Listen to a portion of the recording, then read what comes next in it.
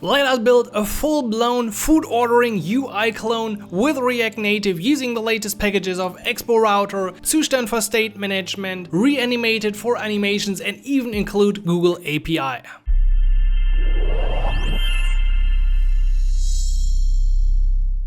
Hey everyone, what's up? This is Simon from galaxies.dev, and in today's video we're gonna have a huge build of a React Native clone application. We're gonna try and clone the Deliveroo food delivering application, and we're gonna have 10 different sections that I wanna quickly walk you through before we get into the code of this build. You will also find the code linked below on galaxies.dev, which is my platform to help you learn React Native, and there you're gonna also find the asset bundle that we need for our build. So the first step is we're gonna build a cool header component in our application. This is the part up here. We're gonna have this custom setup of a React Native header. The second part is then integrating a bottom sheet, which appears once we click on one of the elements up here in our header. Third part is integrating a modal, which opens up if we click a different button here in our header to define these settings. On this page, we will use some cool checkbox behavior and additionally come up with this cool animation, which is using Reanimated to make that button appear as it expands and then closes back. Once we're done with that modal, we're gonna get back into our initial modal and implement a cool Google Maps view, including a search for locations that is really working with the actual Google API and focuses on our map wherever our user selects a place. When we are done with that, we're gonna implement our page up here, which has these cool horizontal scrollers and the cards, which display just like this based on some dummy JSON data. After the homepage is done, we're gonna get into the details page of a restaurant where we kick it off by implementing this cool Parallax header up here and the animation that comes up once we scroll that page. After that animation and work on the header, we're gonna implement a section list which displays the menu as we can see it based on different sections in our view, including different setups with borders and different components. At that point, we're gonna also implement these cool sticky segments up here, which by the way only come up once we scroll that page to a certain degree and which also focus one of the elements whenever we click them. To actually add items to our card, we're gonna implement this modal with additional animations from Reanimated to make the images fade in and the different text elements as well. We will then wrap it up by actually using a state management in our application, which allows us to add elements, keep a card of items, and then view the basket, where we also add a cool swipe to delete, and finally we'll be able to finish our order with a nice little confetti animation. So if you're ready to take your React Native skill to the next level, follow me in this build, make sure you subscribe to this channel and also check out galaxies.dev, where I have in-depth courses on helping you with specific problems to become a great React Native developer. But now without further ado, let's dive into our food delivery clone.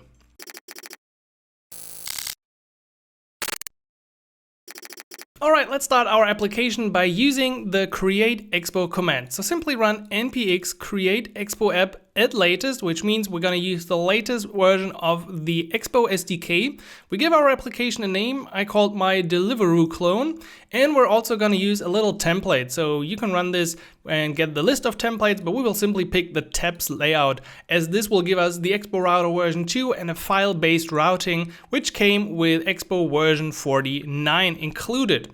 So once you get that, you can bring up your project in your favorite IDE. I'm using Visual Studio Code, and we can immediately get started by running npx expo, which will then bring up the preview of our application. You can scan this QR code with your device. If you have the Expo Go application installed on Android and iOS, you can preview your app there, or you can just press I for the iOS simulator, A for Android, or even W for the web. But later on, we're going to use native components, so the web will not work great in this example anymore. So I'm going with the iOS simulator.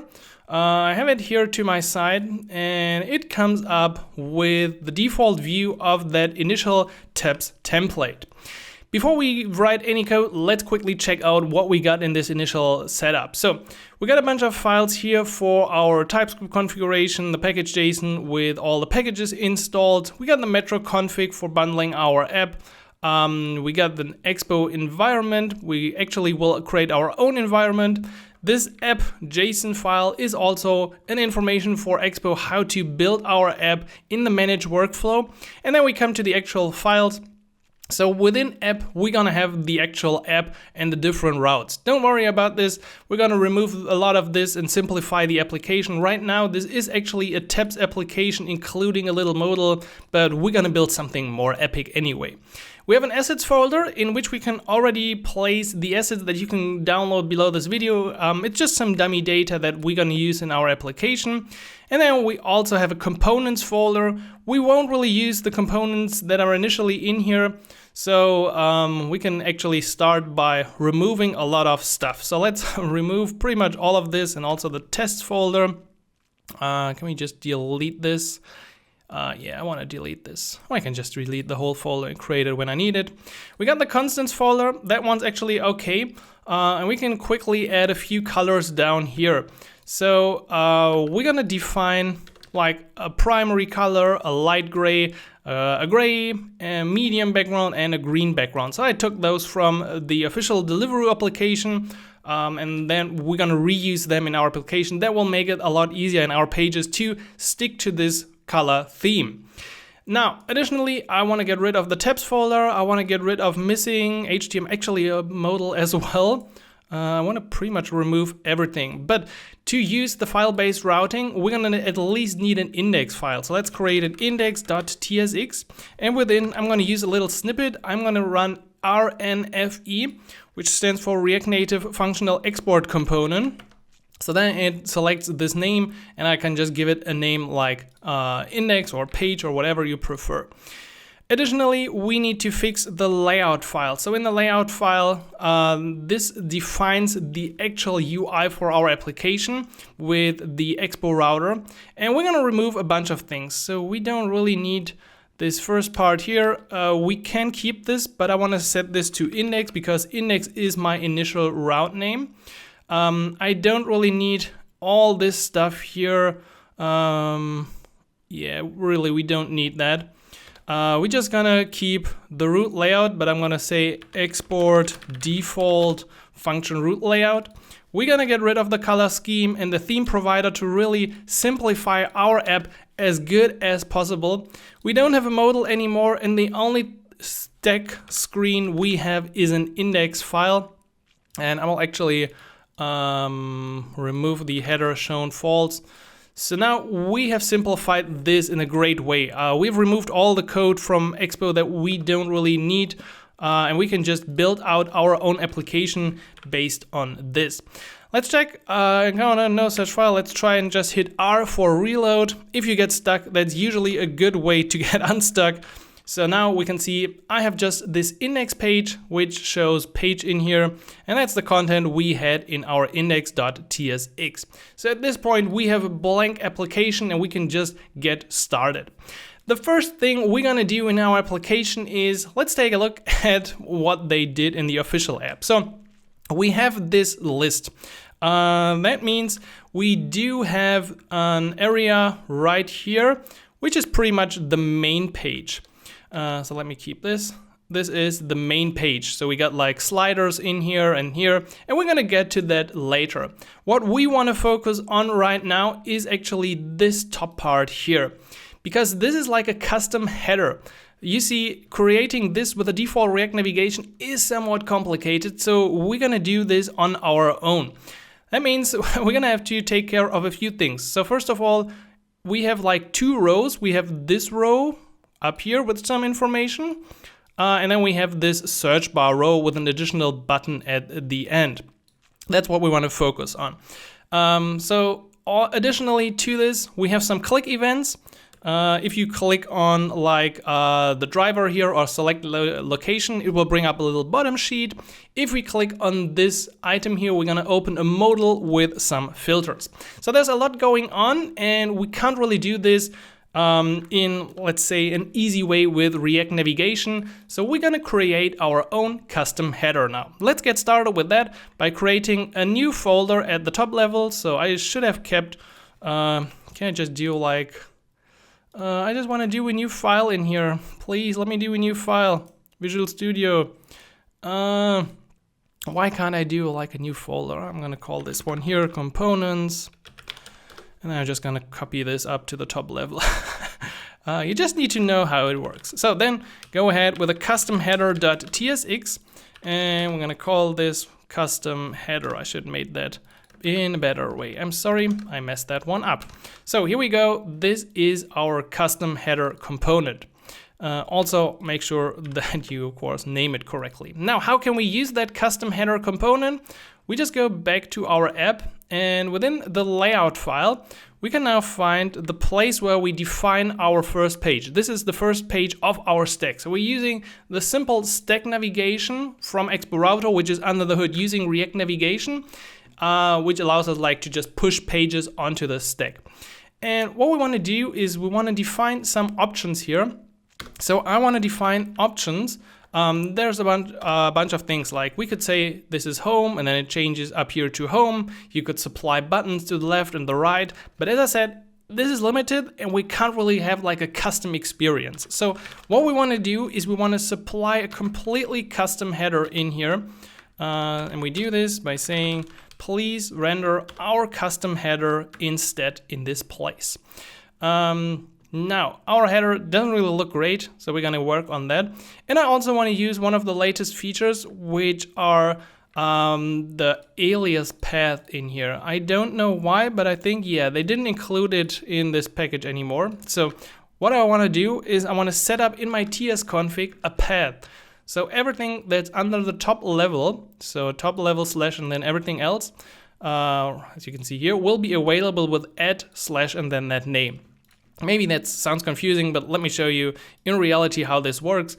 We additionally should set in our app.json under experiments not only typed routes, but also tsconfig path to true. And once we do this and we have the tsconfig setting, we can change this to add. And it just makes it a lot easier later when we're like a few levels down in our application to get the right components in the right places.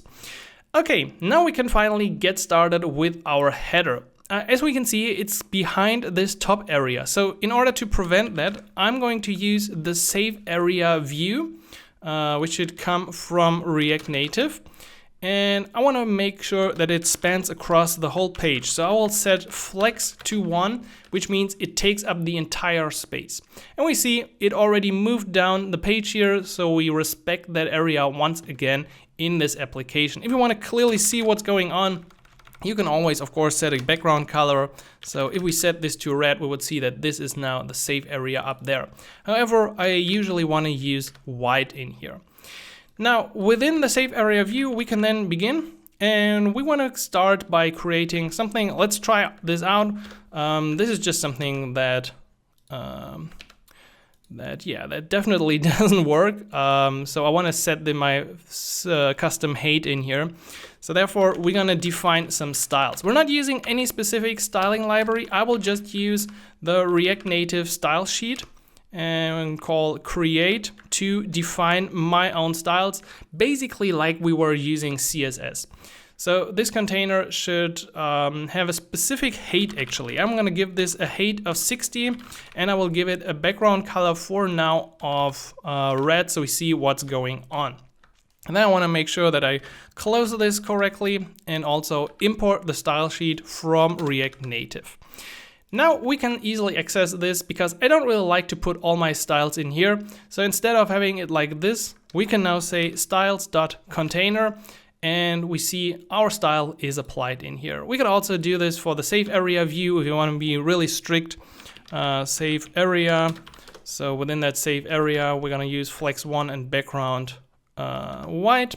And then we would refactor this as well into styles.saveArea. Sorry. Oh yeah, I missed the comma. So here is our custom header. We're pretty close to the final result already. Not really. And we're first of all going to focus on the area up here. So that first row with the icons, the text and whatnot. And then we're going to later add the actual search bar below this. So this is our container and I'm going to wrap the first item that I want to show into a touchable opacity. So a touchable opacity can be used for stuff like buttons. And an touchable opacity has an onPress handler. So you can supply a function that will be called when this is called. And what I want to have inside is an image. So the image element comes from React Native as well. And we're going to set the source just like this. Actually, because we don't really call a function yet, I'm going to remove that for a second. But this is what we want to do. So the problem is with React Native, we can't just say, hey, please use this local asset that is lying here. We have to use it in this require way as the code runs and is compiled, and it just can't work with a local URL. You can load an image from a web URL with an HTTP request, but not like this. So I'm going to put the bike into the images folder. That's one of the assets of the assets bundle, but of course you could also use whatever else you want. And now within the require, I'm going to say this will be at assets. So again, I can use the path alias images, and under images we should have a bike.png. Most likely this won't work, and I either have to reload or completely stop my server because I added a new file, and usually Expo is mad with me if I do it like that. So I'm going to close this for now and press I again to make sure that my live reload works correctly again. And then we see that we could not find the file, so that we, yeah, I should probably call this one bike. That makes more sense, right? So stuff like that can happen. Be sure to completely read your error messages in case you make mistakes like I do. Okay, let's do another one. I'm gonna call this one just bike, and I wanna specifically set the width of this to 30 and the height to 30 as well. Gonna apply the style in here, just like we did before. And then we have a little smaller image in here. Also, we already see that within the container, my items are not really aligned in the center. So in our red container here, let's say we wanna justify, no, we don't want to justify. I want to align the items in the center. And I want to justify the content with space between. So that would put some space between our items. Maybe I comment this out for now. And usually if we use React Native, we're using a column layout. So that means if we're using a column layout, every item that we place will be put in each other. That is somewhat okay, but in our case, we have this icon, we have the text. So what we want to use instead is a row layout, which means I have item 1 in the row, I have some text in the row, and then I have something else in that row. So that is a row layout. Therefore, we're gonna change the container and say, please use the flex direction row instead. Good. That means I can put something else next to my touchable opacity. So actually I'm gonna wrap the other stuff in a touchable opacity as well. So I could put now, let's say just for testing, I'm gonna put in home here, and then we would see if I close this correctly, and thanks for doing this one more time, it shows next to it, not below it. However, this is going to be something else. Let's call this the title container, because this is this part. So let's call this title container down here. And for the title container, I want to make sure that it spans up as much space as possible. Therefore, I will later give this a flex of 1. And we can also say for our container, please use a gap of 20. A gap is used between the items of the flex layout. So we see it put this little gap between those items. In our example, we also need a button right here. So we can add that third button as well. That's going to be a touchable opacity again. And this will be something called the profile button. Profile button. Okay, going to be an empty styling object for now. I'm gonna add the styles here. So style, styles dot profile button. Okay, the profile button does not really have any styling yet, and what I want to display is simply an icon, and we can use the ionicons. So the Expo vector icons are pretty cool. You can use them if you want to, and I want to use the person outline. You can just look up all the available elements, but this one should be available. What's your problem? Import ionicons from Expo Vector Icons. We might have to set the size first. So I'm gonna set this to a size of 20. And for the color, I wanna use my predefined color. So we should be able to import our colors object from when we had before, and I wanna use the color primary. Okay, ionicons, why are you mad? Because there's no closing tag most likely. So let's self-close this, and there we go. So now we have this up here. So I want to now get rid of my red background color for debugging and really see what's going on. So I want to give this row actually a background color of white. That's what we see in the default as well. So here we go, looks better. Now let's try and align our items in the center of that row. So they're right here. That looks better. Additionally, I want to now use my space between, which would assign these items with space between equally between the objects. Additionally, we see on the outside, we could use a bit more space there. So let's use padding horizontal and set this to 20, which brings both items a bit closer here to our view. Now, for the title container, I said it should take up the whole space. But it's also centering the items right now. So I'm gonna give this a flex of 1. Actually, I think we don't need the flex 1 for my title container as it's, oh yeah, we haven't used the title container. That makes sense. So do you see the difference? If we assign the title container here now, styles.title container, and then I put the flex to 1, it shows up here and aligns the item to the left, which makes a bit more sense. Cool. Now, we need to display the actual title in that title container. So let's add another text in here. We have this one. I'm going with another style here. So styles.title. We can't just apply the text styling to the touchable opacity. It's not like we're using SCSS or something. So we're gonna have to do our own title element in here. I'm doing something like, let's say font size 14. And then we make sure that we have the comma in here. And additionally, I want to use a bit different color. So once again, we can make, so this is color. We can make use of our colors object. I don't want to really use primary. I want to use medium in this case. So we have this light gray text, which should be delivery now. So you can use this high dot. I think this is what it's called. And instead of home, we're using delivery now. Cool, that's a good start. I think our row starts to look really good. We might have one issue as the icon up here needs to have a gray background, but I think we can fix that real quickly. So we do have the profile button. So let's set for the profile button the background to something. Background color should be set to colors.light gray. I think that should look good. Yeah, it's a slight change. You can't really see it a lot. Also, it's too narrow, so we definitely want to do something like a padding here as well. Let's give this a padding of 10. Oh yeah, that makes it a, we want to make it a circle, of course, so let's give it a border radius as well.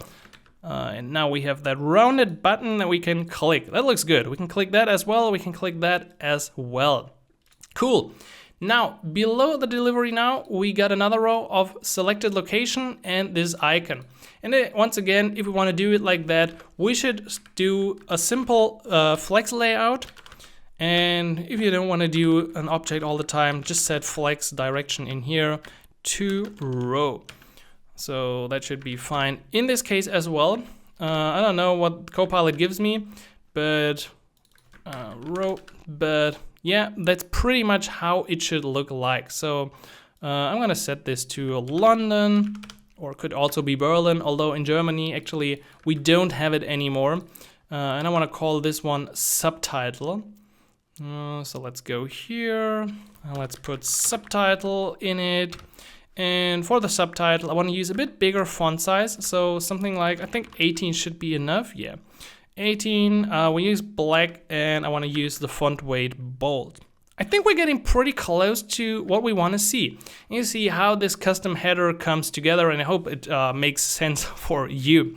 Now, I only want to change this icon here. I think chevron down is good. We don't really need to use outline though, so it can be a bit bigger. Size 20 is cool. Color should be primary. So we have it like this. And do we need a bit more space between, or how did it look in the original? Well, it's just longer. The tag is just longer, but overall it's the same. The only thing that might be good is to align the items in the center. It's a small change, but I think it's good. I think it should be. It's not justify. I usually get confused with both justify and align. Yeah, but justify is putting it like this, so we only need to align the items in the center. And coming to think, let's refactor this and let's have everything down there. I think that looks just better. So let's just cut this out, call it however you want. I don't know, it's like location name. That's the closest thing, I think that's right. Location name. And then I want to put in my object and a comma, and then we have separated everything nicely. So this is the start of our header. We're going to assign the different actions to the touchable opacity later on. For now, this is all we need. We can click this part, we can click that part, and we could even click that part. Now, if we check out the official design here, we're going to see that we've covered this part. But now it's time to cover this part as well. So I want to display this as well in our custom header. And therefore, I'm just adding a new object, a new component up here. I'm going to call this one the search bar. So you can just do this. We don't need to pass any props to this component. Actually, we don't even need to make this an object. We can simply have the rounded brackets if we just return a view. So let's use something like styles.search container. Close this and make sure, yeah, we have no spelling issues. And then we need to go down here, and for the search container, I want to set the search container height to 60 as well. So I'm gonna hit save, and then we can simply add this. Let's add this after the view. So I'm calling the search bar in here.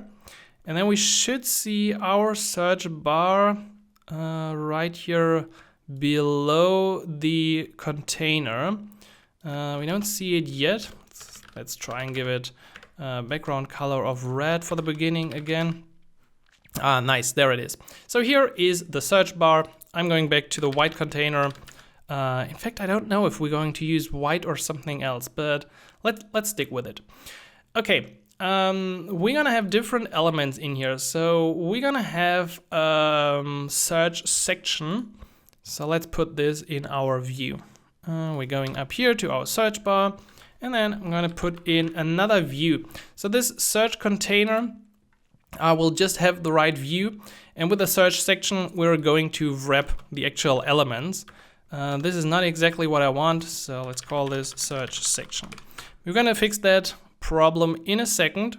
For now, let's add another view so we just get an idea of the basic UI. So what we want to put in first is, of course, the search field. So let's give this also as a name here that we can then reuse. And within the search field, we want to have an icon and a text input. And towards the end, we're going to have this additional button.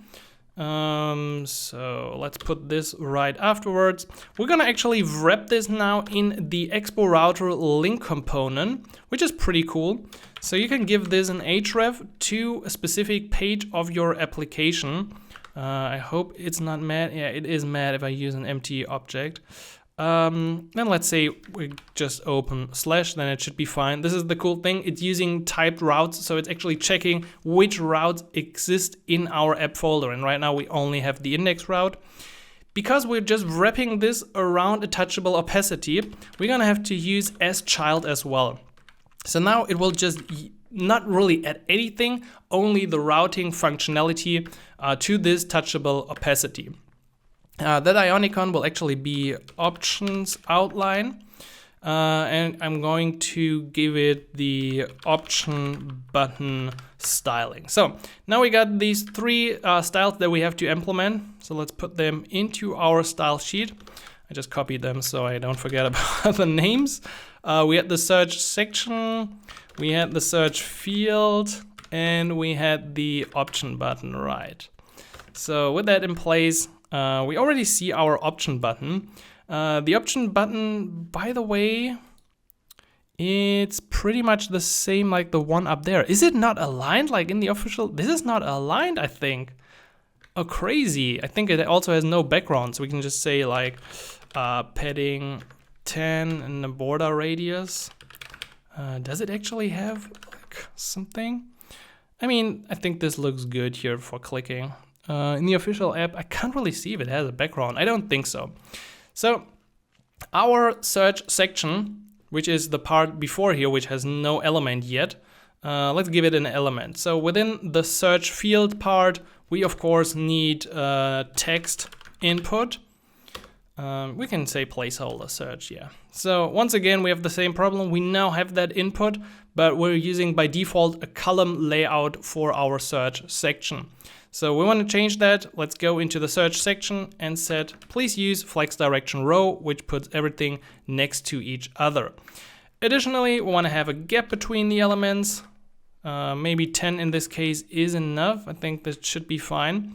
Also, this search section should take up most of the space, so I'm telling it, okay, yeah, the search container actually, no, the search container is around it.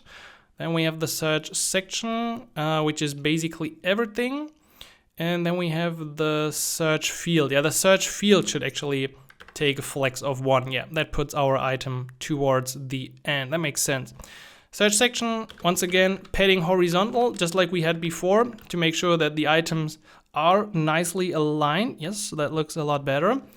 We have the alignment as well. So align items center. That puts it into the center of this search row. And I don't know if we need the background color, but for now, let's keep it like it is.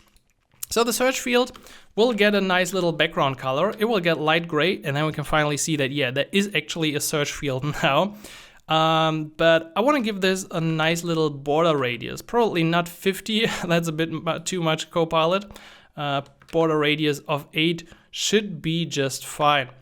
Additionally, I also want to include an icon now in the search field. So if you look up here, that's a pretty common thing to have this icon in the front. And also, of course, we can change the default placeholder. So I want to call this one restaurants, groceries, dishes. All right, that should be fine. Also, that text input should get some styling. So let's call this styles.input. And I'm going to put the input styling somewhere here. Okay. Good. So for that input, we now see that this field is definitely too small. So I'm going ahead with a padding of 10, but I think, yeah, it actually looks pretty good. This is also using black. I want to use a different color, so I'm going to set my color here to, how does medium look like? That's too, nah, I think, let's see. I think I had another like medium dark value. I think this should be, this is a bit darker, yeah. Let's use medium dark. Yeah, sometimes we need to play around a bit with those values. Okay, let's hit save everywhere, and yes, that's a nice medium color. I think our header is coming together really nicely. I don't know about you, but I now definitely also want to have a search icon. So let's already add some styling for a search icon, and we're just gonna place that search icon in front of our text input. So within this search field, I'm going to add my search icon, and it should use the, I don't know, search outline. Yeah, well, we could also use something like iOS search. Yeah, that's a bit bigger. Size 20 is cool. Colors should be just medium. So then it blends more nicely with our placeholder. However, for the search icon, we now see that again we have the same problem with that search field. It's using a column flex layout. So I'm going with flex direction row. And again, items are not aligned. So align items center. That looks better. And for the search icon, I might want to give it just a bit of padding. So let's just say padding 10. Oh, that's actually a lot. Maybe just padding of 4 or padding, just padding horizontal. I don't know. It should be just padding left. I think we should just use padding left in this case, because to the right it already has enough padding. Yeah, that looks good. I think we have done a pretty good job with that header. If we compare it to this one, it looks really, really nice. I don't really see a big difference. Maybe they use some different colors here and there. But overall, we have the click functionality to all of these items. We have an input field. We're not really using the input here, but it's pretty easy to just assign a state to the text input and react to the changes. And actually, we can use the text input not from React Native gesture handler, but just from React Native. That's fine as well. That means we have finished the first section. And now it's time to talk about the different actions that we have to assign, like the filter here or the bottom sheet modal that should appear here.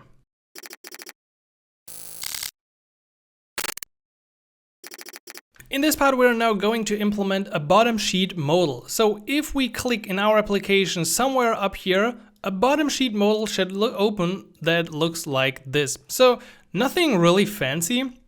This is a standard bottom sheet modal that is triggered by an action. The problem is how we set this up with React Native, because there's no built-in component for this. So we have to get a bit creative and use a package called React Native Bottom Sheet. This is actually one of those packages that is like used by most of the community to create bottom sheets that look just like this.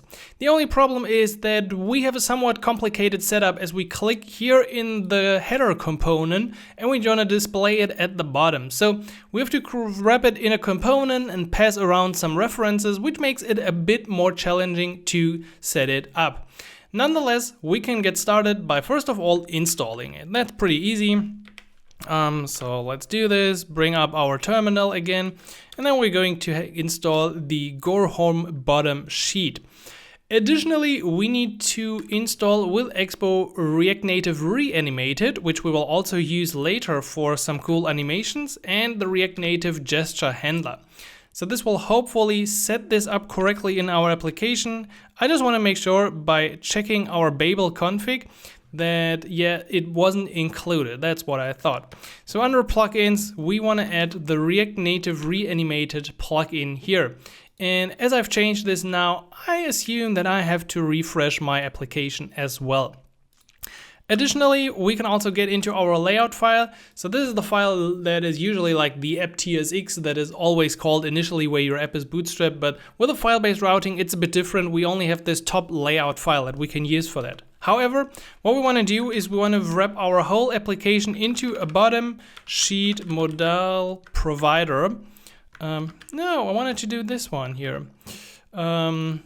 As we need to call it from different components, and therefore we're going to wrap this first of all around our app. Again, I'm going to, yeah, we already see this. I forgot to add Reanimated. That's a good issue here. So I'm starting npx expo again, going with for iOS, and then usually it messes up the live reload. So I want to open it again and make sure we're connected correctly with live reload. And if the error is gone, oh, did you forget to add Reanimated Babel plugin in the Babel? No, I actually did.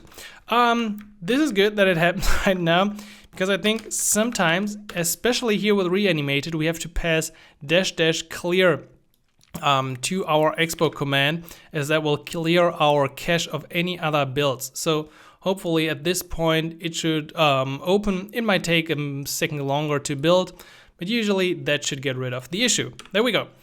Okay, we got the bottom sheet provider. Let's create a new component that we call bottom sheet. So bottom sheet.tsx goes into our components folder. And I'm once again using the tiny little helper to create this initial component. It's going to be called bottom sheet, and it returns something. It will actually return a bottom sheet modal. And this will require us to implement some functionality. I don't know if there's like some default stuff that we could probably just add. Yeah, it's missing snap point. So that's the first thing. We're gonna have to define up until where in our view this snaps. And we can define those snap points up here. And we're gonna use memo to memorize the value, as this is not going to change, and we can just save a bit of the performance in our application by wrapping it like this. In our case, we will actually have only one breakpoint. I'm gonna add this at 50%. Then we have an empty dependencies array, and then we can pass the snap points to, is it snap points? Yeah, there we go. Okay, I assume so, yeah. Something else is missing. Property children is missing. So I think we don't have anything in it yet, right? So let's just put in a view and the text bottom sheet and finish the view. Okay, so it looks good. So we have the default implementation of the bottom sheet. Now we want to call this from our custom header, and as I said, this is going to be somewhat more complicated. So I want to add the bottom sheet modal now in my save area view here.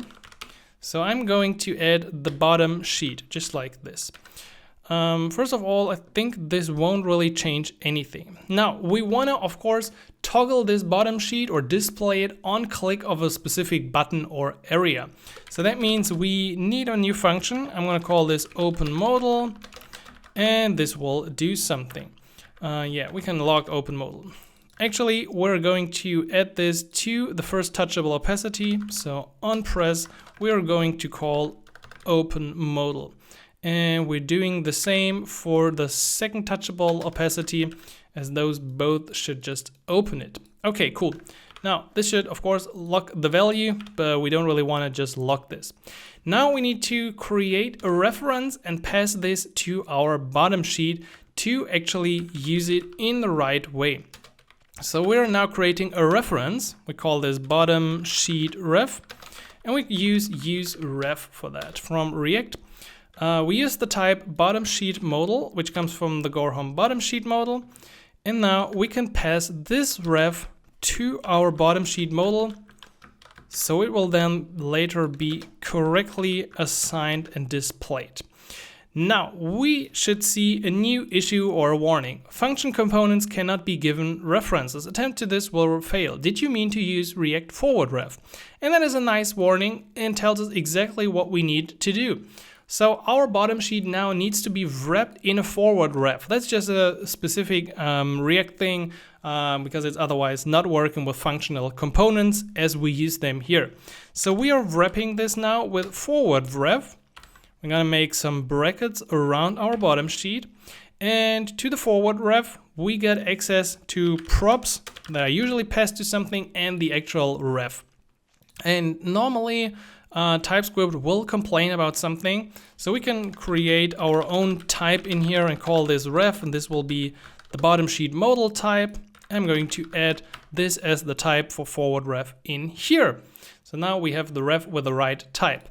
And this ref is now assigned to the bottom sheet using ref, and hit save. And then we save in all the places. Let's see. Gonna reload. Yes, that looks good. So what happens if I click here? We can't see the modal yet. There are a few settings that we might have to add to the bottom sheet modal in case to actually display it. Or we're still not using it. Yeah, that's a good point.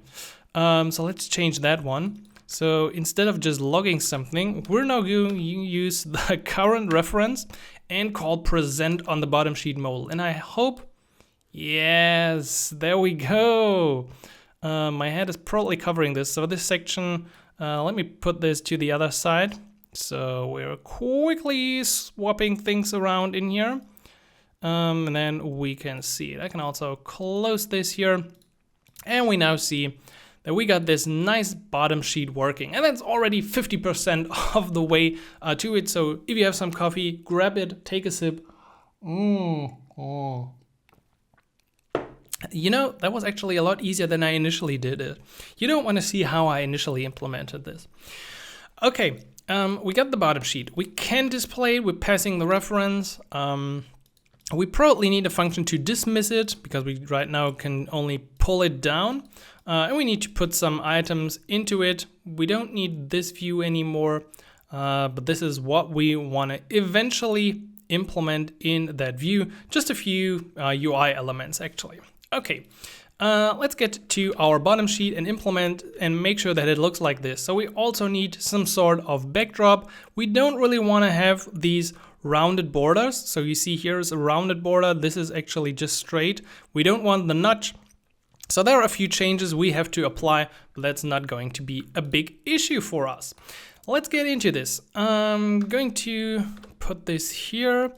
And the first thing I want to add is that I actually want to disable this because in the actual app, this is not working. So you can set the over drag resistance factor to something like 0. And if you set it to 0, you see there's no more over dragging possible.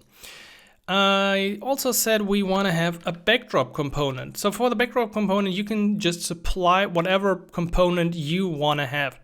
So we can just call this render backdrop. And this will return a function. So I'm going to use callback, which gives us a bit better performance, as it will use and memorize the value here again if it is a function. So that's basically the same like use memo. So use callback is usually used for functions. We can now use, I think, the bottom sheet backdrop. And to initialize this, we need to pass some props to it. Let's see. I will just use any for now in here. And we can pass the props with a spread operator. Can we put this to 2 lines, please? Yeah, that's perfect. Line break. Thank you for that. This is the bottom sheet backdrop. And we need to tell in which cases this bottom sheet backdrop appears. And we also need to assign it to the actual component here. So let's see. If I bring this up, there's not really a big change. As we I think haven't or can't see it yet. So within my bottom back, can we just do it in another line? What I want to say is I want to appear on index and disappear on index. That's what I want to set. So it appears on index 0. So in our first breakpoint, it should appear and should disappear on index -1.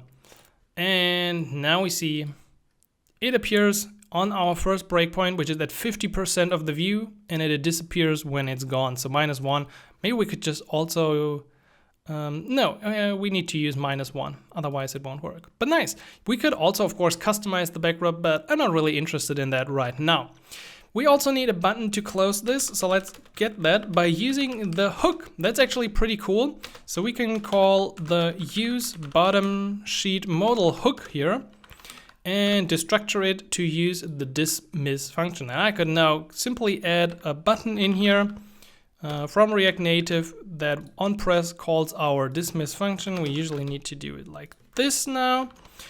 And let's see, I open it. And it dismisses. So we have the basic functionality, and we even have a nice backdrop which automatically dismisses our backdrop, our model. Now we can finally implement the real view. So just as a reminder, where is my preview? Here it is. We have the dark background, so we now just need these 2 buttons up here. This will actually toggle another screen or open another stream, and confirm will also be just our dismiss functionality. So maybe we're gonna just start by that and use a touchable opacity from the bottom sheet. No, not really. And the bottom sheet on press will call the dismiss one. I'm going to give it text confirm. And then we need to wrap this in some cool styling. So once again, we create our styles using style sheet from React Native .create.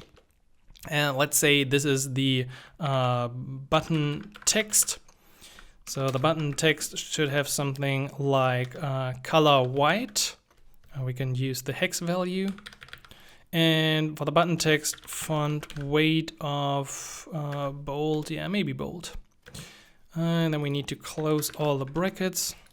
And at this style equals styles dot button text, of course, not styles. So now we have it. We still need, we need the background for our touchable opacity. So let's use styles.button. This is going to be our, well, let's call it generic button styling.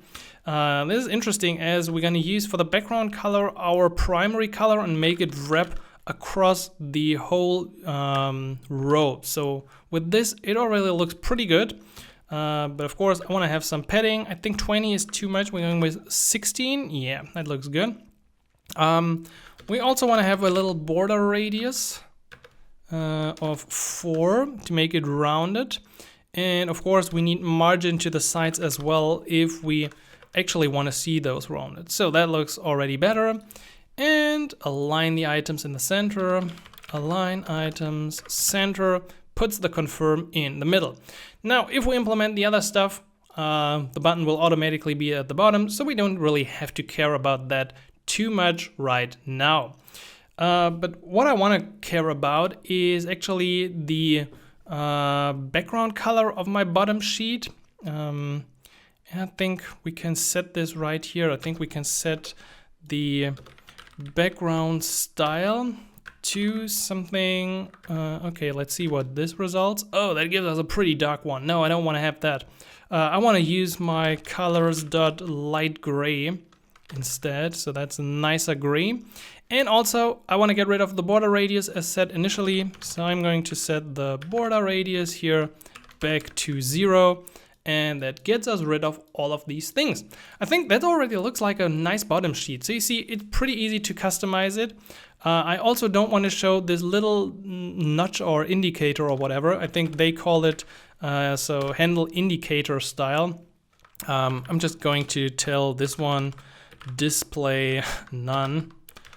That should most likely hide it, right? Yeah, now it's gone. Perfect. The view should use something like a content container. So let's put in some view. This will use flex1, and we are assigning it here as the style. So now we should take up the whole space of the bottom sheet with our custom view in here. And the first part is going to be these toggles. So the two little toggles, delivery and pickup. We won't make them toggleable, but we're going to assign the different styles anyway, and you're gonna see that it would be pretty easy to switch out the styling afterwards. So we're gonna wrap this in a view. I'm going to use styles.toggle, and we will most likely have more styling. So we're gonna have a toggle active, and we're going to have a toggle inactive. Exactly, that's what we're going to use. Now, for the toggle, you can imagine that those should be used the flex direction row again. So we can already set this to flex direction row, and we're going to have these like two buttons inside. I'm just going to make the first one, yeah, that could be a touchable opacity. It actually doesn't matter if it's a touchable opacity or not. So let's close it. The first one will be delivery. The second one will be touchable opacity using the inactive one and the text pickup. Nice, you figured that one out pretty well. Additionally, in my toggle, I want to align them in the center. So there we go. I want to put a little gap between them. So let's do this. Here we have a gap, and I want to have some margin to the bottom. Of, oh no, 20 or maybe a bit more. I think in the official way there quite a lot of space here. So now we just need for the active and the inactive the correct styling, and the active one had a primary background, and I think, let's see, yeah, pretty much like this. It should most likely also have like a white text, right? but for that we probably need something else. Yeah, we can let's just do it in here. I don't want to do another one like oh yeah, let's do it. Okay, you want to do clean style? Yeah, you want to clean. Okay, it's okay. Active text. I'm with you. Of course, it's better if we put everything in here. So toggle active, and we have the active text. Should use a white color and some bigger font weight. We don't always have to use bold, by the way. We can also use a number instead. So now that looks okay, but the toggle active of course needs more padding. So let's go with a padding of 8 here. And then of course we also need a border radius. I think 4 won't do it. I think we need really something heavy here. Yeah, to make it like a pill. And I will try and use a width in here. I don't know if this works, but let's set the width of 100. Yeah. Then we have like this fixed size. We could also have like margin. Could we use just padding horizontal? Like 30. Yeah, that would pretty much give us the same result. I mean, that looks good as well. I really like it. I feel like our toggle is using justify center. Something is not centered here. My pickup is not really centered, right? So for the toggle inactive, we kind of want to use the same. Only that for pickup, we have a background color of just like nothing. And the text for that is the primary color. So active text, this is the inactive text, and I will use our primary color. So it's pretty nice that we defined those in the beginning and we can just reuse our colors. That's really a good pattern, and make sure that like if you really want to change it at some point, you just have to change it in one place. Actually for the inactive text, I don't want to have this to use like a font of 700. I mean, it could use something, but not like that. Okay, this looks pretty good. What is the gap of our toggle? I feel that's too much. Yeah. That should be fine. So now if you click it, you could easily toggle between them with a bit of additional code, but we're gonna now focus on the rest of this view. So then in the screenshot, we had your location followed by a little item and then pretty much the same again here.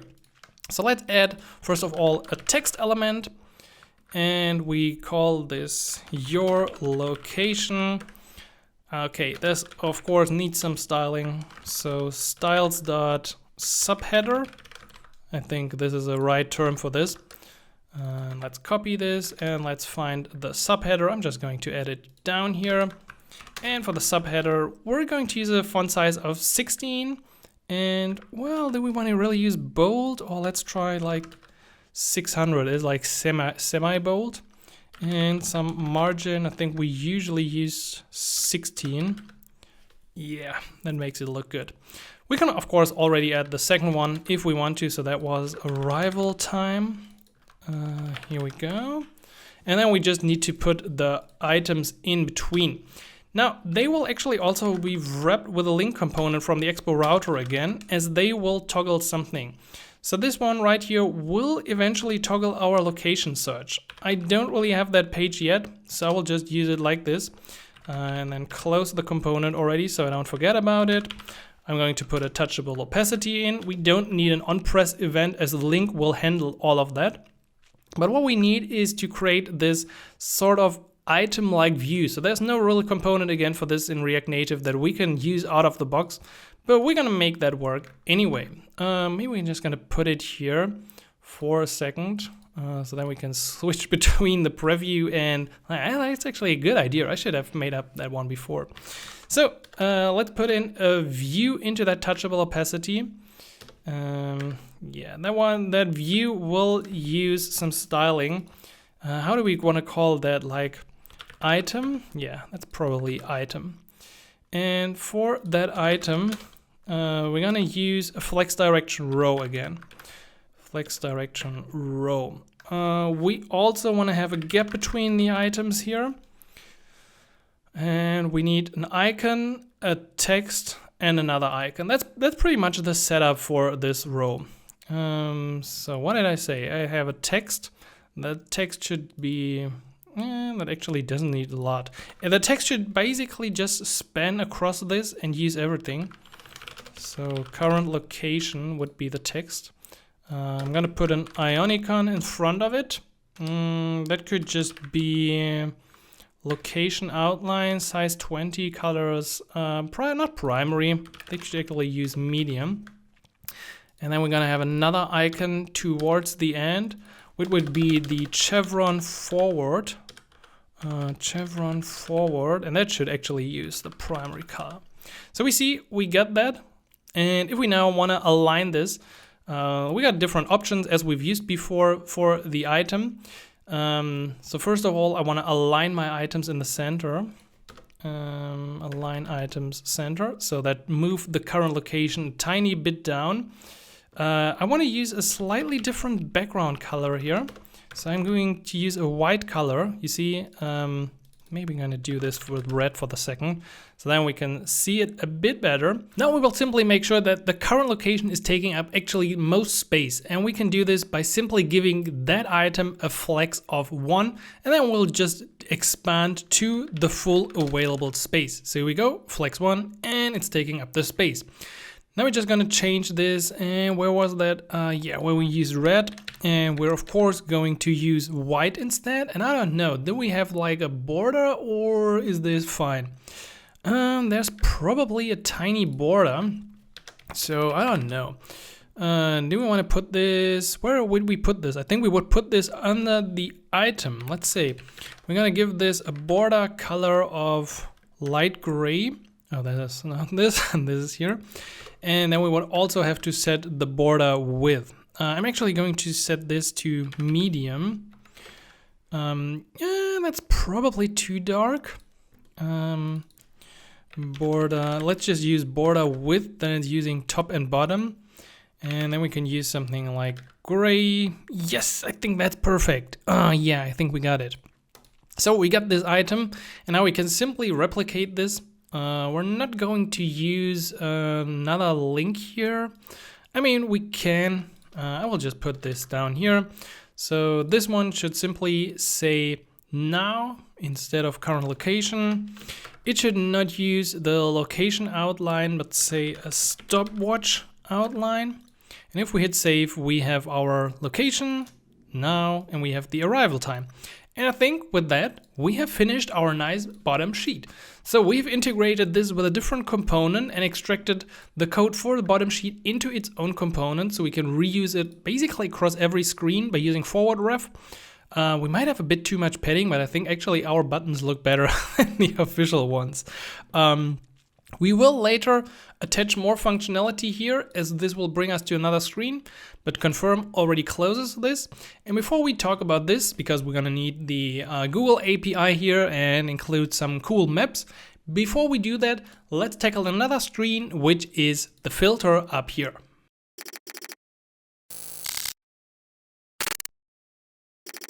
Now we are implementing a cool modal page that will allow us to select some filters. This is what we want to do, and this should happen once we click on this button up here. So this button here, this one, should trigger a modal just like this. Okay, I need to fix my arrows. Okay, the cool thing is this is going to be pretty easy because we can use this directly with the Expo Router. We just have to set the type for this page and then we can implement it. Additionally, we're gonna get into creating some cool checkboxes, and afterwards we also have to add a little animation here to this section. So this is going to be really, really interesting. Let's get started by adding a new page. I'm going to add a new group in here, so we can do this with brackets. This won't really change a lot, but it just helps to like structure my application, and we can group stuff together. I'm going to call this one filter.tsx, and I'm going to call this one filter. Now I will go back to the layout, and within the layout we can now add a new screen. So we're going ahead with stack.screen. The name for this is going to be the path to that file. So with our file-based routing, it's under modal/filter. We don't need to add a component here. That's actually all we need. And now I could already call this from my custom header. So within the custom header, let's find the place. This was here in the search bar. So I'm going to add modal/filter, and we actually get the route here. And then we see this now pushes the page forward. No, this is not what I want to do. What I want to do is I want to display this actually as a modal component. So therefore we have to supply some options here again. And within those options, I want to say that the presentation of this page should be a modal. If I set this, it immediately changes the presentation and we get this right out of the box. So this is really, really cool. I will also set my header title in here. So I'm going to set this to filter instead and not have this like the default name of that route. So now we have filter. I don't want to have the header shadow. So I will call header shadow visible false. So that removes this little shadow we had before in here. Also, in this case, the whole page is gray. So we're going to apply the same gray color to my header. And we can create a header style here, header style. And for the header style, I want to not use a transparent background, but instead go back to my colors file and select the light gray color. Header style, background, light gray. Maybe this is already light gray and the page is not using light gray. Or we might have to reload. Let's check. I can't completely see if this is light gray already or not, but we're going to check this out soon. Additionally, I will add a header left component. So I want to have a little X here to close this. I mean, we can swipe it down, but usually you will still see this in applications that they have an additional button there for people who don't know you can swipe the page down. So touchable opacity goes in here from React Native. On press, I want to go back. We probably have to implement that in a second. For now, I don't really need the text. Let's directly go for an Ionicon. So Ionicon's name should be like close outline. Then we don't really have a text and we can close this in here. I cannot find the name, so please add the import. And now we should already see it. Yeah, that's very small. We of course need this a bit bigger. So let's change the size of it to 28 and let's use the color primary. Okay, so perfect. Looks pretty close to this. We just need to make sure that once we got the background of this page, that the background colors are aligned. And then the close is actually closing this page. So we can inject our navigation with a hook here. So let's say cons navigation equals use navigation, and that will allow us to easily access it. I mean, we could have also just wrapped it in a link component. That wouldn't have made a big change.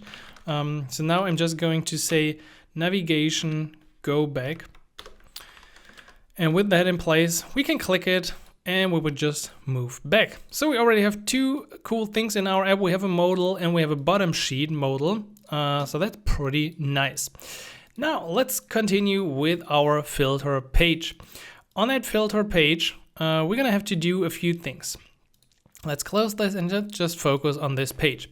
So we have this area up here, which consists of a few items, and then we have the actual categories. And we're gonna go the categories from the data. So I forgot to add this. I will now add this finally. You can download this or grab this below. This is basically a list of filters with a count. I don't know, are we using the count? Yeah, I think. Just an array of some data that we will use to display that list. But let's get started by first of all creating our styles object using stylesheet.create. You could please just add my import automatically. That would be really, really cool. And of course I need some sort of container, and I'm going to apply this styles.container right out here. This will now use flex1, so that will make sure we're using the full page. I want to give this some padding, as everything on that page actually had padding, so we can just put the whole page under some padding. And for the background color, I will now use the same gray that our header is using. So I'm going to import colors and light gray, and yes, now we have it smooth without any shadow or border below that header area. The next thing we need is, do we want to add the footer first? Yeah, maybe let's add the footer because that one's actually somewhat easy. So I'm going to say view style styles.footer. So that should be at the bottom of our view. Yes, you can have a you can have a text in there, Copilot, if that makes you happy. But what I want to do for my footer is I will actually give it an absolute position. Do we have to? Well, we have a list inside, so it's kind of above it. I think it makes the most sense, yeah, to position this one absolute. If we position this one absolute, we should also give it a fixed position. So bottom, left, right, 0. And I'm going to give it a height of, let's say, 100. So then we already see the footer come up here. In terms of the background color, let's give it like a medium color, then we can see the difference. So this is our footer area right now. Within, what we need is a button. So I'm going to use a touchable opacity again. And on click, this will have the text done. And that touchable opacity, we don't really need this actually.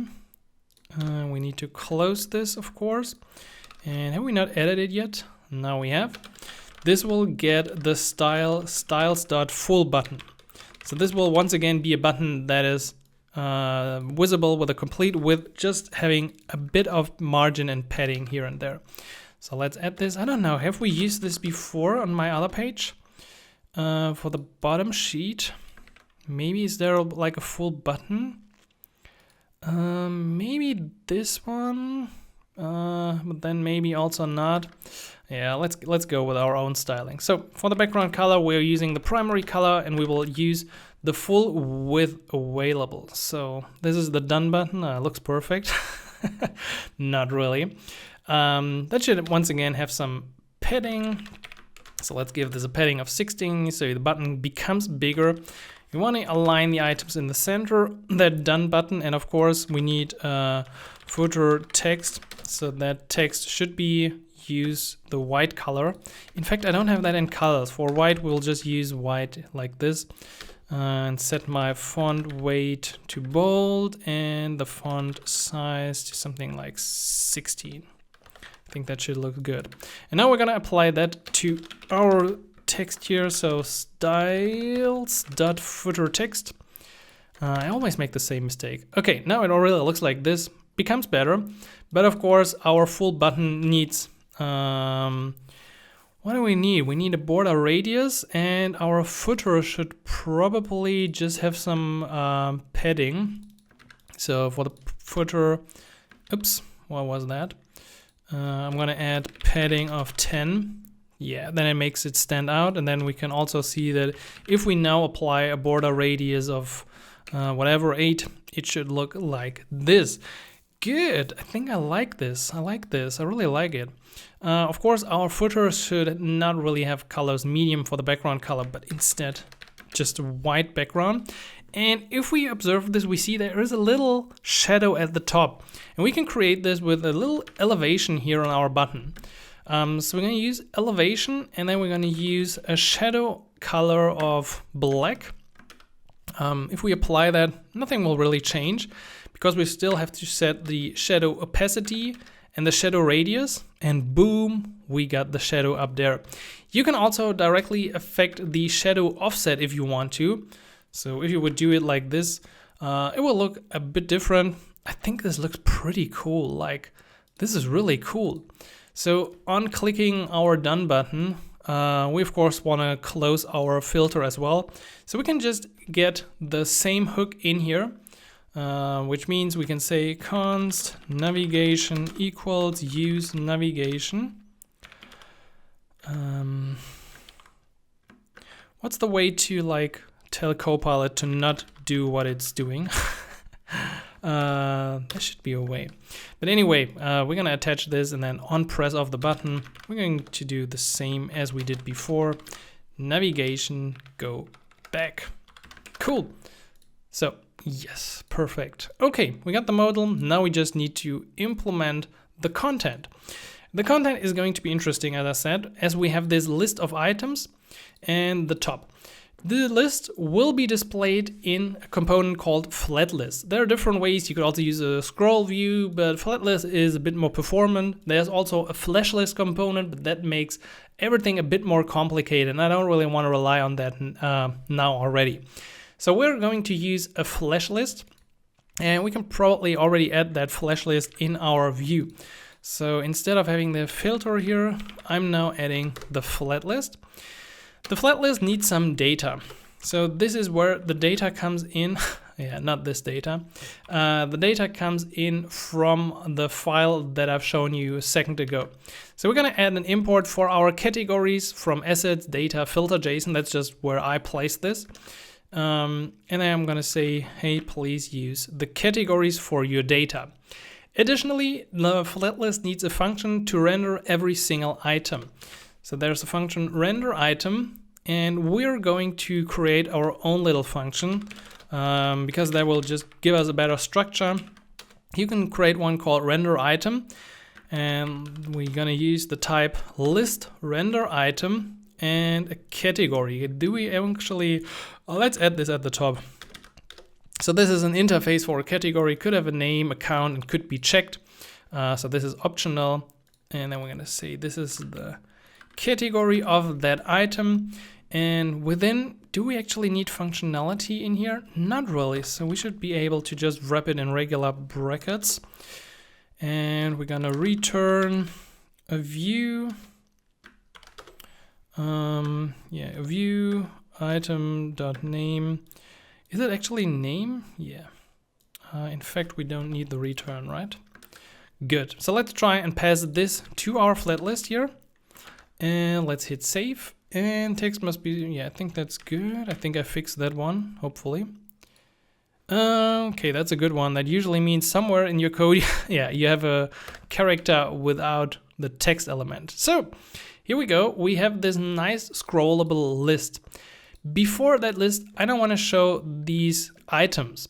And in order to show them, it's a bit more complicated. If we just put them in here, it could work, but then something is not scrollable. So the usual way, if you have a flat list in your page and you have something above or below, is to just use the list header or the list footer component. So we're gonna do another component in here. I'm going to call this one the item box. And just like before, this will be some sort of view. I'm actually going to call this one styles.item container. So we're going to give this some styling. Yeah, there will be items at some point. And I'm going to add this already down here for the item container. And now we can pass this new item box component as the header component to the flat list. So list header component is now our item box. So that means the item is displayed above the flat list. And now that the item box is visible here, the first item, so this item is actually not part, the actual list starts down here, where we see SI and all the other things. We can implement that little box up here. So we already gave it the item container. Now I'm just gonna put in a few touchable opacity elements. They will all have style. Let's say styles.item. I don't know if this is maybe the same styling like we had before. I actually assume so. So let's go to the bottom sheet, and we had this item styling here. So I'm gonna grab this and add it in here. This could probably be the same item styling, or it could work. It gives us this white thing with a background. Probably not completely correct, but also not bad. So we have a gray background. We probably don't need that much padding. We just need some padding vertical, and I think 8 should be enough. But let's try. And also this is going to have only a border bottom width. So we can say that we only want to have a bottom border and not somewhere else. Now I think that makes more sense. Let's try and put in some stuff. We basically, I mean, we could just get it from our bottom sheet. So that item really looked pretty much the same. So we had the Ionicon, then we had some text. So let's put this here into this one. We don't need the additional view styling. So Ionicons from Expo Vector icons. And well, that looks not too bad. The first one will be sort. And if we look at this, we see, okay, chevron forward, maybe a bit bigger, like 22. But the first one should be gray, and that's good. I'm just going to use something like arrow down outline. So this is our first one. This item styling, I feel like the item container should have more padding. Yeah, the general surrounding item container needs some styling. So let's give that item container some own styling. I'll give it a white background, and I definitely want to give this container some padding as well. So then, yeah, that makes stand out the items, and the border looks like this. That is good, that is good. We also want the border radius for the white thing, and then I want to add margin bottom, so our list just starts there. Actually, there also should be like a header text for the categories below. I think we could add that right here. So that header should definitely have a bigger font size, like 16, font weight bold, and also margin bottom at least, let's use 16 as well. And then we can already wrap that up in here and put it somewhere below these. That actually belongs somewhere else, like that's a good case again. So we're going to, yes, put this in here, call this category. So it would display in here, but the problem is I don't want to have it in there. I want to have it after the view. And that usually complains because JSX expression must have one parent element, and you can just use an empty fragment in those cases around this. And then we would have our categories here and the sort up there. And with that, we just need to replicate this block 3 times. So second one was like hygiene rating. What were we like? Fast food outline. Then we had, what was that? Offers and dietary. Offers, dietary. Dietary gets like nutrition, and the offers gets a price tag. And let's check, and I think that looks pretty good. We could probably remove the border bottom as well, or from the last item, as it's not really super great, but at the same time it's also not really bad. How do I feel about this? I feel like the items in general could use a bit more padding. I don't know. Let's check out the item again. We have a gap of 8. I think the item gap could be bigger, yeah. Giga. And let's use something like, well, maybe 10, maybe 12 is a bit too much. That should be okay. So I don't know if I want to use the bottom border or not. I will just keep it in for now. We don't have to be like pixel perfect. So we can scroll that area. We have the button down here. And now it's time to talk about the flat list again. So for our flat list, we now need to render all these items in a nicer way because that looks horrible. So we're going to do them as these items with a checkbox at the end. We already have our list render item function, so we're going to give that one a style, and that will definitely be like styles.row. So we certainly need a row layout or setup for our flat list items. So I'm pretty sure that at this point I want to use a row flex direction of row. I will also align my items. Yeah, I will most likely have some padding. Actually, the padding doesn't matter too much in this case. But I want to align the items, and I want to give it some padding around this as well. And also, the background color should be set to white. Now, that gives us already a bit nicer list. We see we have a problem at the bottom, but we're going to take care of that later. Or actually, we could just easily fix this if we just put a view in here. So if we just put a view in here and say style height 80 or 90, I don't know, and then close it. So, hey, what's your problem? That shouldn't be a problem. How did I mess up my live reload so hard? Oh, I love it. Let's see, I'm just going to press I again, should bring it up. I don't know, sometimes I really, I don't know. Text, oh, it's again this one, the text strings one. Yeah, better. So now it has like an additional component in there. So a little fakey here. Actually, I don't like, maybe I should just do like 80. Yeah, I think that's better, or even like 78. I mean, I don't want to do pixel perfect, but it still should be like pretty epic. Yeah, I think this is cool. Okay, and now we need to do the rows. So name, count, checkbox, and separator. We can do that. So let's see, our render item is pretty boring still. We can certainly do better. And we need one additional package, which is the React Native Bouncy Checkbox. This is a cool component for creating fancy checkbox just like this, because the default React Native checkbox, it's not that cool. You don't really want to use that. So let's install the React Native Bouncy Checkbox instead. And let's put that to use in our page. So we're going to add the import for the Bouncy Checkbox up here. And then we will see how we can use this.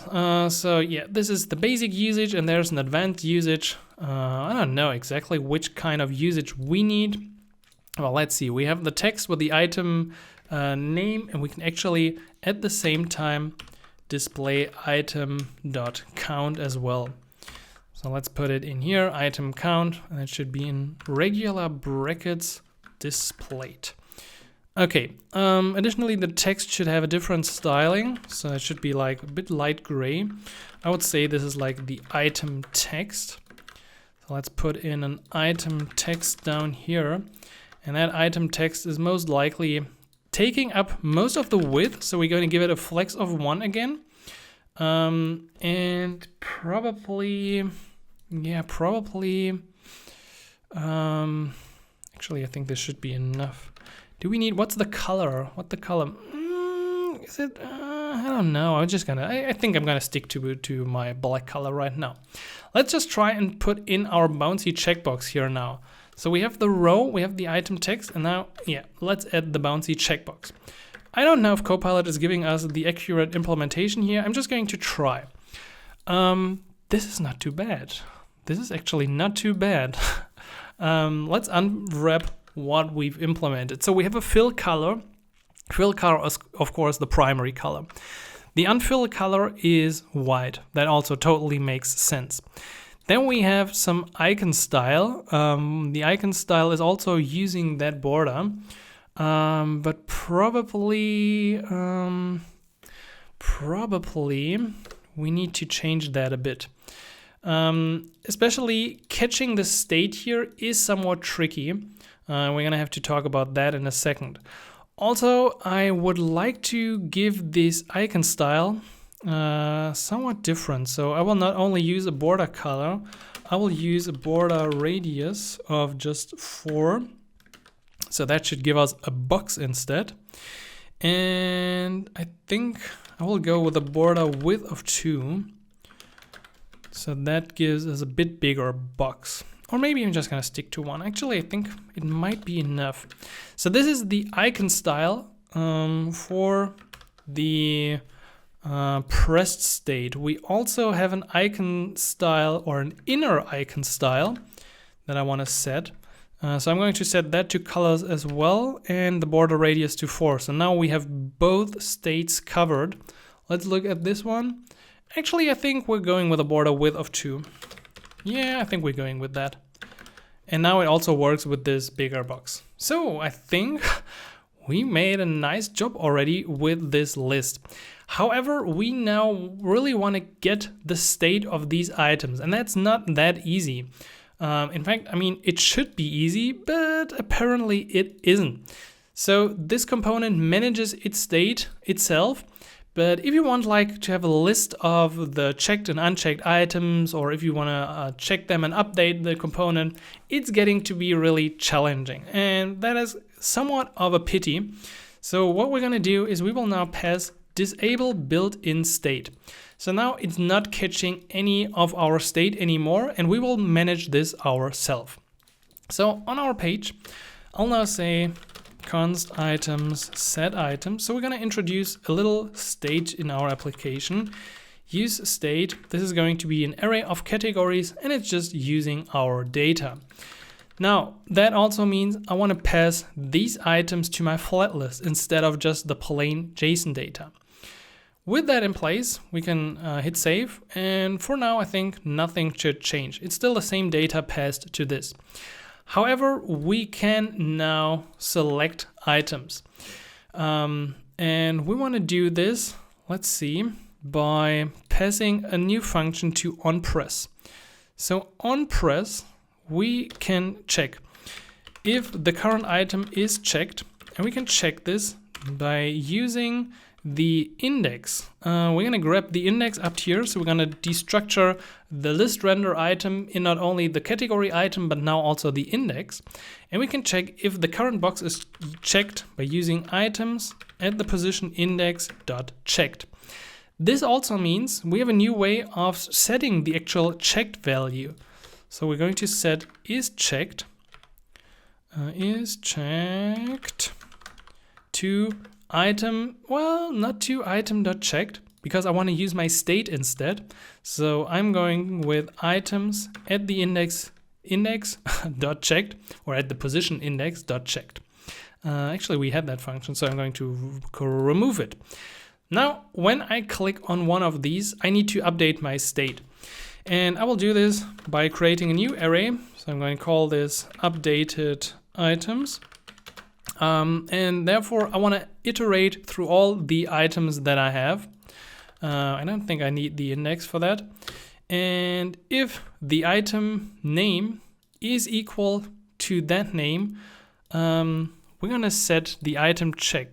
Will this work? I'm not entirely sure about you, Copilot. I mean, we can give it a try. But what I want to do afterwards is, of course, calling set items with the updated items. Let's see. Okay, Copilot actually figured that out correctly, and we're once again able. Now, you don't really see a difference to the built-in state. However, with this approach, we are able to create a function now. So let's call this const clear or handle clear all. And with that function, we are now able to update our items by going through each of them and setting the checked to false. And once we've done this, we can then simply call set items with the updated items. And that would actually work. Let's see if we can just put a simple button somewhere. I'm just going to put this above the flat list for testing. Yeah, whatever. Just make it a button. Button from React Native. So let's see, I got the button, and if I hit this, it clears all the items. So now we're able to correctly check the state and from code also clear this. And this will become more important soon, as we're gonna add another button. Or also you can think of this if you would like to pass this down to another component, which we don't do right now because we're actually not going to use the category filtering. But then you would have to know which of your items are checked, and then you now got this list of all the items, including their state and the checked value, and it's not only managed internally in the bouncy checkbox. So with that in place, we have finished 90% of this filter, but now the last fancy thing is that we want to animate this button. There is actually a built-in animation package for React Native, but usually what you want to do is you want to use React Native Reanimated for more powerful native animations, because this is actually not just using some web APIs, this is using really native code to run your animations, which is a lot better in performance. The good thing is we've already installed React Native Reanimated with our Expo application in the beginning. And what we now want to do is we want to create a separation here. So we want to have two buttons. We want to have a button to clear all and the done button.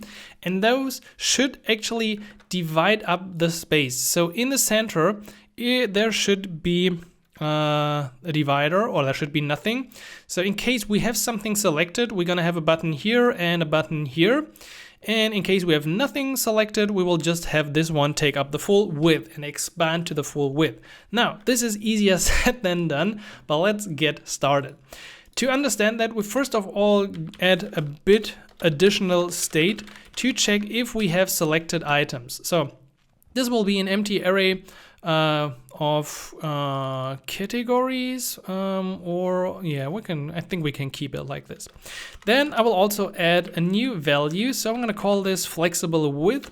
And this is now using a use shared value from React Native Reanimated. So we're basically adding some styling to an additional button, and I think not to that button. That button will just take up the available space. And that button will get like a style sheet, but a bit different way. So the way we do it now with this flexible width is that we can animate that value, and we will pass an animated styles to our new component using use animated style. And within use animated style, we will now return an object where we'll actually use the width and then the value of that object. And whenever we change the flex width, we would animate that on our button. It's actually a lot easier than you might think to achieve something like this. You just need to play around with a few values and make sure that it works correctly. So let's go down here. We have our footer here. And I'm now going to wrap this in another view. I will give this a style of styles.button container. And this button container will now have a row layout once again, because we're going to have two buttons in there. So it will have flex direction row. As always, we're going to have a little gap. Let's use 12, and I will use justify content. Actually, not space between. That didn't really work well. So animating that, it didn't completely work out as I was hoping for. So now I'm going to wrap this around my two touchable opacities, and that one here will have the text clear all. This will also not have the style footer text, I think, but this will have like outlined button text, and this other one will actually have an outline button. It's because that button should not look the same, it should be a bit different. So the outline button will have a border color of our primary color, and a border width of, I think just 0.5 is enough in this case. And I'm going to give the outline text, Copilot, come on, you can do this. Outline button text. That one should have colors primary, font weight bold, font size, sick thing, something like that. Let's see, we need the comma, and now, okay, that button is not perfectly aligned yet, so align items center, and of course as well justify content center. Additionally, we need the border radius. We should use the same like that full button. What is the full button using? Border radius 8, yeah. So outline button should have 8 as well in that case. And do we need anything else? I think that looks good for now. The only problem is that within the row, these buttons actually don't really take up the space that they should. So initially, or I'm going to use a fixed value here now. We're gonna check with a use effect hook now. So with use effect, we can react and run something when any of the dependencies here changes. So we have an array of dependencies after the actual callback function. So when our items changes, which means the state has changed because I clicked something, and now it once again becomes important that we did not use the built-in state. When this changes, I want to check, did we previously had something selected? So I'm going to say has selected, and I'm going to say selected.length greater than 0. And now, did this change is the question, because if we already have the button, we don't really need to change anything. But if the new selected items, and we can get them by filtering all the items and checking, actually I want to get, do I want to get this like this? I mean, it should be fine. So const new selected would be selected items dot length. That one should have selected items, should have length, shouldn't it? Filter should return an array, shouldn't it? Length greater than 0. Okay, where's your problem? No problem. So now, if has selected is unequal to the new selected, it means something has changed. Either we have no more selected items or we have a selected item. So let's actually add this has changed. And we can see this in the logs. So if I check out the logs now, okay, I can click this one. Actually, it's called the whole time now. That's not perfect. And clear all should also call our handle clear all. We can, by the way, put that into use already. So where's my button? Yep, first button should not use navigation go back, but just handle clear all. And the second one is navigation back. Okay, so let's see again. Clear all, clears all. That's good. But has changed is definitely triggered too often. So let's see. Let's go back here. And if we do this, okay, yeah. After we've done this, we also need to set our selected. So that is like the historic version. We're going to set this to the new selected items. So once we do this, we should see, okay, this is, let's refresh so we can see this again. We change it once, but now it's not changing anymore. Only when I go back and have 0 items has changed is triggered again. So only in those 2 cases, our function will now run. That's good. So in those cases, I will update the flex value and I will check, do we have selected values? Then I want to use a width of 150 for my button. If not, I'm going to reduce the button size to 0. And because we're using these animated styles, it will just animate the change of that button. In fact, to make that change take some time, we're gonna wrap this, but for now, let's just see how we can apply this. So we now need to apply our use animated style to component just like we would do with a style sheet. Therefore, let's go to the button. So here is my touchable opacity, and I'm going to change this into an array. So it will not only get the styles from the outline button, but we will also use the animated styles in here. Oh, that should be animated styles. I definitely don't want to have a typo in that case. Okay, so we also see that we now get an error because reading the value directly is only possible on the UI runtime. Yeah, that is a very cryptic error, and it usually means that when you use these animated styles, you also have to apply this to the surrounding view. And I'm going to do this in a different way now. So I'm actually not going to do this on here. I'm going to put this in an animated.view, and I'm going to use my styling in here. Also for the touchable opacity, we can basically remove this. So we have all the styling up here in the animated view, and then we close it down here. Make sure that you update the import from React Native Reanimated. And now it's better. So now the button has a width of 0. That looks actually okay. I wonder if it changes something if I change the order here. Not completely, but we're also not yet done. So we will now go back to the full button and first of all tell that full button to use a flex of 1. So it's using up the full width. This sometimes causes some height issues as well with our animation. So I'm going to define that this button should have a height of 56 And I will actually set this for my outline button as well. Good. Now, what happens if I click this? Okay, not too bad, not too bad. This is actually a pretty good start. I didn't expect that one.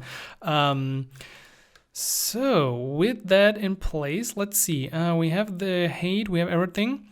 Now we just need to animate this, and we somehow need to get rid of the border. I mean, we could probably animate the border width as well, but what I found is that it's just about the scaling as well. So while we currently animate only the width of it, we're gonna also now animate the scale. And we will also add the actual animation. And we can do this by making sure that when we change our shared value here, we're gonna wrap this in with timing. With timing is a default function from React Native Reanimated that gives us some nice ease into a function. So as a result, this now looks like this. And because I really want to be a perfectionist in some cases, this is not perfect for me. So the button, the text should somehow change. I feel like the button should transform and the text should scale down. So I'm going to add another shared value. I will call this one scale. It starts at 0 as well. It will change its value here with timing. And if it's visible, it will use a value of 1. Otherwise, we're going to scale it back to 0. And now I'm creating another animated styles object. I will call this one animated text. And instead of something with a width, we are going to use transform, and we apply our value to the scale. Now we just need to apply this to a part of our item, and we need to make sure that we once again put animated in front of it if we want to use our animations on this component. So I'm going to put in my animated text here for the button text, and let's see. Now the text is, while it's getting smaller, the text size is also shrinking down. The only problem that's left is the border radius on our view. So why is there still a border radius? That's a pretty good question. Okay, I think I found a little hack. So for our animated styles, we will not only change the width, we will also change the opacity. So the opacity will be flex with value either 1 or 0. Let's see. Yeah, that's better. I mean, it's not perfect, but I think a combination of these different pieces really helps us to build that animation. And now I think we can be quite confident about that. For users, this will just look good. We have an animation that enters this. Hello. On click, I should be able to clear this, and it will also fade out that button again. So I think we can be really confident with that. And this is really the basic usage of React Native Reanimated. You create a shared value. At some point, you change that value either with timing or with another function. So there are different functions that you could use with timing, with spring, with sequence delay, a whole lot that you can figure out and play around with Reanimated. We've just really used the basic. And then we create our styling using useAnimatedStyle and apply that just like we would do with a style sheet to the actual component, which then needs to be wrapped with animated to allow the animation of the different parts of that item. Now, we have the bottom sheet, we have the somewhat perfect modal, including animations. So I think it's finally time that we get into some API calls.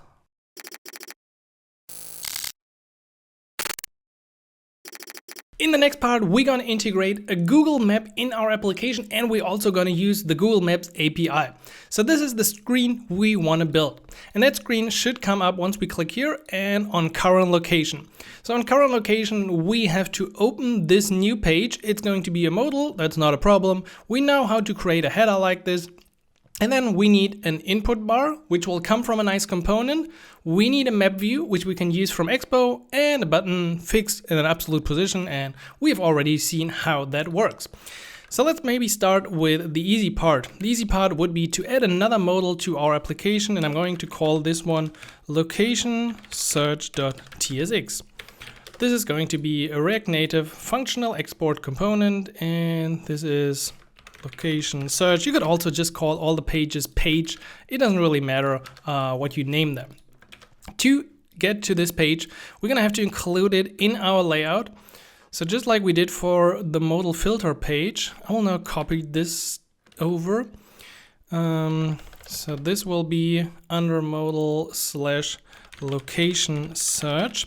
The presentation in this case won't be modal. This will actually be a full screen modal. So that will just cover the whole screen. The other one gave us the little iOS card effect, and we're gonna do it like this now.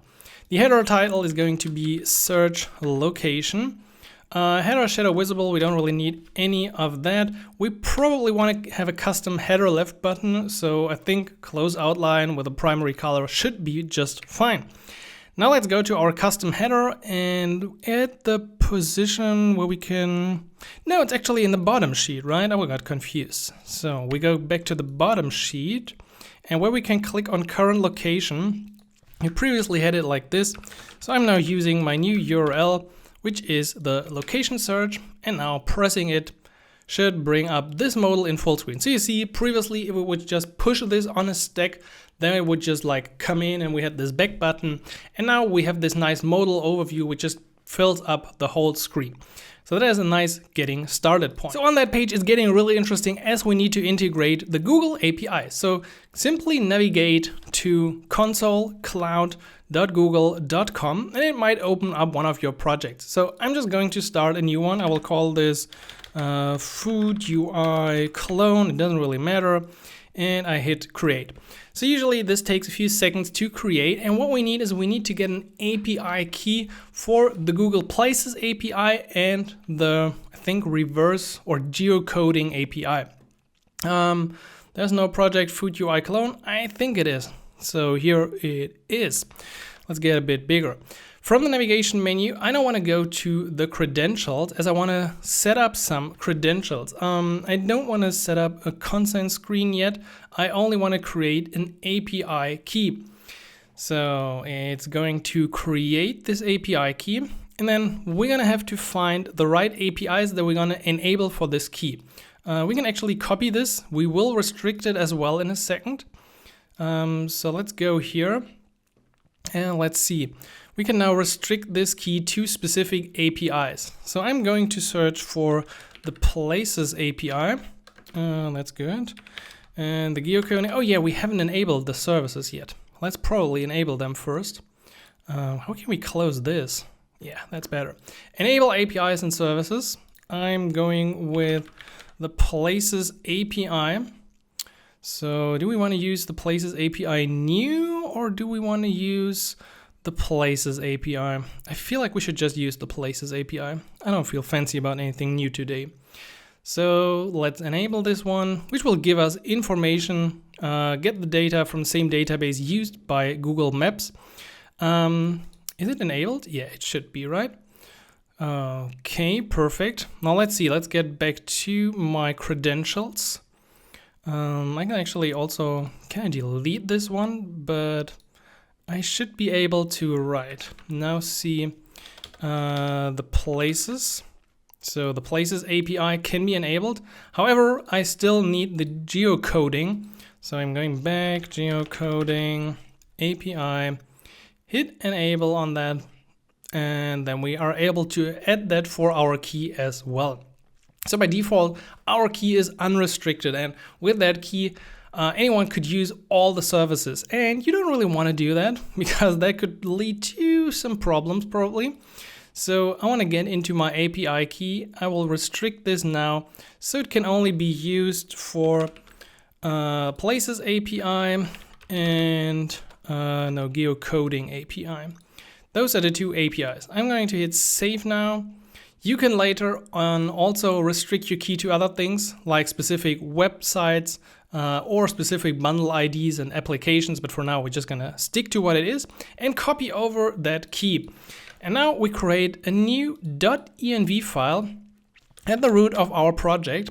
We're gonna add Expo Public, and if you add something with Expo Public, you're able to access that key from the process environment in your code.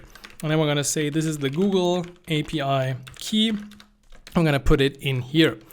Now, to pick this up, we also have to restart our server here. So let's restart npx expo, and that should put out a little log actually. Unpaid alias is enabled. I feel like this did not pick it up. Yeah, because I haven't called this .env. It needs to be called .env, of course. Let's see again. And now env file loaded, export public API key. Now, one word of caution here. So this key is inside an environment file, and you might have heard that keys are safe inside an environment file, but that is only true if it is on a server. If this is in our application, it will still be bundled with our application. So we're now going to access that key in, let's say, the location search. So at some point, we're going to use it like process.env. Whatever it was called. I think Expo Public, what was it called? Expo Public something key. So just like this. Are we still doing this? Yeah, we're still having this. So let me restart my iOS view, and then we should probably even see the key right in our location search. And the problem is wherever we use this in our code, it will be bundled with our front-end application, and therefore it is not a secure way. This is only secure like for private keys if you integrate Stripe payments and stuff, only inside a server environment, not in here. So just making sure that we are on the same page about that. Now, what we need as well is a map view. So we're going to install the Expo map view. This is already working right here in our Expo Go client. So it's going to be really easy to test things out for us. Let's give this a bit more space and call npx expo install the React Native maps. The package we also want to install is called React Native Google Places Autocomplete. And it looks basically like this. So we're gonna have this nice view where we can search, just like Google, we can show powered by Google, or we can leave it out. No matter what, we're going with npm install React Native Google Places Autocomplete. And now with both packages in place, we can finally implement our location search. So I'm going to start by wrapping this whole view in flex1, so we're taking up the full space.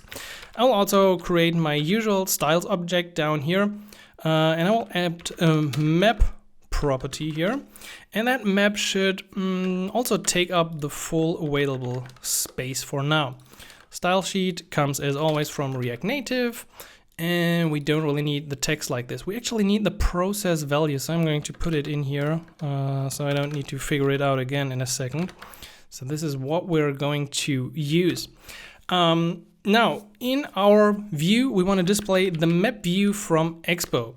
So we can use the map view from React Native Maps, and we're going to pass a few things. Actually, I don't know what happens if we just use the default styling and nothing else. Let's see. Oh, we see a map. That's pretty nice. Cool. So now we can play around with this, and I'd say we get started by defining a default location. So in my case, I'm going to set a little state here and use this default location. So by default, it is not yet set, but we can specify the region for the map view, and I will put in my location. And if I do this, it will focus on London right now. I could have also used Germany or anything. Just want to show that with the right coordinates, we're able to focus our view. Now, would be cool if this stays open. Thank you. Additionally, you can also say something like show user location. So if we set this to true, it should eventually show the location. Let's try and refresh the application by pressing R. And then we see, we don't really see the user location yet. I don't know why. But, well, we're gonna keep it like this. Additionally, I want to display the button at the bottom. So we have that view, and we have select, oh, it's select location, not search location, and then confirm at the bottom. So we're going to add that confirm block, which is going to be a simple view with some styling. Most likely, is it going to be absolute? I don't know, but I will call this absolute box. So that's the name I will give to this. Actually, we can define a few objects. So in that absolute box, we will definitely have a button. So button goes here, and then we also, as always, have a button text, which goes here. So that means we have a touchable opacity once again. Touchable opacity using the styles.button. That's correct.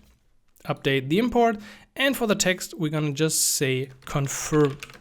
Now, our box here should be, as I said, absolute position. So we're gonna have to call it position absolute. I wanna use build space from the bottom. So I'm going to use bottom 20, and we will use the whole width. So I think we can just give it a width of 100. Now we haven't styled the button, so let's probably do that first. Yeah, then we already see the button down here. But we will of course use colors.primary. And if we give the button some padding and some margin, then it should already look pretty good. Yeah, that's a decent start. Additionally, I want to align the items in the center, just like before. We could probably also just create our own like generic button component.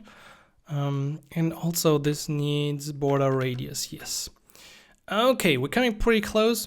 That button should also just hide the view. So we once again inject the navigation here using the hook. Navigation equals use navigation from the Expo Router. And then on the touchable opacity, we will say on press, please just go back. Go back. There we go. And that should probably close it. Yep. And the button up there, of course, works the same. By the way, I still want to fix this. Like, I can't stand this. This has to say select location. No, I'm fine with that. Okay, cool. So we have a map view. And by the way, a quick word about that. If you use the Expo map view in a real application, you have to use some other keys and create a real API key and use that, especially if you're using the Expo application build services. It is described in here. We won't go through that as it's not really related to our UI client. It's just that the map view automatically works with the Expo Go client, but if you want to do this in a real application, your own application later, you're gonna have to add some more information. Great, we have the map. Now we just need the input for Google Places. And this is where the second package comes into play that we install, the React Native maps. We can import Google Places autocomplete, just like this. And by the way, whenever you see something like this, just put in an ad. Usually Visual Studio Code is not figuring out correctly, so you can do it like this. And then let's just take this first little snippet here and put it in the view. So we have a placeholder, we have an on press, and we have a query. Text with string. Okay, yeah, it looks like, yep, I copied that one. So let's go back and we have a search. Let's search for Berlin and we see, okay, there's an overlay, but something seems to be wrong. So I'm gonna hit J, which opens up the JavaScript debugging console, because usually in here I can see better what's going on. So let's try and zoom in and just test this. Okay, so most likely, I mean, we kind of know what's wrong, as we can't really display any results without an API key. So let's put in our API key, and now I can finally copy this out again. And put it in the key. So this is my API key now. Let's try and reload this so it correctly picks up the key. Let's see. And can I now search? Yeah, I can. We got the search. How epic is that? This is using the key that we just created in Google API. This is our key. We are talking to Google. I love it when I can like connect APIs and just make it work. Oh, I don't want to kill that.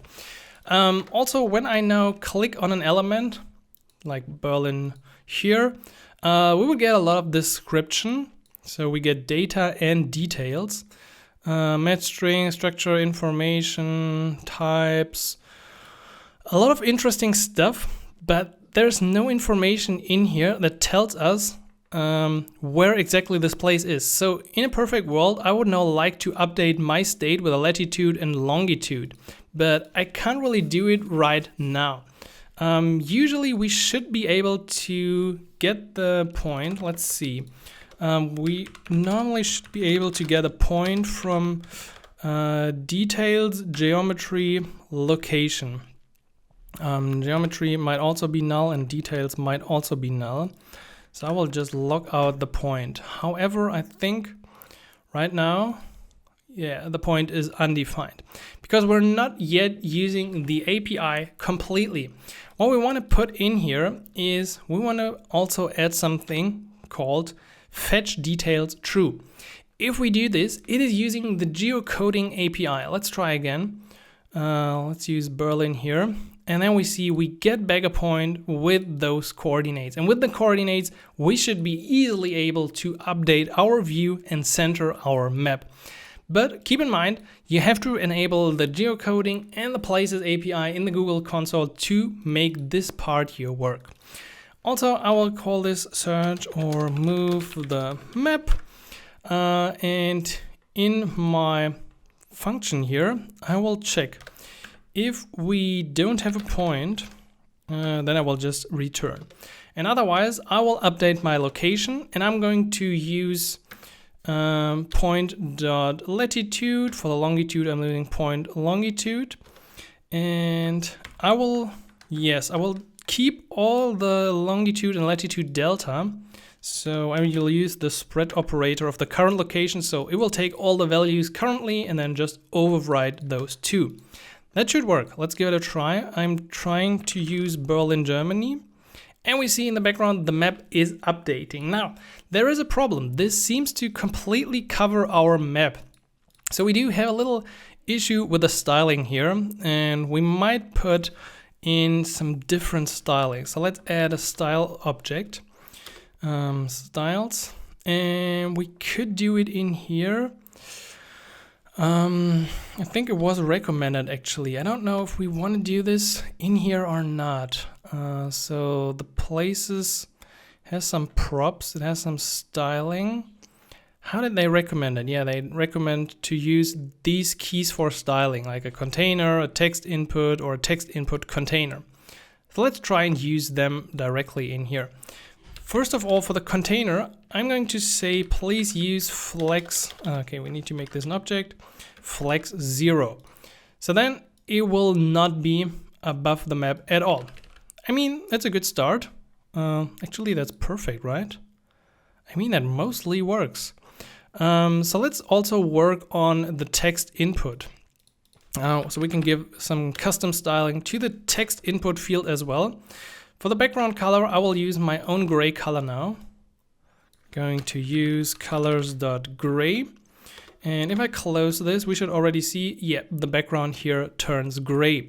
I will also give this some more padding left. Padding left of 35. So I really want to move it away because what we eventually want is to have this white border around it.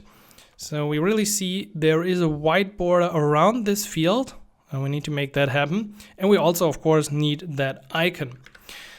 Therefore, let's go back here and let's also add text input container styling. That one will actually get a white background. Okay, so we see it already shows up a line. And if I now add padding, I think, yeah, we make it stand out. That looks better. Good, nice. Also, that field should have a border radius of, let's say, 10. Okay, we're pretty close. We also have the intentional padding left here, so we can render an icon at that position. To render an item left, there's also another function we can add. So we can have render left button. You can also have render right button, but of course we want to just render one to the left-hand side. And this one will be, well, it should just be pretty much just an Ionicon, right? Let's see, can we just do an Ionicons? Name should be something like search outline, size 24 and colors medium. What happened? What styling did you add? Styling margin left. Okay, so that renders it like this. This is a problem as it's not correct. What if we use the background color, the same gray that we used? Somewhat okay, but I feel like we need an absolute position. This is not going to work. So I'm going to remove the styling from the Ionicon, and instead I will simply wrap my Ionicon in another view. So let's open a view, style, and this one will get styles dot what do we call this, box icon. Perfect name, Simon, perfect. Okay, box icon goes down here. I think that's actually the last thing for this view already, right? So this is going to be an absolute position. From the left, I'm going to be, let's say, I think 15, that should work, and top 18. Okay, so now I'm not seeing anything. I'm going to up the Z index here. Yeah, now we're talking, and I don't even need to set the background color. I think this looks perfect. Speaking about perfect, I think that's our view. So we're initially focused on London. We can hit something like New York, United States. United States. Yeah, that's what it means, of course. It's New York. We can zoom, scroll out as much as we want to. We can select a different location and start again and just quickly jump over to Berlin or my hometown, Münster, Germany. Here we go. I'm living in the south of Münster, and this is Germany, and there's the sea. Yeah. Okay, perfect. And with confirm, we can leave that view. So it wasn't actually too hard to use Google Maps. Just keep in mind, your API key is not safe only because it's in an environment file. The map view might not work if you finally deploy the app. So for go live, for production mode, you're gonna have to follow the guide from Expo to set up the according values in your files. But with that in place, I think we figured out all the overlays. So we have the custom header with a bottom sheet, we have the location full screen modal, and we have the cart modal here with the animation. So I think we are finally ready to actually build out our index page with the restaurants and categories.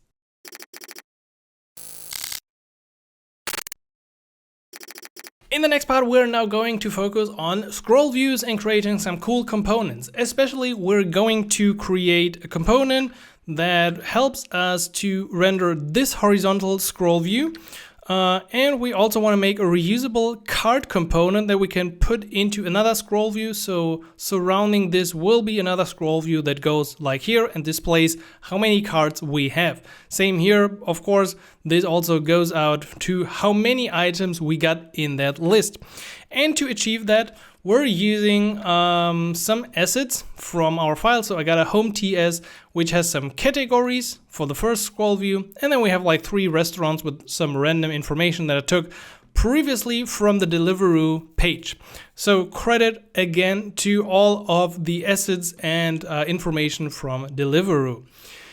Okay, we can get into our index file and let's probably clear up what we already had so we can close most of that.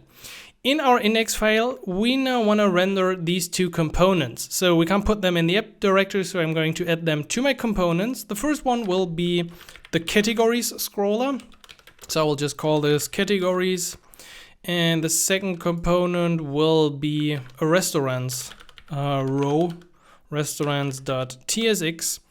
React Native functional export restaurants. Cool. With those 2 in place, we can once go back to our home page, and on the home page render a simple scroll view. So let's use that scroll view, and within that scroll view I'm going to put my categories. So there's nothing else this requires. And below it, we think we had some text, right? So above the restaurant ones, we're gonna add some text. I'm going to use a style again. So we haven't set that up yet, but this will eventually be like the header styling. And then I would say top picks in your neighborhood. Okay, I don't know, British English, American English. I don't really care, I'm from Germany. Style sheet, create. And for my header, I'm going to use font size not too big. 24 is probably too big. I'm just going with 800.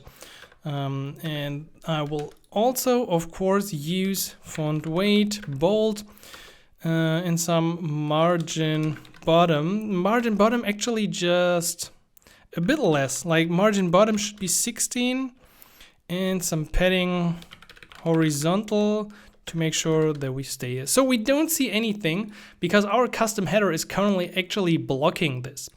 So we're now going to add a new container styling, and I'm going to wrap my view in a save area view because that will make sure that we also respect the different areas. And I think we have used the save area view before in other screens. So as the styling, we will use styles.container. And now for my container, I will say that we're going to have some padding at the top of 30. Will this help me? Probably. Let's also set my background color. I currently don't see anything. I feel like my save area view is not yet taking up. I think we need this save area view from React Native save area context. Yeah, well, it's getting better. It's not perfect yet, but once we have our stuff in here, I think this should eventually work. So below this, we would then render the restaurants item, and then we're just gonna repeat that pattern, and I will just call this one offers near you. So we're gonna have something on our screen to scroll. I'm not entirely sure why top 30 is not enough in this case. Maybe I had a different height before. I feel like my header here, the search bar, is quite high. What did we use for the custom header? It looks like this search container is really very, very high. So let's look at this. This is a height of 60 in our search container. What if we give this like a 50? Well, and it's also making like everything smaller. I feel like there's something else at work. What's about the search section? Well, we just get a padding here. Well, it's not too bad actually. I just feel like this is quite the distance here, especially towards the bottom. So we might want to address that, but I'm also not super sure if we have to. So probably we're just going to keep it. Most likely, we had this one, we had the attachable opacity. This is actually just the search thing, maybe the search field, but that one also just has a flex 1 on row. There's nothing bad about that search field. And the search section just has a, yeah, there's nothing really messing up the whole styling of that thing. I don't know who exactly is doing all of that padding, but for now we're gonna keep it like it is. Let's implement the categories, the restaurants, and the other restaurants scroller. First of all, let's start with categories. So on that page, I want to first of all bring in the data. So I'm going to import categories from this file, and those categories will be used in my view. Now, this should be a horizontal scroll view. So we're using a scroll view from React Native, and I will tell this to please be horizontal. Make sure you get the import, and then TypeScript should also work. Now it's a horizontal scroller. And in that horizontal scroller, I will map through all the categories that we have and create views for them.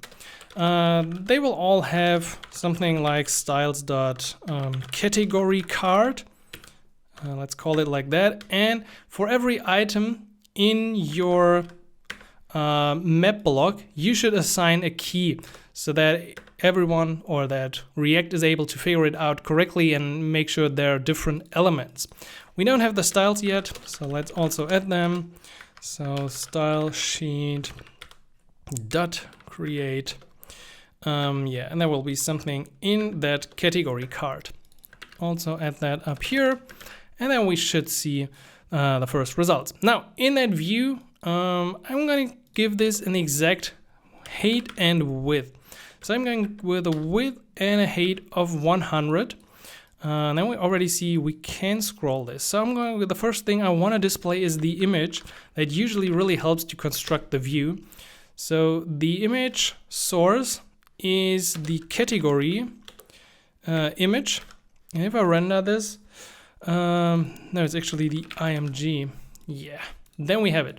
We have this ugly scrolling thing at the bottom, but we can get rid of that by saying shows horizontal scroll indicator false. Okay, now we can scroll it just like this. Additionally, do we want to have some styling in there? We might want to have, but at some point. Let's for now also add a text element here, and that should be the category dot text. Okay, so that renders below. Not too bad, but most likely we're gonna need some styling in here as well. So this will be category text, and I will put it down here as well. That should probably have something like a bit of padding. Does it already work? And the font size, yeah, really small font size, but still a big font weight. Okay, yeah, that looks somewhat good. Now I want to make sure that these items are actually white and have a little bit of shadow. So I'm going to make sure that the background here is using the right color. I think our index page, I don't know if the index page is, or yeah, it's using a white background. I don't want that. I definitely want to have colors light gray. That's what we usually use for the background. So now we got the light gray background. And with that, we should also be able to give the category card a background color white. Okay. There should also be some padding between these elements. How do we do this? I think we need to do something with a margin. Let's say we give each of them a margin of 10. Then we have this nice separation. We also want some padding here. I think if we want to inject styling into the scroll view now, we're going to use the content container style. Otherwise, it will complain how you inject the styling. And within here, you can say something like padding 15. So now it stands out more. And I think this is already pretty close to our desired result, isn't it? Also, I feel like now we don't have to be that far away from the top anymore. Yeah. Now it totally makes sense. Now this looks a lot better. Cool. We also wanted to give this some elevation. So let's use an elevation of 2 for Android. Elevation. And then we can define our shadow color. So for shadow color, I'm just going with black usually, and then make sure that the shadow offset works. So let's use something like this. Height 2, maybe just height 4. And then we also need the shadow opacity. Yeah, that's pretty nice. Maybe we can make this even more visible. Just a tiny notch here. I think this is actually really not too bad, isn't it? We have our font. The font doesn't really need background, but I think it could be more centered. What if we give this... No, not like that. Justify content, or was it? It's not really working here, right? We have just the full width. So I could probably give this more padding, but that won't change a lot. But anyway, I in general feel good about this. Although this could actually be 14, like it's not that small in this one. Yeah, I think this comes pretty close. Just some border radius up here. Border radius, give it a border radius of 4, and voila, you have an epic slider. We have the padding at the start and end, as we can see here. So it will be nicely aligned with our 16 padding that we usually have in all the places, and also for the end, this. So you see these like mental lines that you can draw. They're usually pretty good if you can stick to them. In here we have the same. So if we scroll this back, we should see that here is basically aligned, and this is where everything is aligned. So once you do something that is not aligned, same for here, this is also just aligned. Once you see this, it just feels off, and you should always keep an eye on that. Anyway, this is our first scroller, and I think we did a pretty good job with that one. Now, the interesting thing is I think we can just copy this over for now. We can copy this over to restaurants. Just making sure that this is now once again called restaurants. I don't want to import anything. And for the restaurants, we are going to exactly import that data. And we still have the same scroll view now in our restaurants view. We want a horizontal scroll. We might have to limit the height a bit. We're going to see that. But for now, what we're going to do is we're going to start by mapping through the restaurants. And every item will eventually link to something. So we're going to add the link component around it. The href will be set. So I'm going to set this for the moment just to the slash path, but we could easily now link to like a details page of that restaurant. We're going to use the key, and just like before, we are using schild as we will wrap another component or multiple components in that view. Oh, that's actually a nice start. Like, I didn't expect that. That happened really fast. However, we should also use a touchable opacity once again.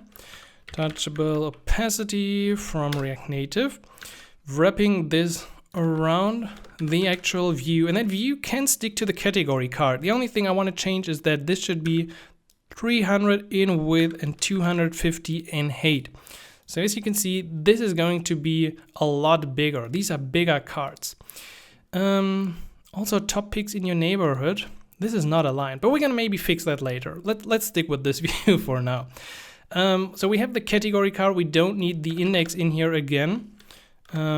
So like this, and then we have first of all a really big image. So this is going to be the restaurant, not the. So this should be the restaurant image. Okay, that image is probably a bit too big. Let's say we're going with a little image container, and that image container goes around the image. I wonder if we just supply style in here and say that this one has like a flex 1. That's not too bad. I mean, that's not too bad. But the width, let's try something. Let's give this a width of undefined. Yeah. And do I have to still set the height as well, or? Oh, well, it won't really change. But giving it a width of undefined. Yeah, flex 1 to take up the full space, but then width undefined. That should work. So then it's just using the inherent width, styles.image. And I'm going to add this down here. So that would be a different way to create your styling. Just try it inline, basically, and then later create the object in the styling down here. Now, below this, we also need the actual information. So we not just only need the image, but we want that block with information. So let's see how we can fit that into our card. We're gonna do this still in the touchable opacity. We're still doing this within the category card. But I wanna do this now behind this. I'm going to give this some new styling. So styles.category box. And within the category box, we're going to have some text elements. So we're going to have something like the restaurant.name and more information to come. So let's add category box. I'm actually not sure if we use or will need the other one. Okay, that shows nicely below this already. That's not too bad. Well, let's see. I think we can just do this pretty easy. So the category box here and the image are both in a flex layout. Right now, they take up just like some automatic space. If I tell this category box to use up like flex 1, both would use the equal space. If I want to have like one thing take up about 60% and the other 40, we can combine these different flex values. So if I give to the image, let's say 5, okay, yeah, and then for the category box we use like 2. Yeah, that's not too bad.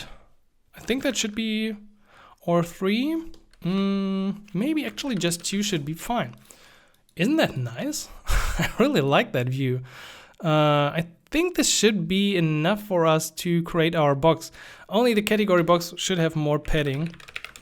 So padding of 10 to make that text stand out. But besides that, wow, this is so clean. It just works. Like, I didn't expect we need less CSS than I had prepared. But that's good. That's good. So we have the restaurant name. We also want to have like the rating and how far it is, just some more general information. So I'm just going to put this here. We have restaurant.rating, and then we have restaurant.ratings.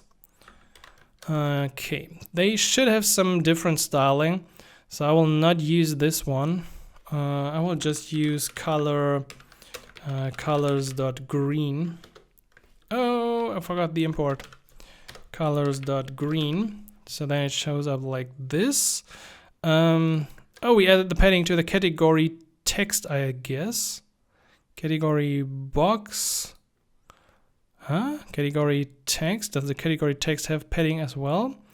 Okay, padding. Let's say padding vertical, just in case. The category text. I wonder. So for this one, and now they're aligned. This works. This seems to work. Okay, good. And we need another text object. Let's use colors medium here, and this is restaurant distance.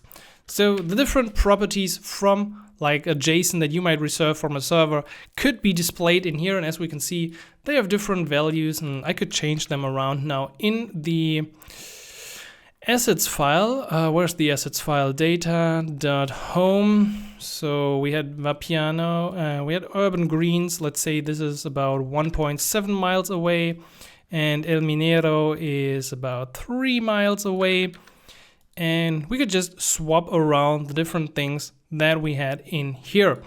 And of course, it would just show up. It was used, the images, once again, we're using require. If you got a JSON response from your API, you would usually just have the string, like an HTTP string to a server, so you don't really need like a require in here. This is only because we're right now making use of the local assets. With that in place, let's go one time back to the index, because I think there was something I wanted to fix in here. So in the index page, the header has a margin bottom of 16. But what about the top distance? Let's say margin top. Well, if it's also 16, then it doesn't really make sense. We should give it less, like 8 here maybe. Yeah, maybe that's good. Like double here, half there. And I feel like this was really fast compared to the other views, but now we really see like a lot of the screens in this application are coming together, and that's just how you build applications. One screen by the other. One component, then the next component, just structure it. Make sure you're using the right colors, like have some global colors like we do have. Respect the padding and margin here and there. And at the end, you're going to be surprised what you're able to achieve. Now, what I don't like is that at the bottom, our save area view has some issues. So how could we set this like with the edges? Okay, so we won't use the edges, as that will just confuse us, and use the save area view and apply it only to specific portions of like top, bottom, left or right. But instead we will do something with a scroll view, because that is the actual problem here. So for the scroll view, we can once again set the content container style, as we can't do this just with the styling, and set something like padding bottom to 40. So right now, of course, covering this once again, problem down here is that this is definitely too close to the bottom. So I'm going with padding bottom 40 now. And now we see that there's some padding left in our scroll view. Good. With that, we have finished the home view. We now have this scrollable component up here. We have the scrollable component up here. And what we're gonna do next is we're gonna dive into the details page once we click on a restaurant. And we're gonna do this for just one fictional restaurant. We're not really using any other information, but it's still going to be really challenging.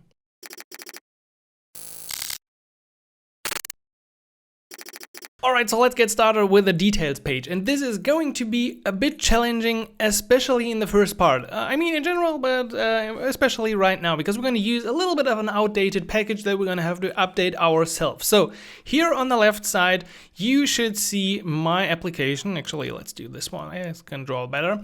This is the official application of a details page, and now look at this.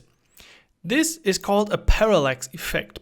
This simply means, well, if we scroll down, the image zooms in, and if we scroll up, you can see that the background moves slowly and the foreground, so this here, like all the content here, is the foreground, and this is basically the background image. So the background moves out slower than the foreground, which gives this nice effect. On top of that, we see we have no status bar, but at a certain point, we're gonna have actually a white bar up there with the name inside. And we're gonna be able to replicate that to at least, let's say 90%, I would say. So this is a bit challenging, but we're up for a task now. So here we go. We are going to use a package called React Native Parallax Scroll View.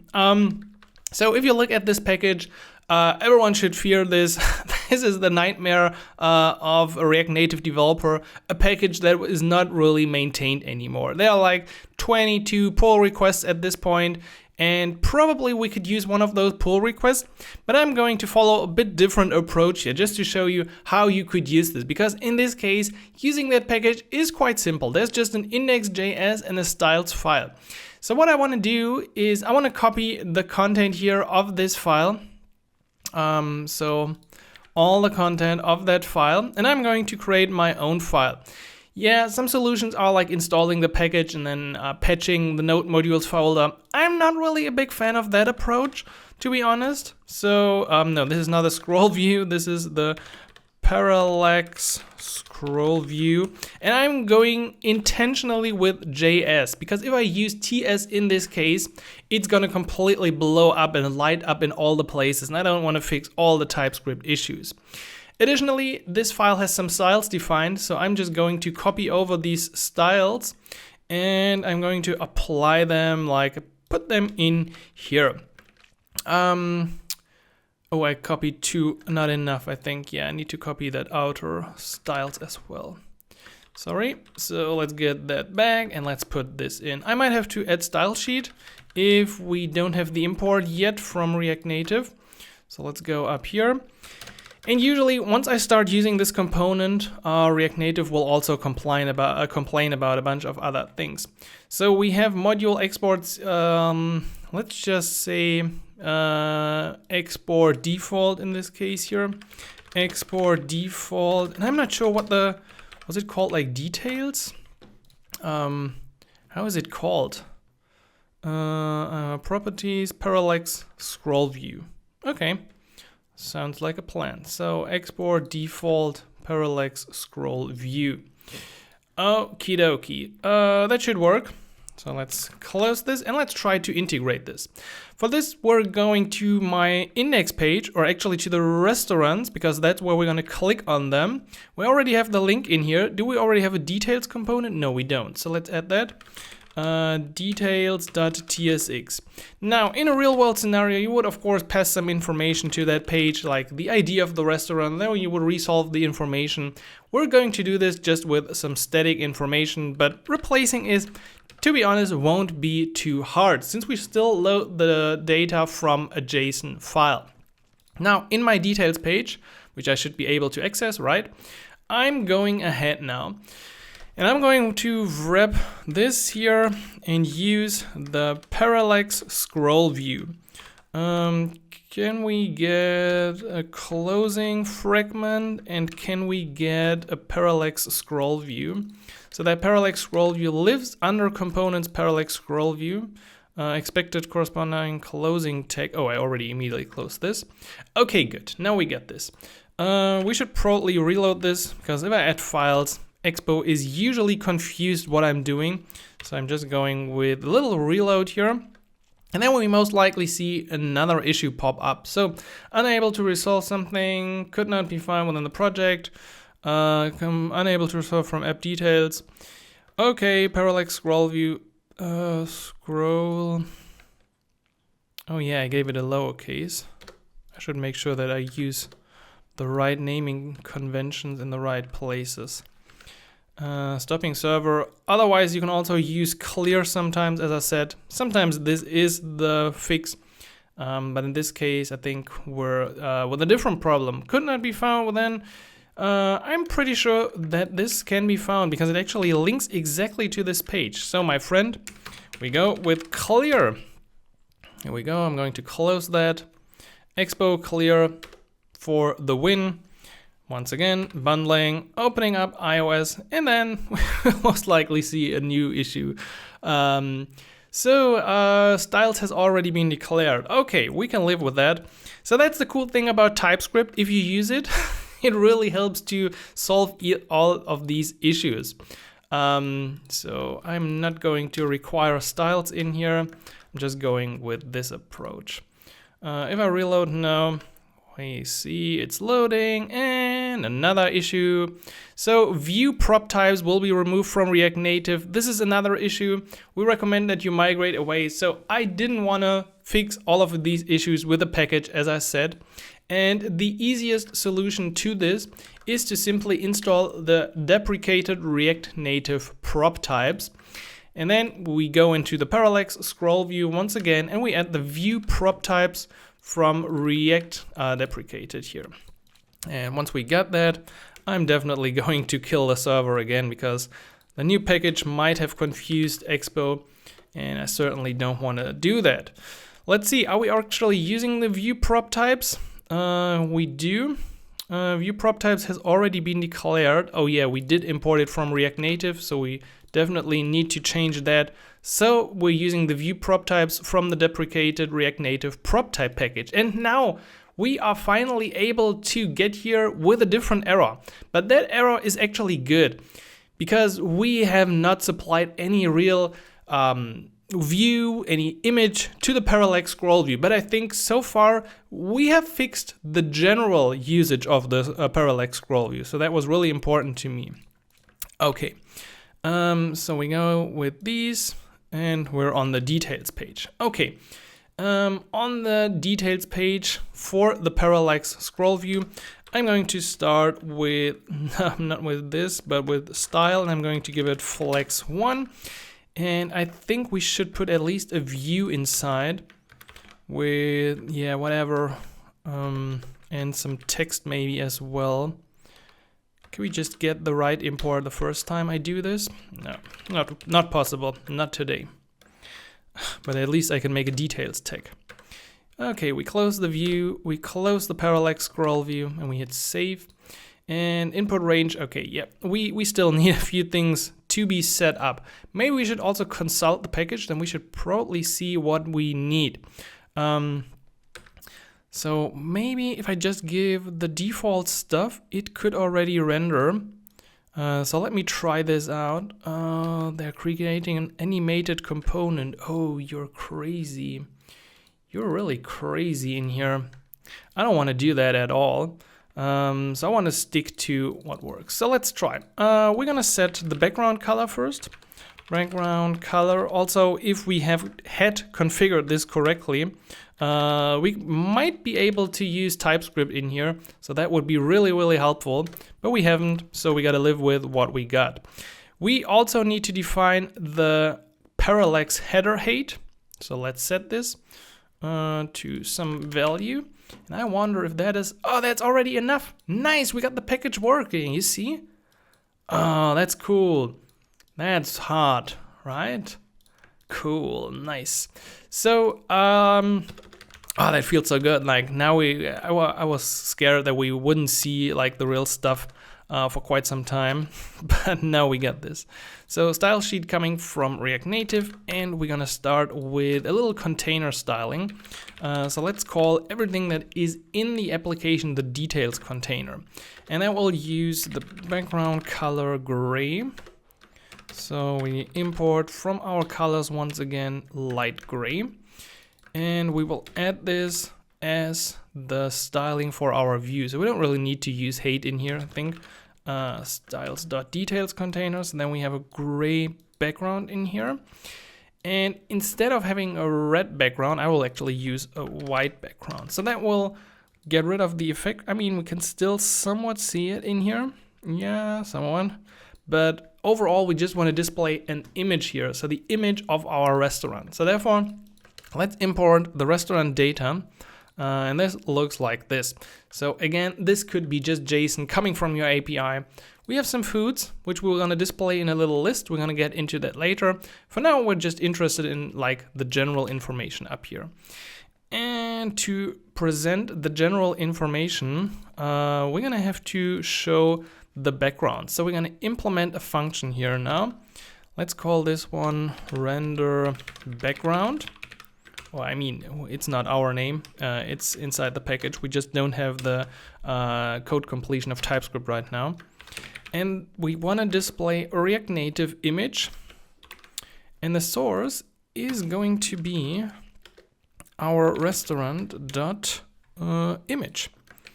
If we hit save, you see, this is why I wanted to use this package. It is not cool. It is 7 years outdated and not updated since 5 years or for 5 years. There are tons of pull requests, but actually with minimal effort and changes in the JS file, we are still able to make it work. So kudos to the official creators from back then, and I think this package deserves more love. So I hope maybe after this tutorial somebody picks up work, makes a fork that works, because a parallax scroll is really important in many applications, and the usage of this package is just unbelievable easy. So we got this, which is really, really cool. Now, what else do we need? We actually want to have a different header in this view. So we want to have a sticky header. Can we make sure that, why are you not rendering this on separate lines? I just don't understand VS Code sometimes. It would make so much more sense to just render it like this. I don't know why. If I hit save, I'm pretty sure it's gonna be lost again. So there is a way to render a sticky header, which would look, yeah, basically like this. So it's not visible right now, but once you scroll up, it becomes visible and fades in. So for that, we have to set a specific parallax header height, and there are many more properties that we can set. So I'm going to show you how we configure it, that it makes sense for our case. First of all, we're adding another function, render sticky header. So inside of render sticky header, we are returning our custom header view. And this view, I think, needs a key of sticky header. And we also need some styling. I actually don't know what we're going to use yet. Probably going to call this styles.sticky section. Would that make sense? Yeah, I feel so. Sticky section. That goes to our styling down here. And for sticky section, maybe we're going to set the background color for now. That's usually nice for debugging. So we have render sticky header, which should render the header, but we haven't set that. So we're going to set the sticky header height. Let's set it to 50. And I think there's another property to make sure, yeah, that we have the parallax header height set. Okay, this is maybe, by the way, too big. We're going to set this to 250. And we can see that there's the bar coming in.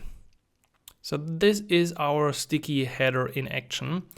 Then we use the right styling. Yeah, it's probably not applying this yet, but we're gonna fix that as well. But what we see is that should be actually up here. So we have a problem with the default React navigation. So that means we want to hide that instead on use our custom sticky header implementation. So we can use another layout effect therefore. So let's use layout effect, which is called when this page renders. And within the layout effect, we are going to change the appearance of our header. That's usually a good place. So let's add navigation equals use navigation from the Expo Router.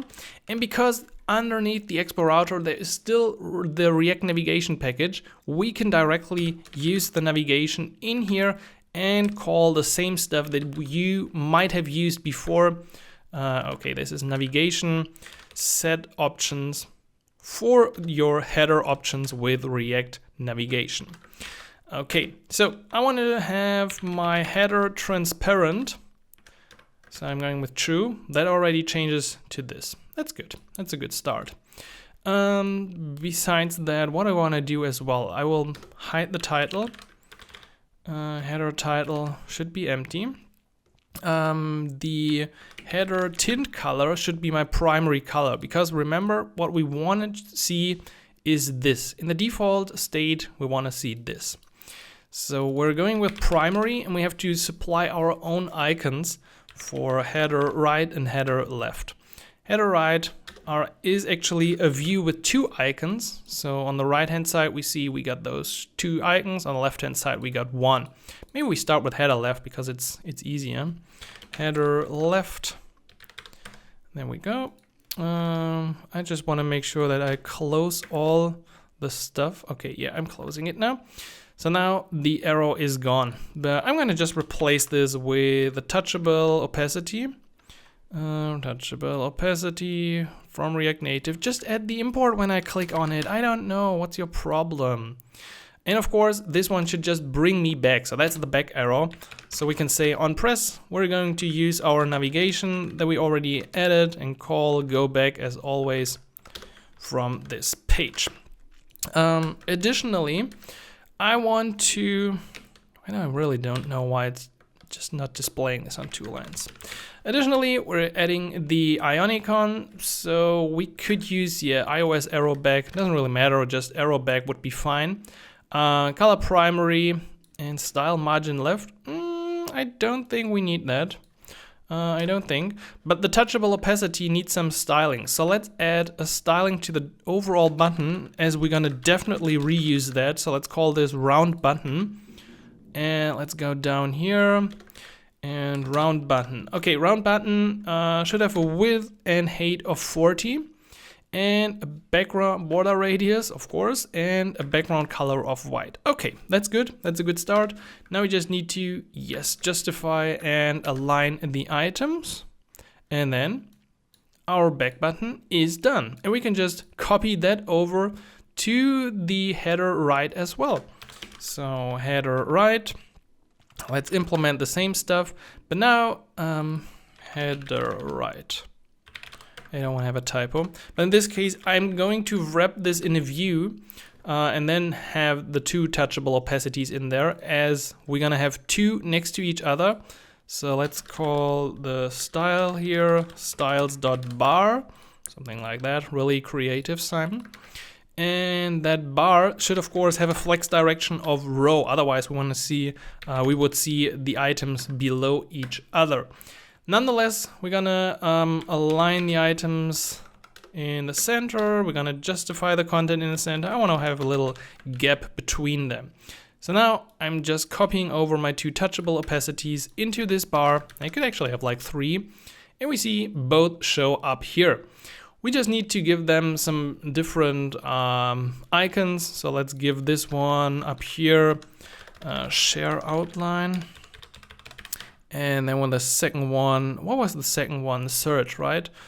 Search outline. Okay, that looks pretty nice. I just want to remove the on press handler, since those buttons will actually not really have a functionality in our dummy. And that one looks, I think that looks pretty good. However, at this point, I don't see my sticky header. So I'm a bit worried about the sticky section right now. we do render my sticky header here and give it the... Oh, there's actually nothing inside of the sticky section. We should probably change that. So in the sticky section here, we're going to render a little text element. Yeah, let's just try a sticky header for now. Okay, we see it up there. So the only problem we have right now is that it's in the wrong place. But if you see something on the screen, that's progress. That's always good. So we will just play around with the different styles here. So let's go with a styles dot sticky section text here. Oh yeah, that's totally not how you spell my styles. And instead of showing sticky header, we can, by the way, just use restaurant.name. And it feels good to have some code completion once again. So sticky section text. How's the sticky section text? Well, nothing too fancy, but we're gonna make sure that it's, I think it's using the black color by default, right? Yeah, there's the name. But probably we want a bigger font size. I want a font size of at least 20 and probably also some margin. So yeah, that gets better. Now, the only problem is that our sticky section is in the wrong place. So it should be further down. When we scroll down, let's do a quick comparison.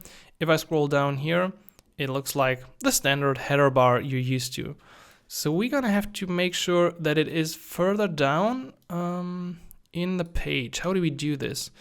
Let's see. I'm going with a margin left here because the text would currently be above the icon. So if I do it like this, it would be in the right place. That's actually not too bad. I also will give this a fixed height of 100. So it's a bit bigger, I think.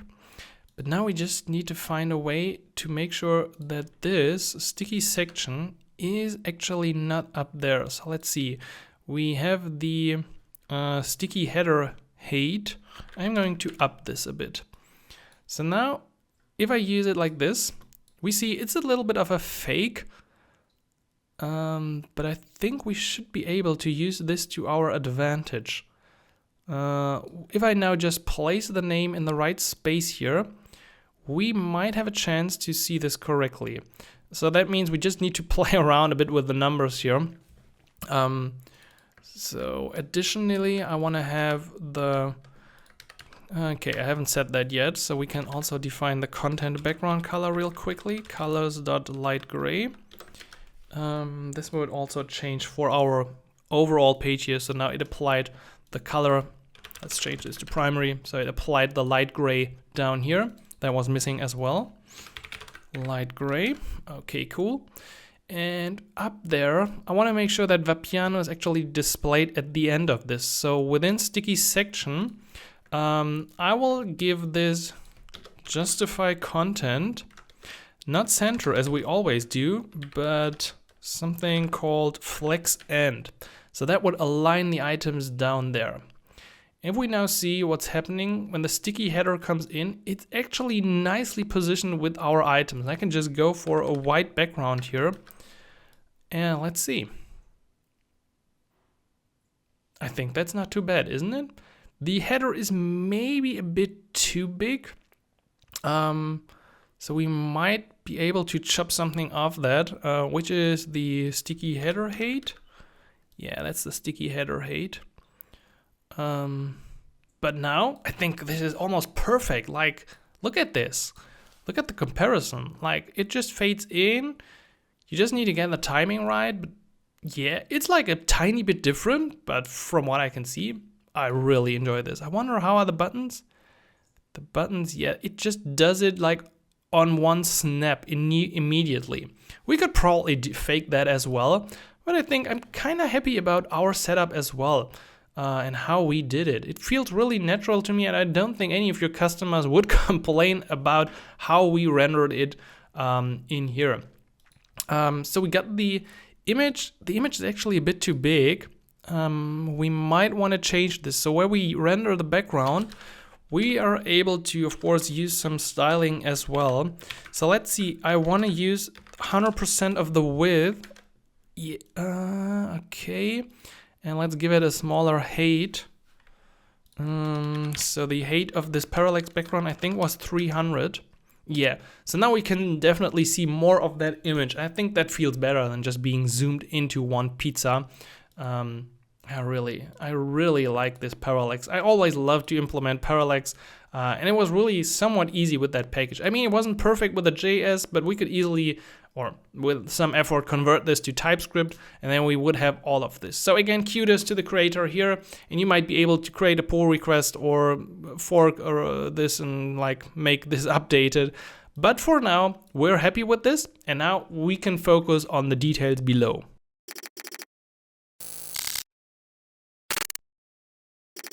Alright, we got this cool parallax scroll view, but now it's time to focus on the details below. So what we want to achieve is something like this. We will later talk about this section up here. That's going to be something special, but for now we want to do this. And this is a super great example for using a section list. So you can use a scroll view, you can use a flat view for items, or if you have different sections which group stuff together, you can use a React Native section list, which usually looks like this. You can have these pieces sticky or not, you can design them however you want, and we will do exactly that and style them to our needs to achieve the images and the different information for the dishes of that restaurant. So before we do the section list, however, let's quickly show a few more information about the restaurant. So I want to present the restaurant.name, which is usually shown below that, and therefore I'm going to need some more styling. So this should be something like styles restaurant name.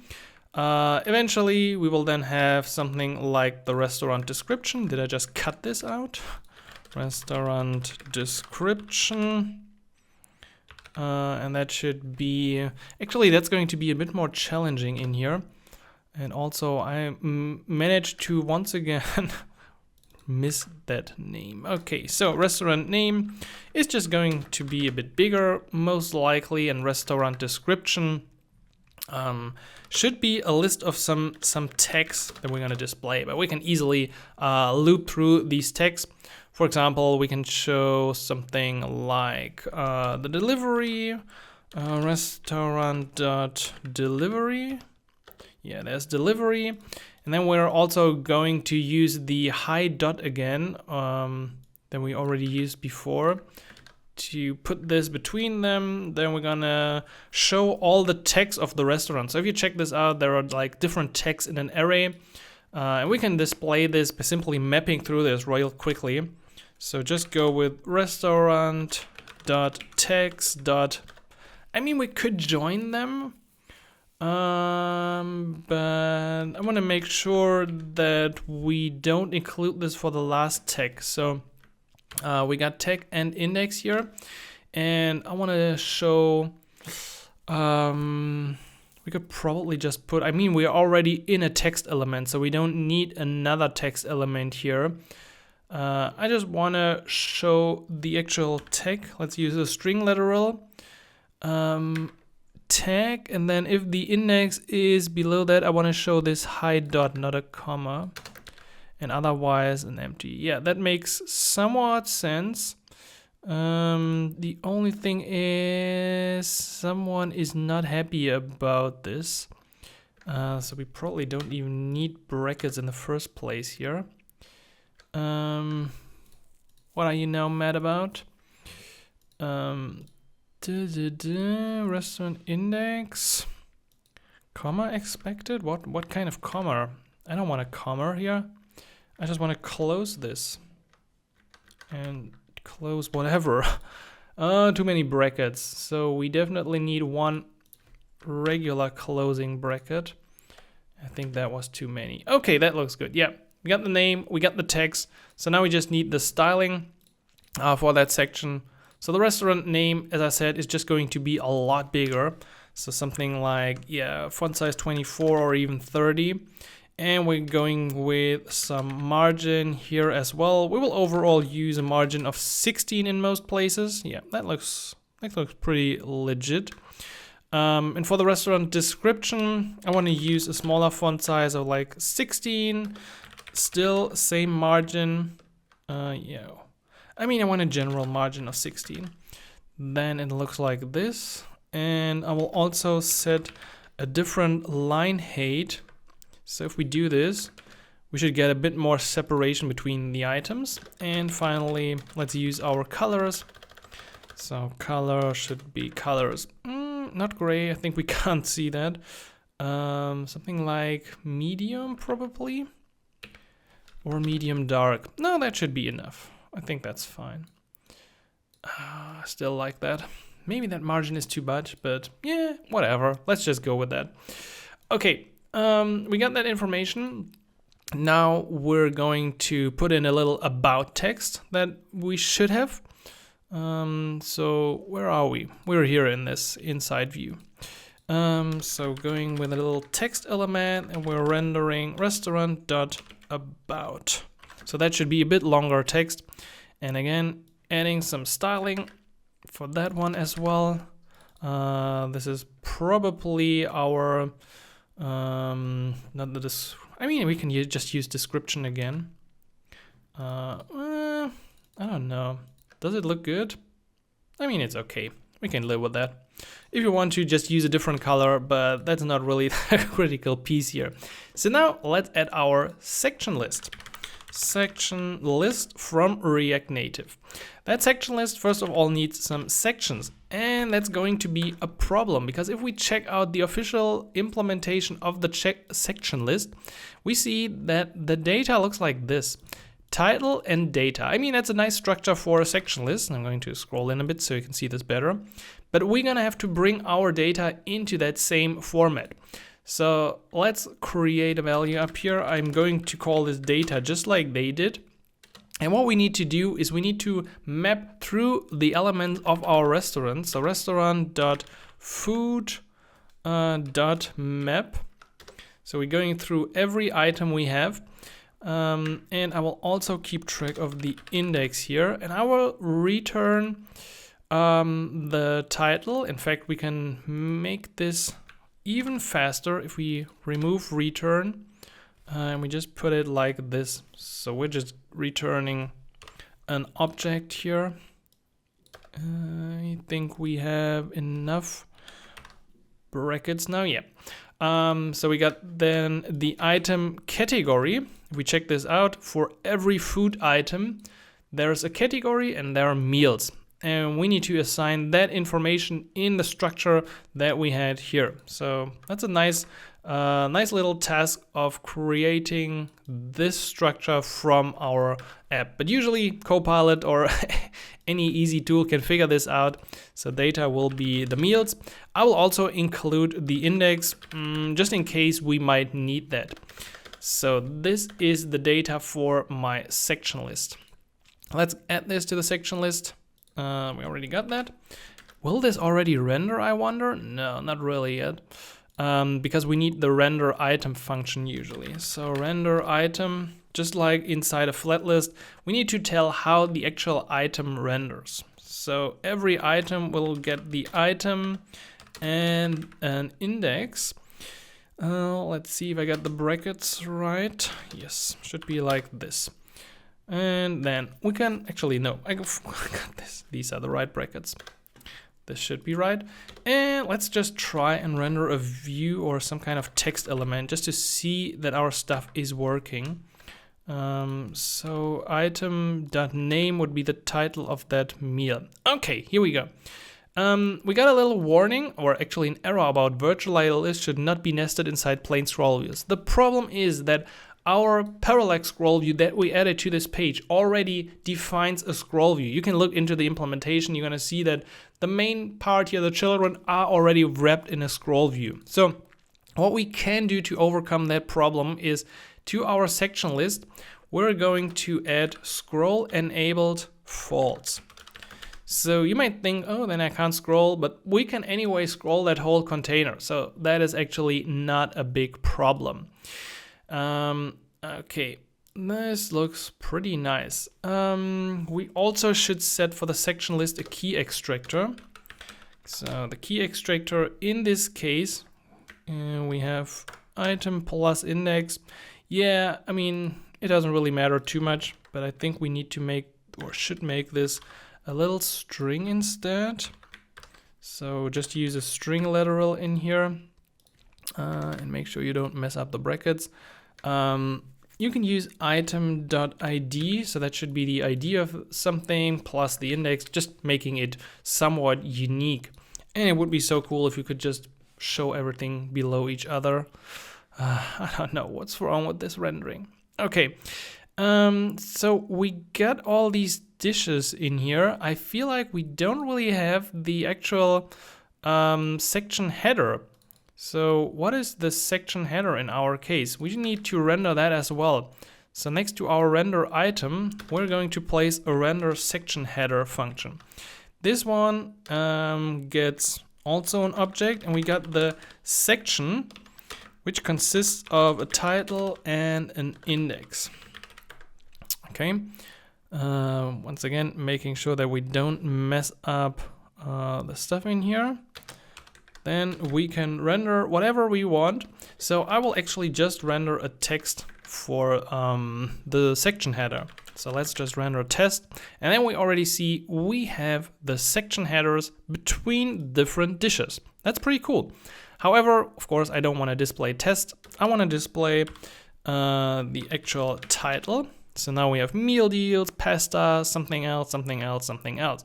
And of course, that section needs some styling. So styles dot, let's call this section header. And I'm adding the section header down here. So of course, that section header should have a bigger font size than the rest of the stuff. Actually, I'm going with 22. And the section header should also have a bold font weight and some margin top. So that is really important, because without that, everything will look the same, just like it does right now. But with the right amount of margin top and some general margin, we're gonna see that now the list stands out. We also see that we have a little issue down here with our styling because we're in the container of the parallax scroll view. In order to overcome that, we can just add some padding to our list. And whenever you're using something like a section list, flat list, anything, you usually want to use the content container style. So I'm just getting this like a padding bottom of 50. And now if we check this out, we see that we got more padding to the bottom here, and everything in it looks good. Especially the section headers already look pretty nice. There should also be like a separator between the items here. So we can define now as well an item separator component, just like we previously, I think, used something like a header component that was cool. Now we got this item component. I'm going to use a view, yes, with a style height of 1, but I'm going to use the gray color because otherwise we don't really see this. So now we see that we got lines, but if you look closely, there's no line here below and there's no line above. We just have these lines in between, and that's a problem, but not a problem for us. We can just copy over this part here, and instead of calling this item separator, we now call this section separator component. So yeah, the sections do have separator components as well. And as a result, you see now we also got a line down here and a line up here. And of course, same for all the other sections in there. Great. We made really big progress. The only thing we need to implement now is the actual view of one of these meals or dishes or whatever you want to call them. So we are now implementing the render item. If you want to, you can extract this into its own function. Do we want to do this? Yeah, why not? So we're going with render item here. List render item. I actually don't really have a type for meal, so I'm going to have to say any. And this will return something like a view. Yeah, that's probably not the right thing, but I will just want to have something quickly to show you. So render item should now be completely replaced by my render item. Okay, actually not too bad for a start, right? this is a nice section list. I mean, just add a few more images and you're pretty good to go. But anyway, we're doing this on our own. So I will also wrap all of this in the link component. Going to use href, but I won't define this yet. I will just say slash. Later on, this will open a modal, but for now, I will just wrap it like this. Okay, so that should be fine. I'm going to wrap this around this, and also I don't want to have a view. This should actually be a touchable opacity, so I can touch this stuff. For the style, I'm going to rip this out and just call styles.item. So this should be a like pretty standard item styling with some white background, I think, just to make sure we are doing this correctly. Let's use a white background for the item, some padding of 16, that was our number for this view, I think. And of course, the flex direction should be set to row, so we can display all the things next to each other. That looks already pretty cool. I really like the section list, to be honest. Like, I don't use it that often, but when I do, I really enjoy it. So, we got that. Now, in my touchable opacity, we have a few items. So we have this first part here, and then we have an item. So in that row, there are just two views. So this would be view 1 and this would be view 2. That means this first view will then also have a column layout again. So this part here. Therefore, I'm going to wrap all of this now in another view, and that view should take up most of the space. So again, using flex 1. If I do it like this, this view takes up most of the available space in the row. After that, there's only the image. The source will be set to my image, and then I'm going to not do this inline. I will call style.dishImage. And dish image will be just a specific width and height. I'm going with a height of 80, width the same, and a little border radius. So that looks pretty good, I think. And we're pretty close to the finished result already. We just need to implement the first part of that view. So we have the dish name, we have the description, and we have the price. So that means more styling. Let's copy this over. So this should be dish. Then this is the dish text. And we need this another time. And this one will display the info. And here we are just adding a $sign. I'm just expecting dollars. So dish text, and yeah, again, dish text. Down, dish text, and dish. We just need to make sure that we implement this somewhat closely to the original. So let's set a font size of 16 here. Size 16 for the dish, and a font weight of bold. Good. That looks pretty close already. Now let's just give this one the same font size. I think is it the same? It might be smaller. It might be smaller. Let's try 14, how that looks. And of course we need to change the color to a bit gray color. So let's go with fail to prop style. Where did I go wrong? I'm sorry. What did I miss? Image props colors. Oh yeah, it's of course not colors, it's color. I'm sorry. I think we need the medium dark color in this place. Yeah, that's probably, yeah, we see the click event works. And I feel like this list is pretty good. We have the section headers, which have some more margin to the top. We have the separators in all the places. Probably the item separator could actually have some padding horizontal, so these item separators are not going through completely. But that's a minor detail. We can just fix this in the item separator component. If we say this one has like a padding horizontal of, I don't know, 10. And making sure. Sorry, item separator. Sometimes mess up horizontal and Yeah, that seems to work. I don't know how much we're going to use. 20? Yeah, I think this is cool. I mean, it's maybe too much, but no, actually I think it's good. Maybe we could use 16 because that was like our magic number all the time. So we have the different items in here. The dish text could get some more padding. I feel like the dish text, just some padding vertical, not too much, just like 4 or 2. Yeah, just a tiny bit of separation can go a long way. Like, do you see the difference? Everything is so close together. Padding vertical 4, feels a lot nicer.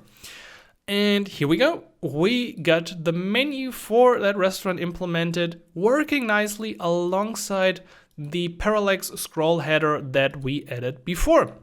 So I think this is already pretty cool. You can imagine how that would be used, just the stuff from one restaurant, from the JSON, if you have a server implemented that returns the data. But for us, this should be enough.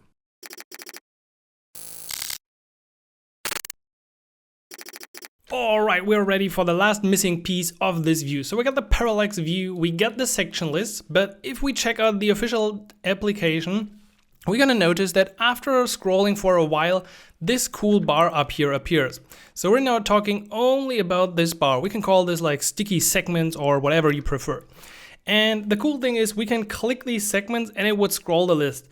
However, I wasn't able to completely achieve that functionality, but I still thought that having this animation appear after some time and just having this horizontal sticky scrollable list would be a cool addition to our application. So we're going to implement this. As I said, it's not 100% there. The problem comes from, once again, this Parallax scroll view package. So in case you don't want this, I'm pretty sure we could do this. So you can manually scroll a scroll view to a certain position, but right now we have this surrounding Parallax scroll view, and maybe, yeah, it was pretty hard to actually access its own scroll view. So with a bit of TypeScript and refactoring of that scroll view, I'm pretty sure it would be possible to achieve this. So without further ado, let's do this. We are now going to put our view behind the Parallax scroll view because it should be outside of it. And also, we're going to use React Native Reanimated, so we're directly saying, okay, this is going to be an animated view. Within that animated view, we're gonna have some stuff, and then we have our view. Probably we're gonna start here with an array, and then we can give our styles. So styles.this should be something like sticky segments, and then we're gonna have another view to mimic the shadow, because that's actually not that easy to achieve. So we're doing another view, but that one does not have to be animated. So I'm just going to call this one styles.segments shadow. Okay, and this one should be around the rest of this view. And then we got our actual scroll view component. That's not too complicated. This one should just scroll horizontal. It should not show the horizontal scroll stuff, so segments shadow. The import should hopefully be already there, but I don't want to do whatever they added in here. We might have some content container styling, so I can keep it in there for the moment. Additionally, the scroll view needs to be closed, and within we would map through the restaurant.food. So if we go through the food, we have the different categories, and that's what we want to display at the top. So summer specials, antipasti, insalata, whatever it might be. So category, that's what we need. So we map through all the food. And for every item, we will create a touchable opacity because we actually need the touch feedback. And we will set the key to the index. Style should also, well, the style's actually complicated. We're going to do this probably later. And on press, we don't really have to implement it yet. So then we have text, which will also get some conditional styling. So I'm going to remove it for the second and just use item.category. Okay, we got sticky segments and the segments shadow that we should add. And this one was segments shadow. Okay, we're gonna implement that later. For the moment, let's see what's missing. That's apparently missing. No, let's see. We close this, we close that, we close the scroll view. I feel like we should do another bracket, yeah. Okay, now it is not really anywhere in our view, so we should get started probably by positioning it at least somewhere in our view. So let's go to the sticky segments and tell them to use an absolute position. I want to give them a height of 50. And we see it already appears up here. I want to make sure that we start at 0. From the top, we actually need some distance. We need some distance. I think 110 is the right distance. Yeah, that looks somewhat correct. And I think that's actually pretty good. We also need a background color. Background color should be white. Oh, come on. Yeah. So don't worry that this is not completely what we wanted to see yet. We're gonna fix that in a second. Actually, 110 might be 10 off. Yeah, that looks better. Yep, and we should probably also say right 0, so it spans the whole width. There we go. So now we got this. Don't worry about the other sizing of that box. We will eventually figure that out. So the shadow will be implemented later. I don't really care about it right now. But we're gonna have styling, of course, for some buttons within. And those buttons will also have a text, so segment text. Now, you can already imagine, or maybe you can imagine what comes next. If you check this out, we see we have different styling for the active and the inactive buttons, and that's what we need. So we need conditional styling. We will apply this to the element, but we first of all need to actually define them. So let's see, the segment button, maybe we can give this to our touchable already. So styles, style.segment button, and the text should most likely have the segment button text. However, what did I call this? Segment text? Yeah, should be fine as well. However, we need to check which is the active index right now. So I'm going to use some state up here. Let's say const active index, set active index. I'm going to use 0 at the beginning. So then we can use this active index. And we can actually already, if we want to add a little function in here, to set our setter category. So const select category that would receive an index, and then we could set the active index to the new index. We're gonna do a few more cool things in here later, but for now that should be enough. And with that active index, we can now check in the styling. Where's the styling? Here we go. We got my touchable opacity up here. So instead of doing it like this, I will say, is the active index equal to the current index? Well, in that case, please use a different styling than in the other case. So we can do dots here, so styles segment button active. Otherwise, I would just use the segment button. And now, whenever the active index changes, the styling would change as well. And we're going to apply pretty much the same logic down here. So if the active index is the current index, I'm going with segment text index active, and otherwise just segment text. So we need segment button active as well as segment text active. Can you figure that out? Yes, thanks, there we go. So here we go. Let's probably add a bit of stylings. We're gonna start with the segment button active. Background color in that case would be our primary color. And we're going to use some padding horizontal, like padding horizontal 16. That already looks okay. I can already see that we need the color white here and a bigger font weight. Yeah, that looks good. That looks good. Probably font size something like 16, a bit bigger. For the segment button, I also want to have padding vertical. I think 8 is probably too much. They were really flat in here. So I think 4 should be enough. And we need border radius. We need really big border radius. Border radius of like 50. Yeah, that looks like a pill or something. I think that's actually pretty good. Now, the segment button pretty much needs the same, but has no background color. The segment text should also have the same setup, but in that case, the color would be the primary color.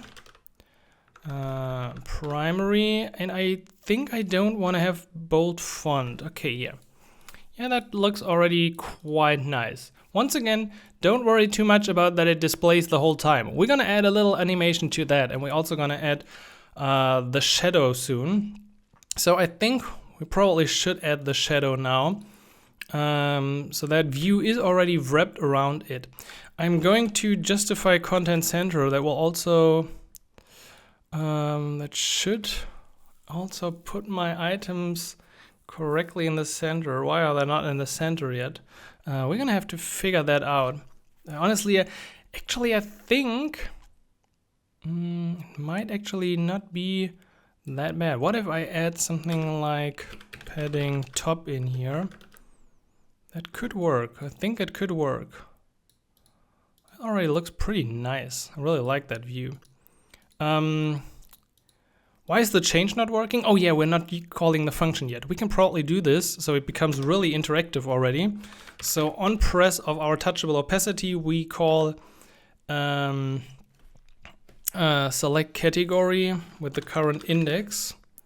So we're going to do function here. Okay, and now, yeah, now I can change this. This is cool. I want to add something that it actually also scrolls this view, but we're going to do this in a second. Let's for now add the shadow. So we have the segments shadow here. We're going with a shadow color of black. A shadow offset with 0 height. Let's see what this gives us. I don't see anything. Yeah, we don't have it yet. Shadow opacity. I think we need a bit something that is more clear. This is certainly not what I wanted to see. I mean, it looks interesting, but it's totally not adding in the right place. Let's see what is wrong here. I think this view needs to take up 100% width and height to actually apply it to the bottom of that view. So that was a little fix, and I feel like we added the segment shadow definitely in the wrong place. So segment shadow goes around here, and there were, how in the world is this adding the shadow to my touchable opacity? I mean, it's interesting, but honestly, that should definitely not happen. Okay, why is it adding the did I mess something up in here? Okay, we got my sticky segments. These sticky segments, by the way, need an additional styling in here. Maybe we can just do this in the sticky segments actually, and say that the overflow is hidden. So then it gives us this hard border down here, and I think we require that for our animation. I'm going to just set the padding bottom as well. So if we give this a bit of padding bottom, it should work. Now, I really don't know why the segment button, I mean the actual segment button is using the segment shadow. So this should definitely not be the case. What I definitely know is we need a shadow radius as well to make the shadow look good, but right now, I feel like we are iterating in some place in the wrong way. We do have the view around this, and then we have the scroll view, no horizontal. We have some paddings. I definitely want to align my items, so we can do this. Let's do another styling. So styles.segment scroll view. Gonna call it like this, segment scroll view, and put in the stuff we had already. But additionally, I want to also align the items in the center. So I'm going to put in align items center and close it. Oops, that was not a closing. Yeah, we're getting there. We're slowly getting there. That's at least correct. I also want to add a little gap between my items. So that adds a nice little gap, maybe even a gap of 20, like just spreading this out a bit. And some padding bottom to make it a bit higher. Yeah, I mean, overall this looks good. I'm just honestly not sure how it applies the shadow to the buttons, because the shadow should just be to the outer view. So let me fix this. All right, I forgot about an important piece, and that is setting the background color. So right now it looks really ugly like this, but if I add to my segment shadow a background color, we get it like this. It is not the perfect shadow, I completely agree with you, but it's better than nothing. We can probably tweak this, as it's really hard to have a shadow like this with the absolute element and overflow getting working. So you can probably play around with these values. You can just make like the shadow opacity a bit less. As I said, it's not perfect, so it's just doing this kind of crazy shadow down there, but I think for now we're gonna live with it. More important is that this thing is showing up the whole time, and we only want to show it after we've scrolled for like 400, 500 pixels or something. So we're going to use another reanimated styling in here. And for that, as always, we're gonna create a value, a shared value. So we're not using new animated value, that would be the React Native default way, but use animated, use shared value. Use shared value from React Reanimated. So opacity initially will be 0. Then we have to create our styles object. So animated styles equals use animated style, just like we did before. I think we used this on, yeah, where we animated the button at the bottom. So this animated styles can then be applied to our view. So let's find it somewhere. Here's the animated view. So after sticky segments, I'm now adding my animated styles, which would, by the way, already hide this. Now, at some point, we want to show this. So we're going to implement a new function. It doesn't really matter where we do this.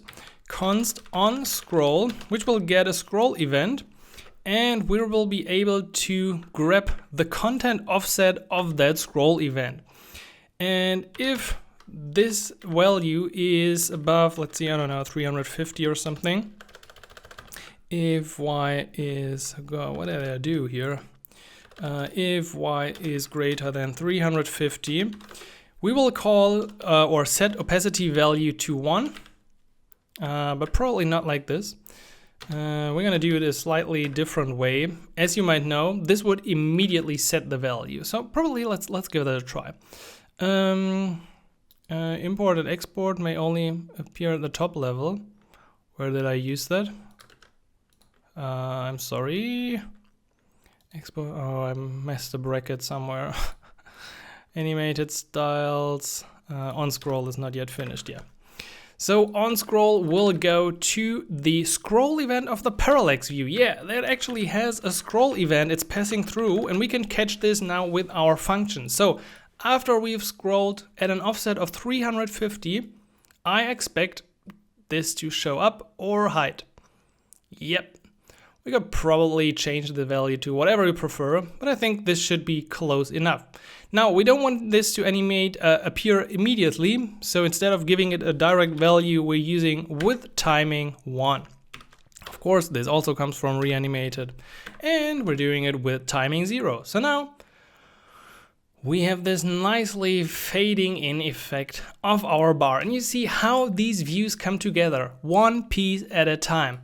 Take a look at the first part, take a look at the sections, take a look at the sticky header, and just go through each of them on their own. It is pretty much finished. There's just one more thing. So in the official application, when you click this, it also scrolls this view, and at least I wanted to do a bit of scrolling from code. So let's do this, as this is quite an interesting thing to implement. So first of all, we're gonna grab a reference to the overall scroll view. We're gonna use ref for that. So use ref, and that will be of the type scroll view, and that's going to be null initially.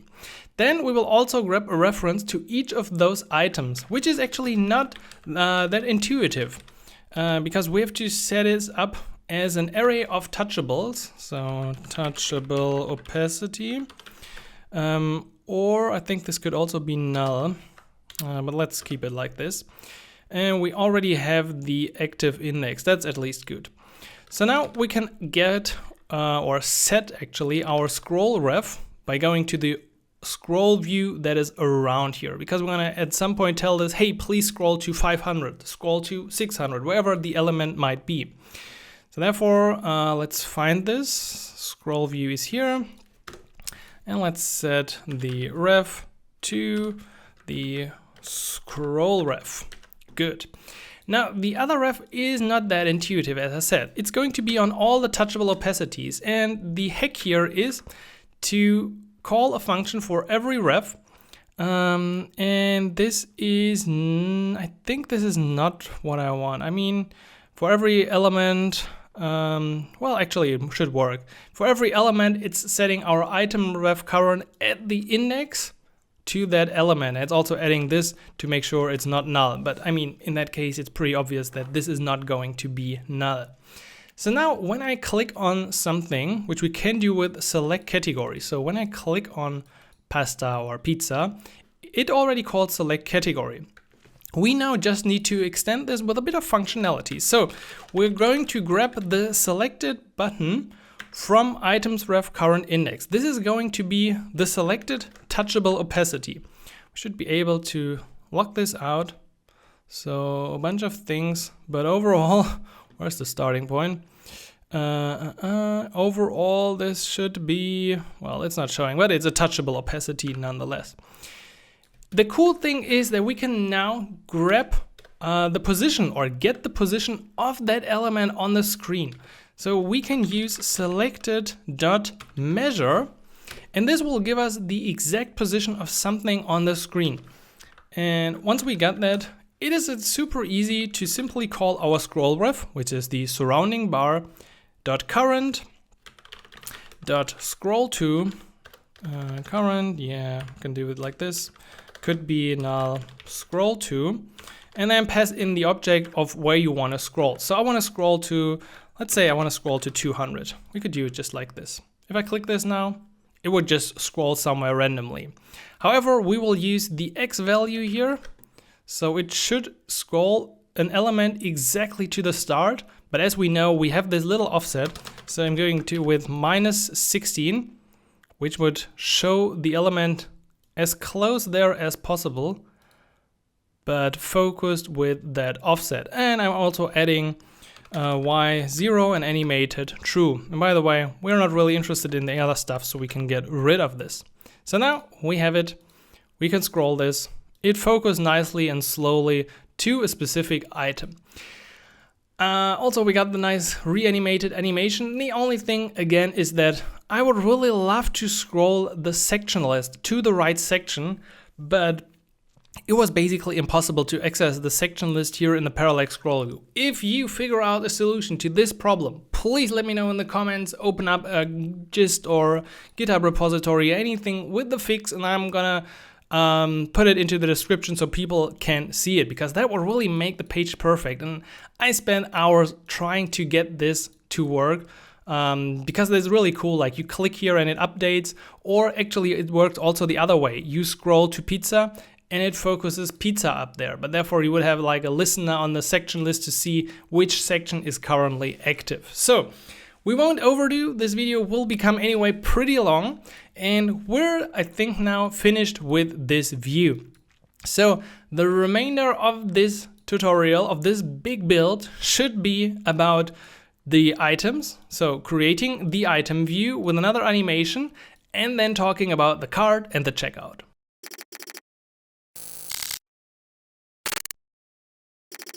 Alright, so the next screen we want to tackle is the actual dish page, which, as we can see, brings up this modal view.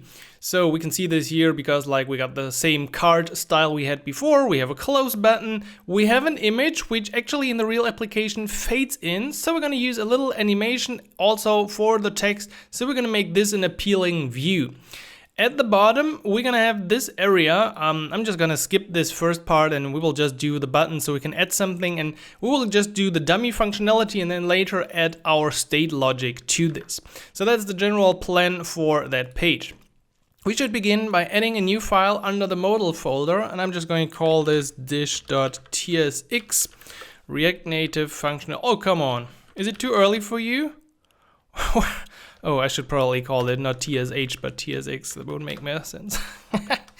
Yeah, here we go. So that's better, right? Okay, dish page. We're gonna include this now again in our layout file because we want to make this appear pretty much, where did we use the modal? We used the modal here for the filter page. So I'm going to copy that block, add it again, and then this will be modal / dish.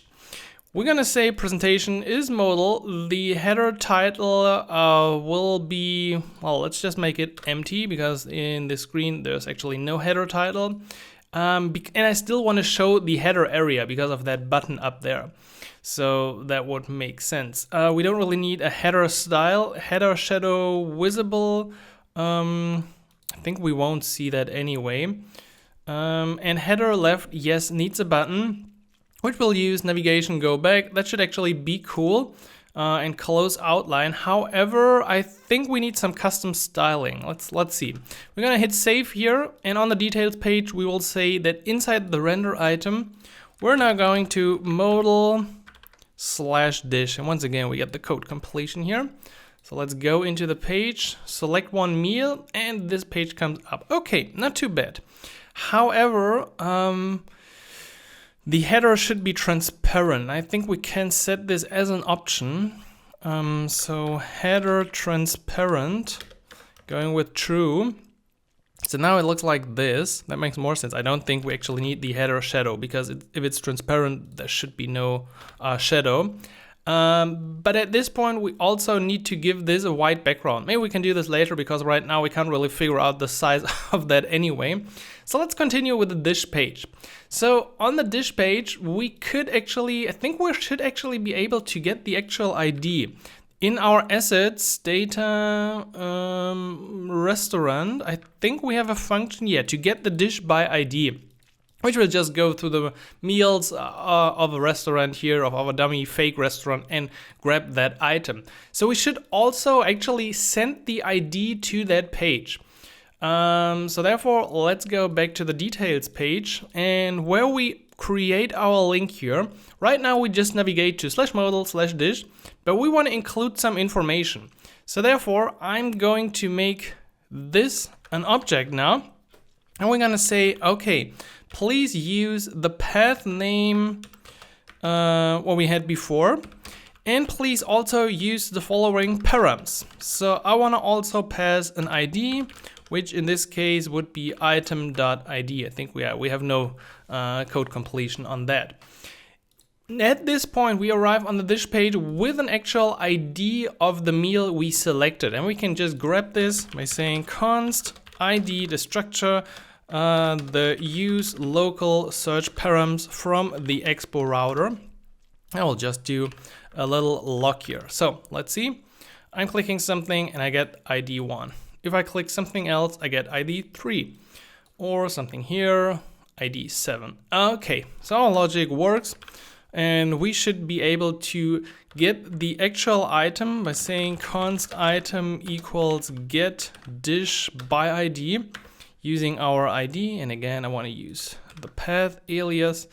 Argument of type string is not assignable to type number. Okay, yeah, get dish by expects a number, and the argument from the local search params, if you don't use any types here, will be an ID, so will be a string. So with a plus, you can simply convert that string to a number. Super secure of doing this. Okay. So we got our view. We're gonna set up some styles as always. Style sheet create. And as always, I'm going to get started with a container styling using Flex 1 and a background. You don't like that when the thing is not closed yet. Let's see. Style sheet. Yeah, I haven't actually added the import. I can't blame you this time. It's my fault. You're cool. You're cool. I don't have colors white, but yeah, I'm pretty sure that FFF should be white. So let's apply this here for the style. Styles.container. We only got one style right now. Didn't I call this styles? Oh yeah, I made a duplicate. I'm sorry. Here we go. Okay, this is our container. Maybe if I give it the color red, we should see the difference. Okay, cool. Now at this point, we can also finish up our button up here. So in our layout file for the touchable opacity up here, we should now set some style. Do we have a style sheet here? No, so let's just do it ourselves. I'm going with a background color of white. Then we need a border radius and probably some padding. Yeah, that looks good. Probably a bit too much padding. Yeah, that's definitely too much. Let's use a 6 padding. Yeah, that's good. That's good. We're done with that button. Thank you, Red Debugging. You served your purpose, so we can go back to the actual page. Now, on that page at the top, we want to have the image in the background. So we're gonna get started with an image tag, and that image source will be our item.image. And we probably need some, yeah. Okay, not too bad. It's good. Like if you see something on the screen, that's usually good. That's progress. We just need some right styling here. So let's do our own image styling. And I'm gonna add the image styling here. Styles.image. Okay, we're gonna give this a width of 100 and maybe that solves the problem. Nah, it's not really. Yeah, we should probably set a specific height. Let's use something like 300. Yeah, that looks good. That should look good. By the way, you should notice that if I click on something else, it already shows the other image. Like, that's pretty cool, isn't it? Nice.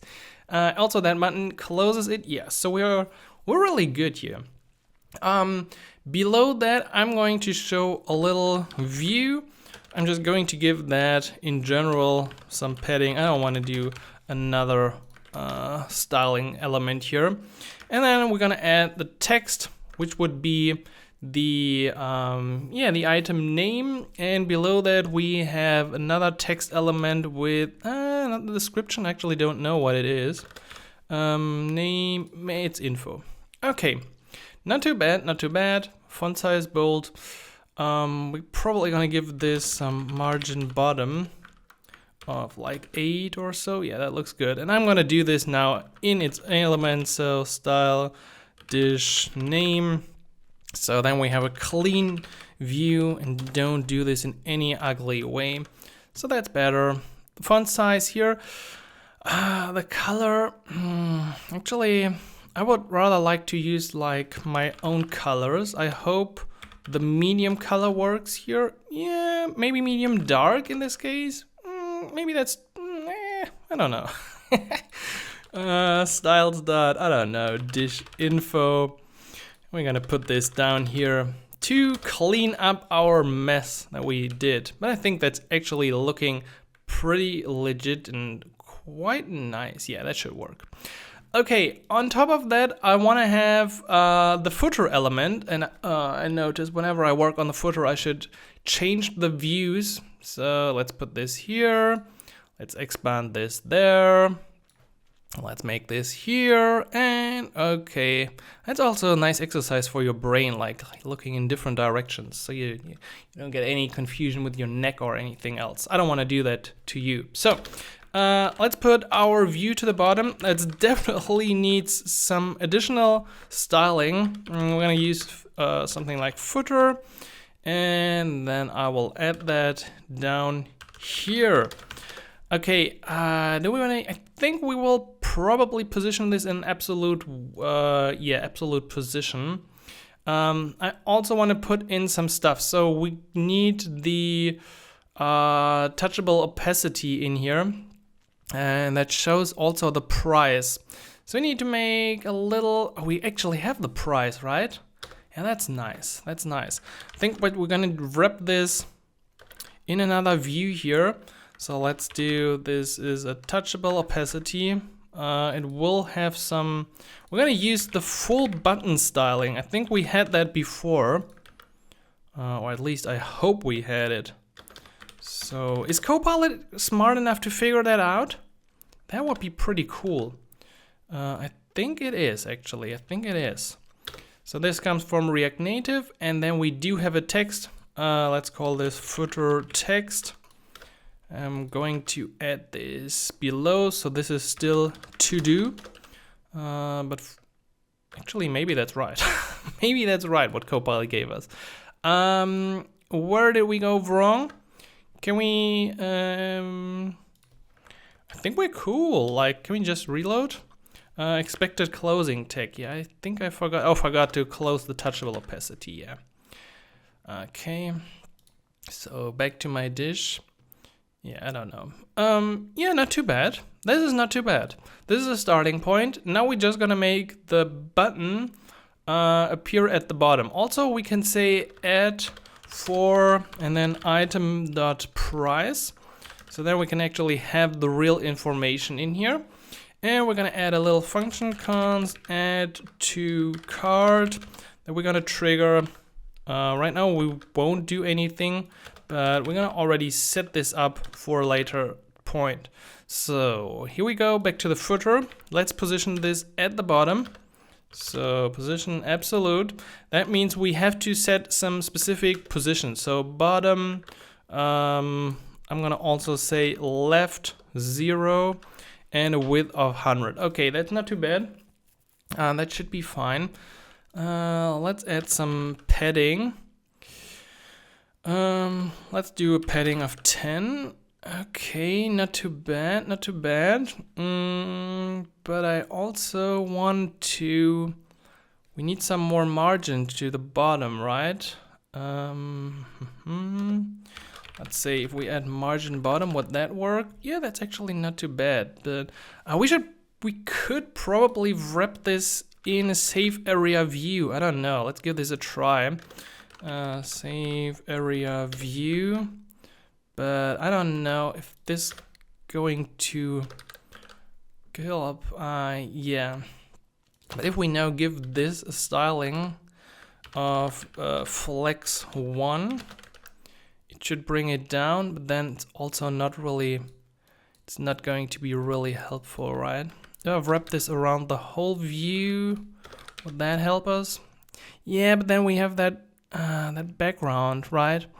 And I also want to only have this at the bottom. So let's see if we can play around with this. Let's give this a background color of red. Yeah, so that's that area. And I only want to have the save area at the bottom. So what was the name? Edges. Yeah, I only want the edges. Okay, was this an array? I only want to use bottom. Yeah, so there we go.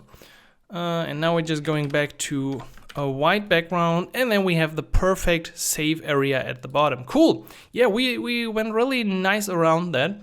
You see, usually it applies to the top and the bottom, the save area. But if we supply the edges here, we can say, okay, please only do this at the bottom or in whatever place you want to have it. So we have that button. We have that. The footer text looks pretty nice.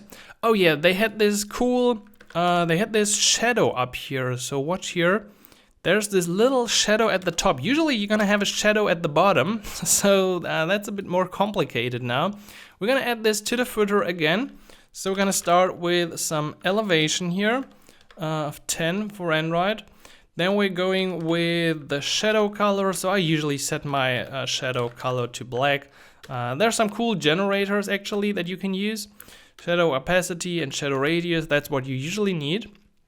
And now I'm going to set my height to -10. So that should show it up here.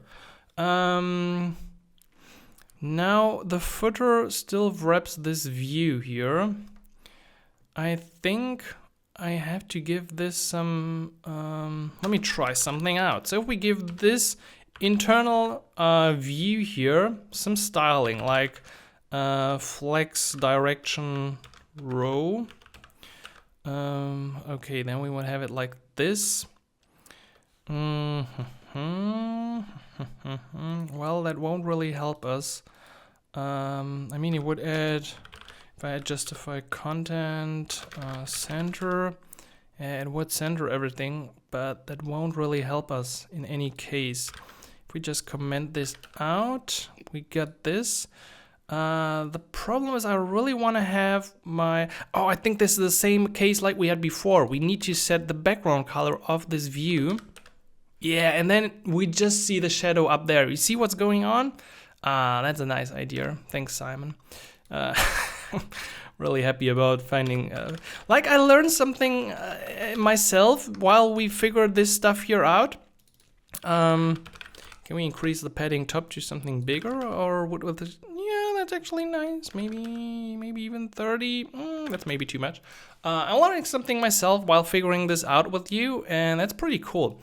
So we have this button, and we have that view, which is already pretty cool. Like, it's generic, it opens the information, there's everything on this page that we need to add something to the cart. However, we can make this a bit cooler by simply adding animations. So if you have a view like this, it's really easy to just sprinkle in some animations. So what we're gonna do is, on the image, I'm going to say this is an animated image. If I do this, I'm going to add the React Native Reanimated import. And now I can do some simple stuff. Like, initially I wanted to have a shared element transition, which basically you click here and then it fades into this image. However, that didn't really feel good in this scenario. And actually in the real app, what they do is they just fade it in. So we're gonna do the same. Let's do this. We can just do this right on the element now. And what we can say is we can define an entering animation. So for entering, I want to use fade in left. It should take a duration of 500 milliseconds. And actually, I'm going to apply a little delay of 400. So because this is a modal cart that opens, I want to play this after the modal opens. So let's hit save. Okay, let's see if I go here. Not too bad. But I feel like we should just fade this in. Let's use just fade in. Yeah, I think this is better. Maybe we can try fade in bottom. Is there like fade in down, fade in up probably? Let's see. I don't think that this is any cooler. Fade in down. Let's give this one a try. Yeah, that's not too bad, but we got this like this white area up there. I don't know if I'm a fan of that. Nah, not really. I'm not really a fan of that. Let's just do the fade in. I think that's enough. Yeah, then it just comes in and it feels more natural. Yeah, probably the delay is a bit too high. You can play around with those values. Same for the duration. Maybe 500 is too much. And then let's also animate the text. So let's change this to an animated text. And we're gonna say, okay, for this one, please use the following entering animation. This one should actually fade in left. I think for the text, this should look good. We're gonna do, yeah, something like this. Yeah, that looks cool. And I'm going to copy this for my last text element as well. But this should probably have a higher delay, so it looks like it comes in later. And make sure when you wanna apply something like that, you're gonna have to add animated to the element, and you have to spell it correctly. So now, let's see. Fades in, and these come gently in. Yeah, I like that. We could probably also like fade this in from the bottom. I feel like this is probably too much for one view. If we now also fade this in. So I think for now, this is actually enough. And I think this is a pretty cool view and concept that you can then reuse as well. I mean, you could have shared element transitions between those. You're gonna find a video on my channel about them as well. But overall, I think this is a pretty sleek details page. And with that details page and that add logic in place, we can go for something fancy. Maybe there's one more thing that we could do right now. And that is when we add something to the card, you could use something like the Expo Haptics plugin. So this is now really hard to show you in any real example. I'm just gonna show you how we include this and then you're gonna feel it. Trust me, really in this case, you're gonna feel it. Because haptic feedback is like your device vibrates a tiny bit. Maybe I could show you like how this sounds, but I don't think so. So you would import it just as haptics up here, and then you would use a haptics notification async, just like this. So when we add something to the card, we give the user some feedback about it, and usually that is pretty cool because the user gets some real feedback. And actually, once we do this, we can also bring the user back to the previous page. So let's import use router. So yeah, we can also use router or use navigation, and then call router.back to go back to the previous page. So now if the user adds something, it will give this gentle feedback and we will be brought back here. And on that page, we should now show our card.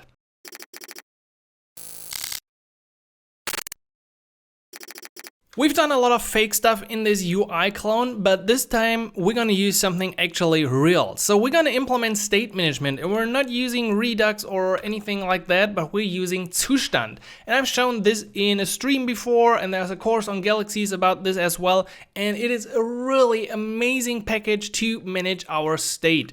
So let's go ahead by installing Zustand first of all, which is, by the way, the German word for state.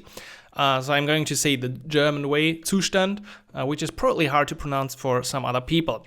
The concept is pretty easy. We create a store, and in that store we have our values or functions that could change the store. We're gonna also use this in a TypeScript-like way, so that will make it look a bit different. Is there actually a TypeScript example? I thought there was like a TypeScript example. There's a lot more about this that you can learn about middleware and all sorts of cool things. So this is what we need. We're gonna create this little state interface and wrap this around our store. But the cool thing then is that we can just inject this hook in any page, just like that. We can use our store and get like the current items in the cart, the current total value. We can add something to the cart or remove it, and it is going to be really, really easy. So let's do this with a little Zustand bear. And we're gonna close this, and we're gonna actually add a new file. So I'm going with the new file under store/basket store. So this is our basket, and this is going to be a TypeScript file. Cool. Now inside, we're gonna first of all import the create function, like shown from not mobx. Close enough, Copilot, close enough. And I also want to export a little interface for a product. So we could have probably done this before. The product, did we not just have like the product interface somewhere already? Like, we got this from the TS file. Yeah, VS Code just inferred that. Anyway, we can create our interface now, which is the basket. Did they call this the basket store or state? Store, yeah, it's a store. So this is going to be the basket store, but actually the interface is not the basket store. The interface should be TypeScript. So TypeScript usage, the interface is the state. So I'm going to call this one state, and our state now has a few functions. So we're gonna have our items.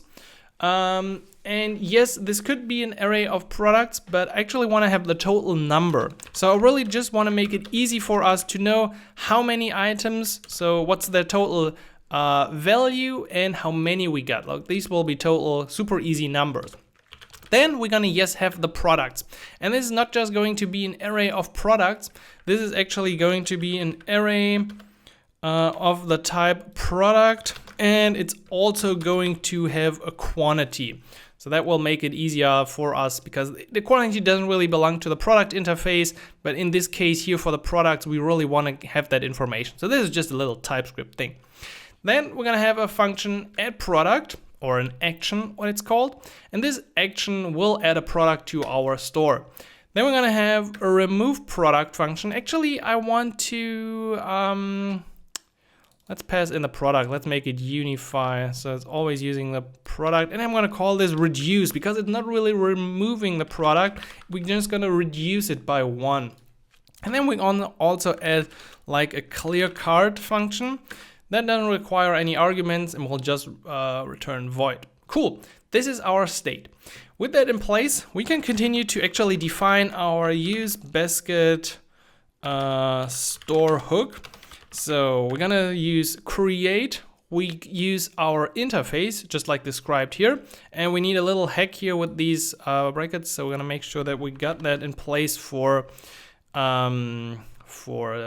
TypeScript to be fine with everything that we do.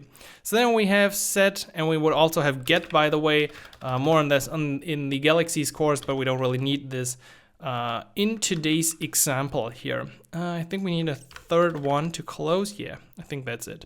So let's start easy. This is the default state or the initial state of our store. We won't have any products. The items will be 0 and the total will be 0 as well. Then we're gonna have functions for add product. We're gonna have one for reduce product, and we're gonna have one for clear card. So that already satisfies the interface that we created for ourselves. And now we just need to implement these functions, and then we can use them from everywhere in our application. It's going to be ridiculously easy. The easiest one is clear card actually. So let's implement our clear card. I'm gonna wrap this in the set function, which is the argument that we get here. And what we wanna set is we wanna set products, items, and total back to 0. So I think I don't know if we have to return. I think this will return it in the right way already. So making it quite easy. The add product is a bit more complicated. The problem is that oh, this is interesting. I don't want to do this. I really don't want to. Let's write this on our own. I don't trust Copilot on this yet. What we want to do is we want to check if we already have that product in our current product state. So that's why we have access to the state here. We also want to update our values here. So maybe we're going to do this first. So state.items gets one more, and state.total gets the additional product price. Now we're gonna check if we already have the product by using find on our current products. If we find something, we're gonna have to update that value. Actually, is that right? Let me think about this. If we have the product, we're gonna up its quantity, and we would return everything for the products, everything. I don't know if this is going to work. I mean, we can try, but I currently don't think it's going to work like that. Anyway, in the else case, what we want to return is for products, all the products we already have, plus the new product with a quantity of 1. So that is definitely true for this case. So I don't trust this one entirely, but maybe this is assigned and then it will just work. Maybe. So for reduce product, we're gonna of course set our state. Oh no, not that. Okay, yeah, we still need to wrap this. So I forgot about the set function. So set. We want to set the new state, and we always need to be careful that we don't overwrite anything else. But usually, I think by default, bear or Zustand, it's not bear, the bear is just the banner. By default, it will not overwrite the rest of the state when we use return in here. So we're gonna set the state dot total and reduce it by the current price. And then we also need to remove an item, right? Yes, I think so. Yes, should work. Okay, then we can return our object, and we're gonna set products to a map. So we're gonna iterate the map, iterate our products. If we find the product in the current products, we reduce its quantity. Otherwise, we just return the element. And what we're going to do afterwards is, so after this map block here, we will also add a little filter block. And we're going to filter out all the objects now which have a quantity of 0. So imagine you have some items in the cart, you reduce it by 1, and the amount of the item goes to 0. In that case, I don't want to have that product anymore in my state products. So that's why we add this filter block, which will filter out all the products that went to quantity 0. So I mean, it can only be one.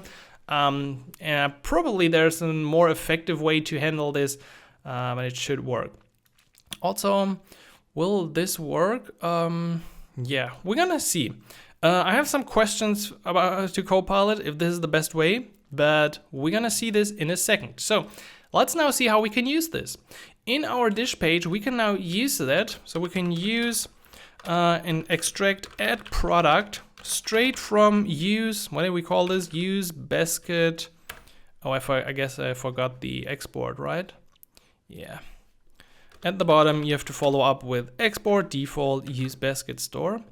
And now we can add it in here. And we don't actually need to do anything fancy, like this already works. You can reassign the state to something, but we don't really have to. So we're just going with add product in here. Expected one argument. Okay, this should probably be our item. And the quantity of that item. Okay, the quantity is at that point not included, right? No, it's not assigned to type product. Type undefined is not assignable to type product.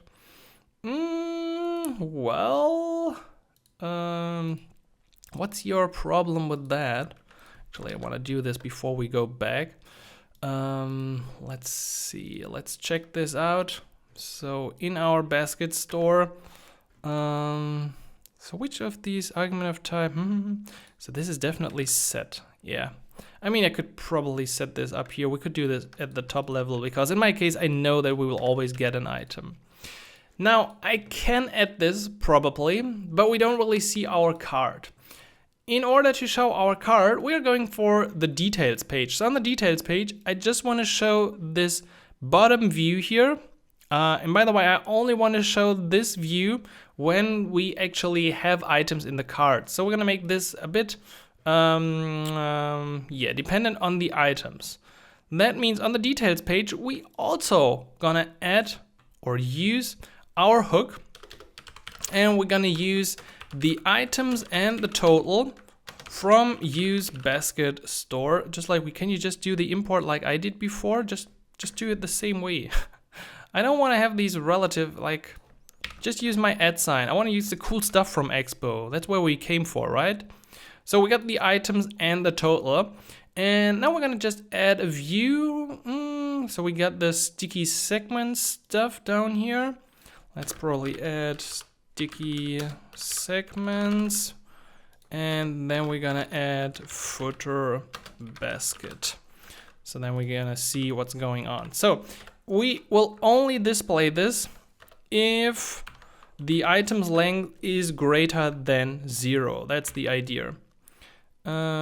Actually not the item length, this is not an array, items is already a number. And now we're going to add a view. Style is going to be some kind of footer styling. Yeah, I'm going to just call this footer, and I probably, I'm terrible at doing the brackets in the right kind of way. I really hate myself for that. I wish my fingers would figure that out in a better way. Actually, I think the footer is pretty much like the footer we had on the dish page. So I'm going to grab that footer and apply it in here. So I'm not entirely sure if it's going to be the same, but to some degree. So let's add it here, and we already see it coming up at the bottom, which for the smart of you indicates that we actually have items in the cart. So we just need to display them in the total value. As we can see, this should be once again a row layout in the button. So let's see, we got the view here. We're gonna put in another view. So this one will have the flex direction row. I don't want to, okay, this is interesting. We'll just go with some recommendations here of It's enough now, enough of the recommendations. Actually, the touchable opacity belongs somewhere else, and I'm going to close the view here. We see a total of 34. That's a nice indicator. Let's see. Oh, it goes up to 51. So you see, our state is actually working. I'm really excited about this, but I want to justify my content in the center, and I don't really need to align the items. That's actually not required. I will just add a little gap of 12 here.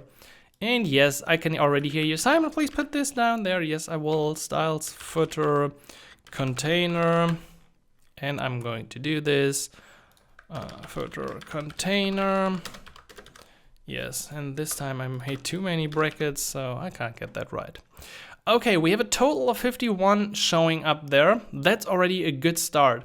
However, this is not entirely how it should look like. So we should first have a text with the total number of items, and that one needs a little styling. Then in the center, we're just gonna say text view basket, because this is eventually going to be wrapped in a touchable opacity. And then we just have the dollar total amount. However, as smart people, we're gonna do this with some styling. But we already see 3 view basket and 51, and now 4 and 68. So this should give you a little thrill that you're pretty close to what we wanted to achieve. Let's add 3 stylings. So we're gonna add a basket styling. Let's add another basket total. And then we probably, as always, we're gonna have some footer text. I think that's going to be just the white text. So footer text, basket, and basket total. Let's start. Oh, so much styling in here, right? So much styling. It really gets confusing. We could have probably done this with some other components, but then we won't really reuse them. I mean, it would give them some structure. So after this tutorial, you might be able to just like refactor this. So this view is not 300 lines long. That I'm gonna leave that open for you. So we have the 3 styles applied now. Basket, footer, text. We also have the container styling. Actually, I'm going with, yeah, we still need the actual link. So this is another thing we need. Let's put in a link component. href is going to be, this is actually not a modal, by the way. Just a quick spoiler, this will be the basket page. So this is just another page pushed to the stack. So I will just make the href to basket, and I'm pretty sure you're gonna complain about this.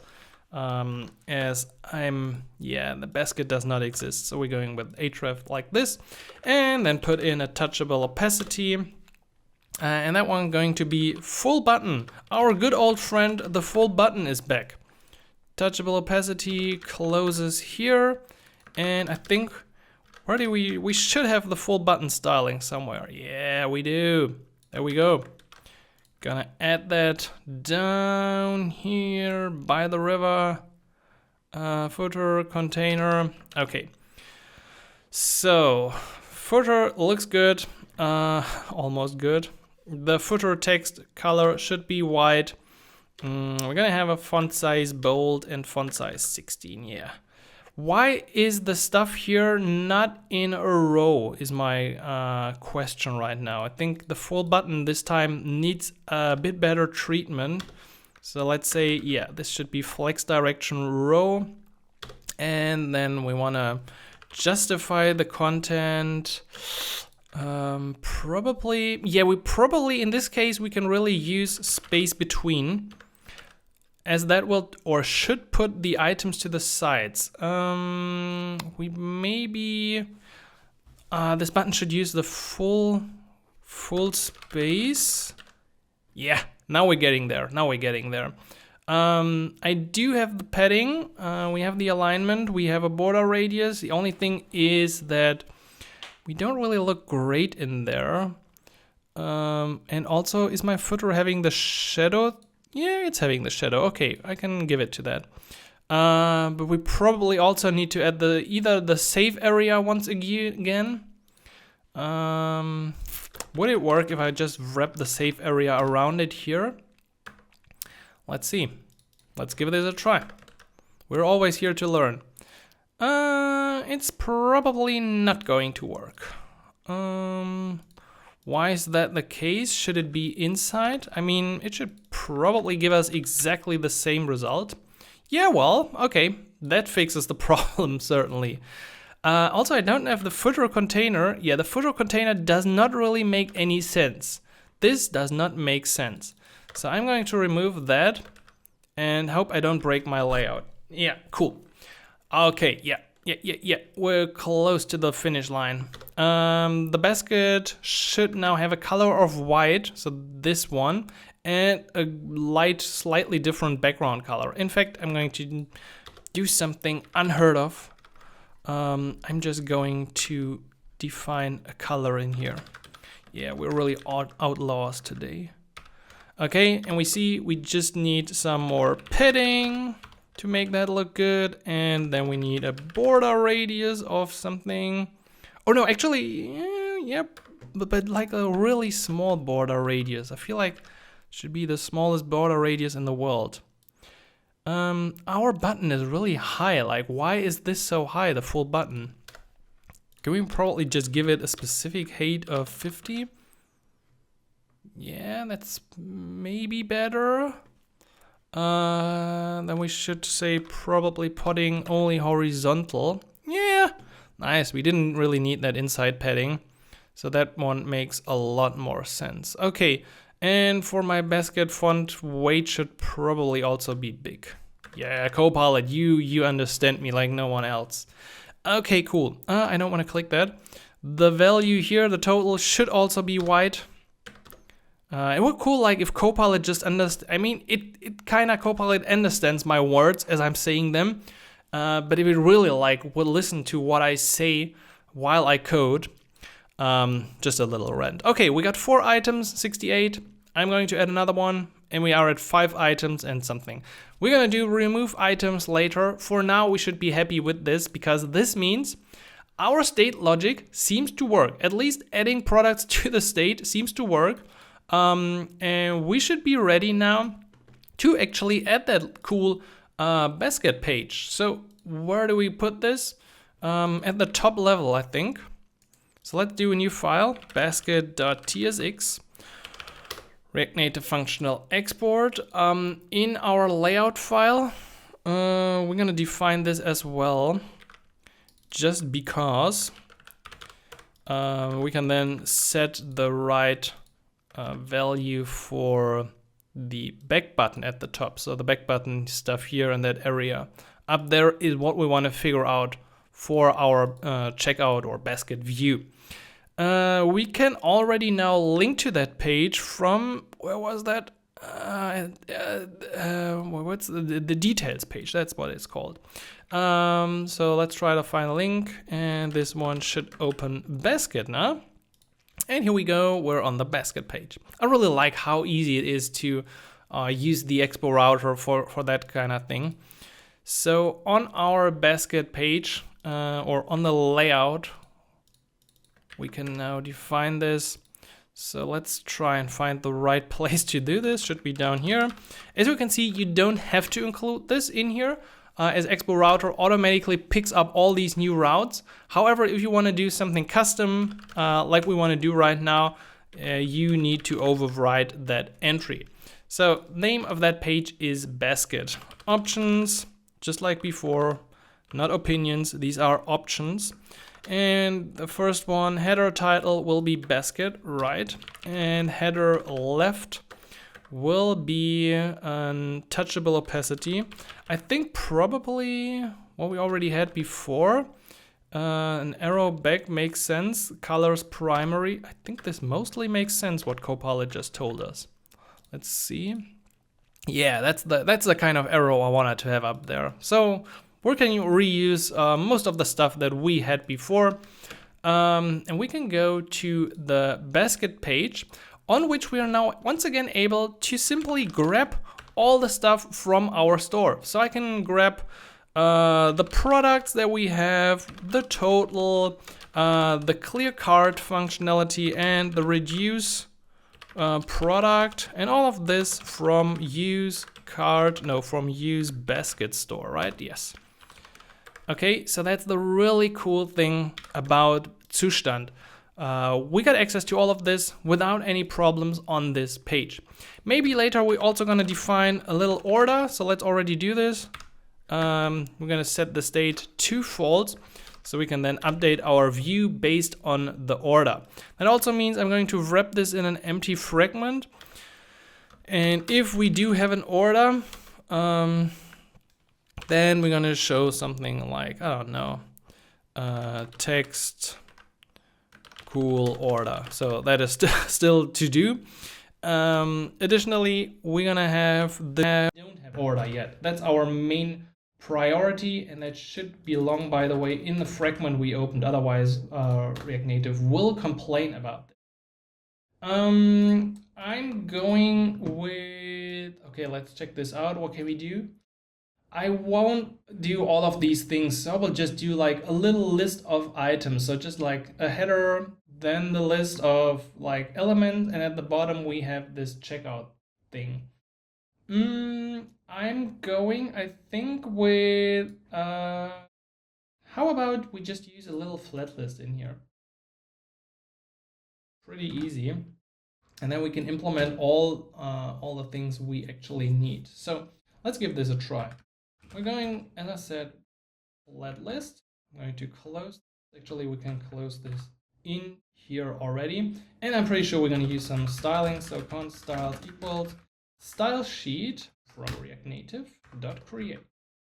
Yes, we're going with the container definitely, and a background color of white at some point. Already close this to make it work. Cool. Now the flat list. As you can probably remember, we need to pass in some data, and the data will be my product. The flat list is not that picky about like the section list where we needed this specific setup, so we can just use it like this.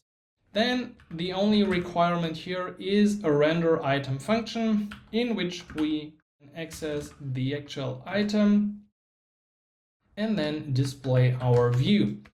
So we're gonna put in a simple view element, and let's just try to put our stuff on screen. So it looks like we added these three things to our cart before. Let me add something else, like a pizza salame. Did we add that before? I don't know. The piano date. Salame. All of that is here. Great. If we use it like this, probably use some sort of row styling. So let's give this styles.row, and that row should probably have a flex direction of, guess what? Of row. Copilot, you're right with that. We're also gonna set the background color for now to, let's set it to white, yeah, because we're actually not using the container, I think. Let's get rid of the. Okay, we see, yes, that looks good. They have a white row. We probably also want to add some padding to it, so let's add a padding of 10. That spaces them out a bit more, and a gap between the stuff in that row of 20. Because besides the item name, I want to actually have the quantity as well. So the first text will be item.quantity, and then times the item.name, and at the end we're going to show the price. Item.price, item.quantity, and add a little dollars. Okay, good start. If we want to make that middle part take up most of the space, you know the deal. Set the flex to 1, so it takes up all this space here. Additionally, we can probably also up the font size a bit on this view. So I'm going to set this to 18. I'm going to do the same here, but this one, of course, has not flex of 1. First one will just get color primary. colors dot primary. Uh-oh, I feel like we've added the wrong object. No, we actually did the right. What's my primary color? Oh, I forgot. Sorry about that. And here we go. Okay, now it's better. Looks good, but I also want to have the font size. On this view, I'm going a bit dirty. Okay, that's a nice list. I now also want to render the header above, like, are the items aligned? I feel like they're not aligned. Align. I feel like I made a tiny little difference. So we want to add a list header component. That's the cool thing. Again, if you have different items that come before that list or after that list, you would do it like this. So for the list header component, let's just add a text element with items. So that should show up there, right? And we're going to give that some section styling. So styles.section. And put this down here. So that's like our section header. Copilot, what we give in that case, something like this. Yeah, I think that should actually look fine. Maybe also some padding horizontal. Probably even more. More. Yeah, feeling too much.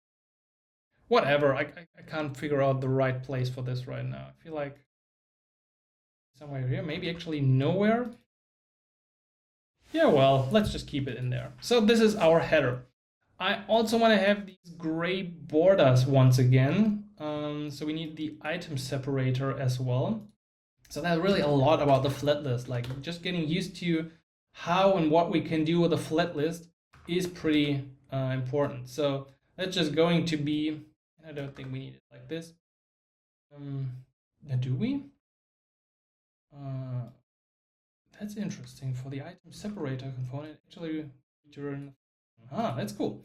But I don't want to use that color. I want to use colors.gray. Makes it a bit more, yes, it's cool. Okay, we got the list header, we got the item separator, and I want to also add a footer component. So let's do this here, list footer component. And by the way, did you notice that we just, without any problems, use our state? Like, that's pretty cool, huh? You totally didn't notice it, and you thought using the state was hard, right? Nah, it's not. It's not with Zustand. So let's just do a few things in here. I want to do like a total row with the values. I'm just going to call this styles.total_row. Okay, to make sure that we don't mess up. And I'm going to add the total row styling down here. So for the total row, we're going to use the same again, flex direction row, justify content, space between, a bit of padding. I think we used 10, 16, I don't know, and a background color of white. So with that total row, I can now add like the different additional subtotal, service fee, or whatever down there. Okay, we got the view, text. Do we have like a style for total? I don't know. Subtotal, and then we do, I don't really know. I think that's exactly the subtotal. Give the bigger. Probably, I feel like we should do something about this. We're gonna give this a bit different color, so the text will get styles.total, and we're just gonna use like a medium gray color, so sticking out like the other stuff. Yes, font size will be this, but color will be colors.medium. Yeah, you figured that one out. Yep. Okay. Maybe we can do like medium dark. We can argue about. Yeah, well, I will actually keep it to medium. There should probably be something between those, but for now we're gonna keep it. Also, I want to have a little border at the top, so I'm just gonna do like a fakey one here. Let's do a view, style, height of 1 and a background color of gray. Strings. Oh, strings somewhere. Yeah. We need to go back. Okay, now we have that border up there. Actually, we could add that to our header component as well, to section. I don't really want. Oh no, I closed it. We're just gonna continue and wrap this up. So we have this one total row. I'm just going to copy this. Let's say now we have a service fee, and we're probably gonna add like a little fees object. Really, we're trying to make it at least somewhat dynamic. So let's make this a const fees. We're gonna add a service fee, service of $2.99, and we're gonna add a delivery of whatever, $5.99. And then we can use this in here, fees dot, what was this, service? And then we're gonna copy this and make it a delivery fee and put delivery. Okay, so we got the 3 different fees down here, and then we should have the order total as well. Order total, so this is the final value. And that one will actually get a bit bigger font weight to make sure that people see what they're ordering. And this is going to be the total value plus fees.service plus fees.delivery. And that looks good. Fear that at some point this might give us a strange value.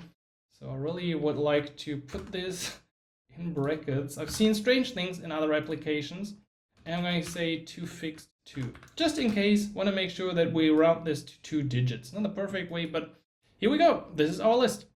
And if I add something to that deal, once another vegetariano, we should see that the price changes and everything else is updated as well. Now let's add below this flat list. Okay, let's see where the flat list starts and ends. Yeah, we've wrapped this in the empty fragment, so we can now do another view which will become our footer. So once again, style is going to be styles.footer. Footer, and can we probably copy this? I mean, we should be. So let's copy our footer from somewhere we used it. Here. And we probably also need the full button and the footer text. I'm just going to copy all of that. We might have to apply change here and there, but it should be a good starting point for us nonetheless. So that shows the footer down here. Did we add the save area view inside? Does anyone still remember? Yeah, we kind of did it. So we're going to apply the same thing in here again. Close the save area view and make sure you add the import. Okay, I feel like we did not add the right import. Why are you complaining about the edges? Maybe because there's no content inside? That could be a reason. So I'm gonna put in touchable opacity, definitely. Touchable opacity from React Native.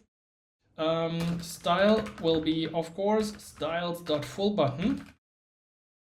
Okay, on press, we're gonna actually place our own order on press. So I will not use set order. I will use like function start checkout, and we can implement that in a second because this is just going to be a little fakey here. And start checkout will do something. And then we have the button down here. The only thing I want to show is actually not that. I want to show place order. Yeah, I think what did they do? Let's just call this order now. Okay, that should show also our text in the center. So let's check out the full button. I don't want to have justify content space between. We don't really need flex direction row, align item center. Should be fine. Flex 1, height, cool. The text is cool as well. I only want to have this justify center. Now the order now is fine. That looks better. And we have our basket place pretty much finished already. Let's see, do we need anything else in this case? I feel pretty good about this one. Let's see.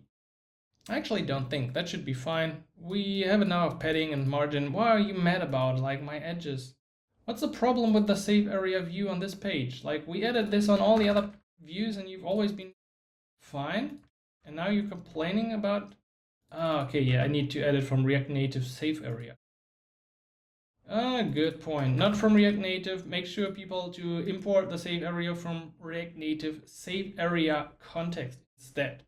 And once we got this, we can place an order, which would, by the way, clear our card. So that would be a nice place to give this a try.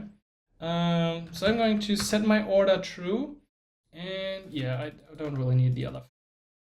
And I will clear the card. So let's see.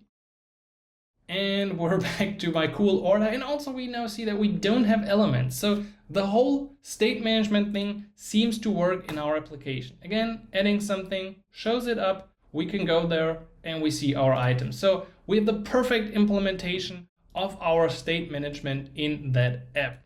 So now there are just two additional little things that I want to do on this page.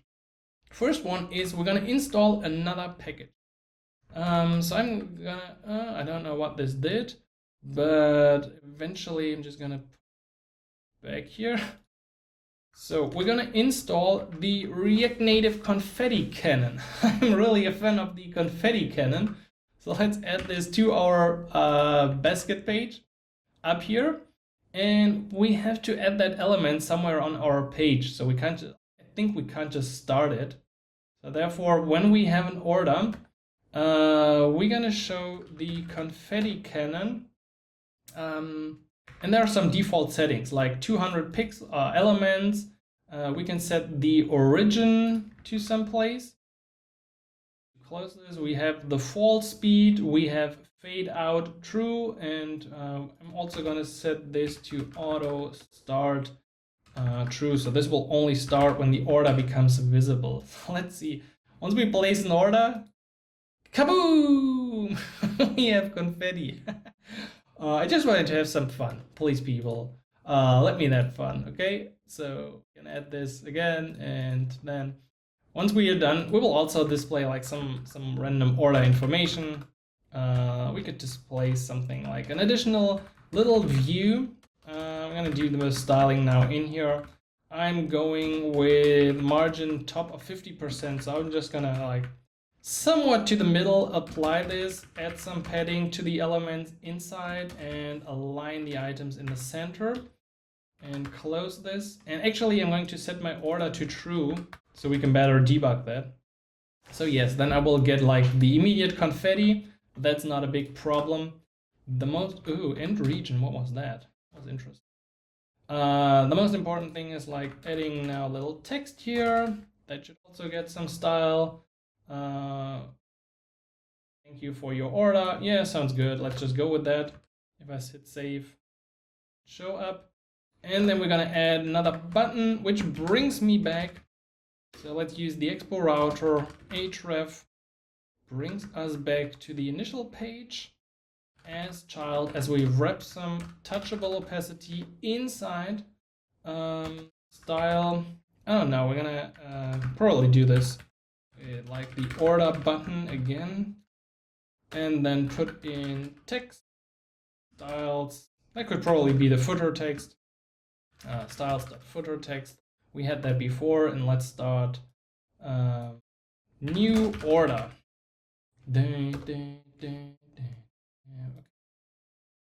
Do we have a footer text? We should have the. Yeah, we do have that. Oh yeah, it's style. And the order button should be the same like the full button. Just some padding. We need a border radius. We need to align the items. That's good. But I want to make that definitely bigger. Let's say I'm going with the width. Could we probably... Is this inside a flex layout? No. It is, but then not again. We're just going to do this now in an absolute way. So we're just going to set the width to 250. And the height to 50. Oh, come on, you had it, Copilot. Height to 50, and then we need to align the items in the center. Content center. And that should probably have some margin top. Where do we left it? Yeah, let's give that one margin top at least. Okay, thank you for your order. Brings us back. So let's try this one more time. We go here. It says thank you, and we can do a new order. I'm gonna set this to false for now. So here is my card. I would have some items. I would click order. At that point here in start checkout, you would submit this to your own backend, as we do like a little fake thing here. We're not really doing this. But we can place the order, we get the confetti, our basket should be cleared, and all the items are gone. So yeah, we made some abstractions, but overall, the whole flow of adding stuff in Zustand now works cool. So you see there's just one tiny little thing left that I want to show you. So I'm gonna one last time. No, I want to keep it. For now, I mean, we're pretty close to the finish line. The only thing left is that we can't do, like, we can only clear the whole card. We can't remove single items. And usually this is a perfect place for a swipe to delete. And how can we implement that? Well, that's not that easy. But if we check out the Reanimated or the React Native gesture handler here in the software mentioned GitHub repository, they have some cool examples for a swipeable row. An Apple-style swipeable row, and there's also a Gmail-styled swipeable row. And I want to take this row here, because it's an example. I'm going to copy that over to my app, and we could probably do this in a slightly better way, but I want to make this my own. So I want to have some customization anyway. I'm going to call this swipeable row.tsx. I'm going to put this in. So by default, this is not throwing any errors. We have already the React Native gesture handler. So all of this is cool. If we now simply apply this, it should, I think, already work. So we need to go to the basket page. And on the basket page, we're gonna wrap this in the render item. So where we render this row, where's that place? Okay, it's here in the render item. I will wrap this whole thing in a swipeable row that we just added. It's called Gmail swipeable row. I feel like I don't want. I just want to call this swipeable row and not Gmail.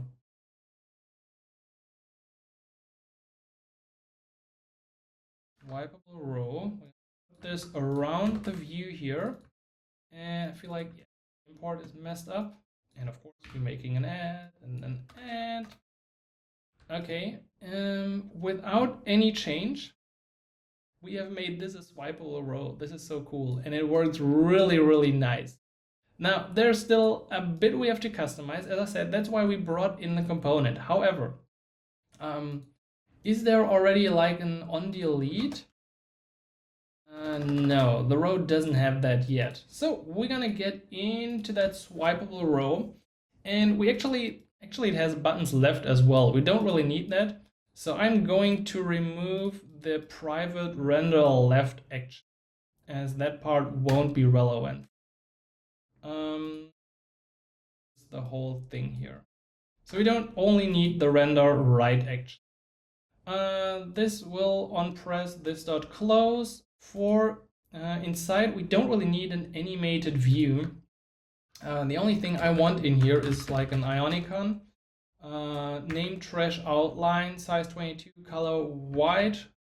Let's see, yeah, probably a bit more margin. Style, margin right of, I don't know, something. So now if I do it, that's in the right, probably. Okay, cool. So we made our first customizations because this is really easy to customize. We have the swipeable row, we have an update, and we have a close. And then we have the render function. And what I want to do here, so render left action does not exist anymore. We have the friction, we have a left threshold, that's cool. Enable trackpad, 2-finger gesture, render, right actions, and we have the children. We also don't really need the styling for left action in that case anymore. The rest is, I think, pretty fine. We also don't really have the action icon anymore. We only have this one. It's also using right to left. That's cool. I don't have a problem with that. What I want to do is I want to add a function that when this is all done, it looks like we are not using scale, by the way. When this is all done, it should trigger a function that we pass to it in the props. And therefore, we're gonna change the signature. So we have the extends props children unknown, but they're gonna be another prop that we want to add. So we're gonna say and there will be an onDelete function that I will pass to this prop to this component. So gonna be a callback void here, and that should essentially be enough for us, I think. And when we close this, so this is called when we press that button. We could also trigger this at a different point if we wanted to. We're gonna call this props onDelete. So this is my trick here now. Now I'm going back to the basket page, which complains because we have actually not added that onDelete. So let's update it here, onDelete. What do I want to do onDelete? Well, I want to call the function from our state, from our store, use reduce product. So we're going ahead with reduce product, and reduce product will be current item, right? Yeah, I think so. And with that in place, let's see, let's add some more stuff to the basket. I'm going with this one, living live, and I can also do live in your best life a few times, so then we can see this probably better. So live in your best life is 3 times in it. Anyway, delete it. Oh, it's back to 2. It's changes and everything. It just worked. And we have that swipeable row. I think, yeah, we should probably implement that.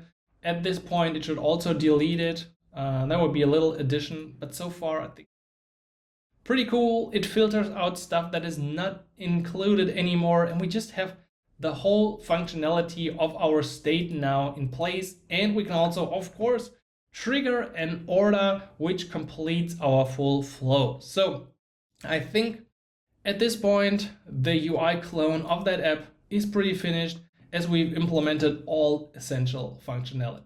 Alright, and that's it for this massive build. I assume this video is going to be 4 or 5 hours long, I haven't checked yet, but if you've made it this far, congratulations. You should have learned a bunch of skills about React Native in general, about routing using the Expo Router, about state management, animations, how to build views, how to use section list, flat list, use Google APIs. We've learned so many things in this tutorial, so I hope you enjoyed it. If you did so, please subscribe to the channel and share this video. That would really help me a lot. And of course, if you want to learn more, if you want to take your React Native skills to the next level and build up your career as a React Native developer, go check out galaxies.dev. This is my online school focused on React Native and helping developers just like you get into React Native, use the latest packages, and build awesome, amazing cross-platform apps. Don't forget to hit the subscribe and like button and leave a comment if you want to see more of these huge clone applications in the future. Hope you can replicate everything, and I will catch you in the next video. So until then, happy coding,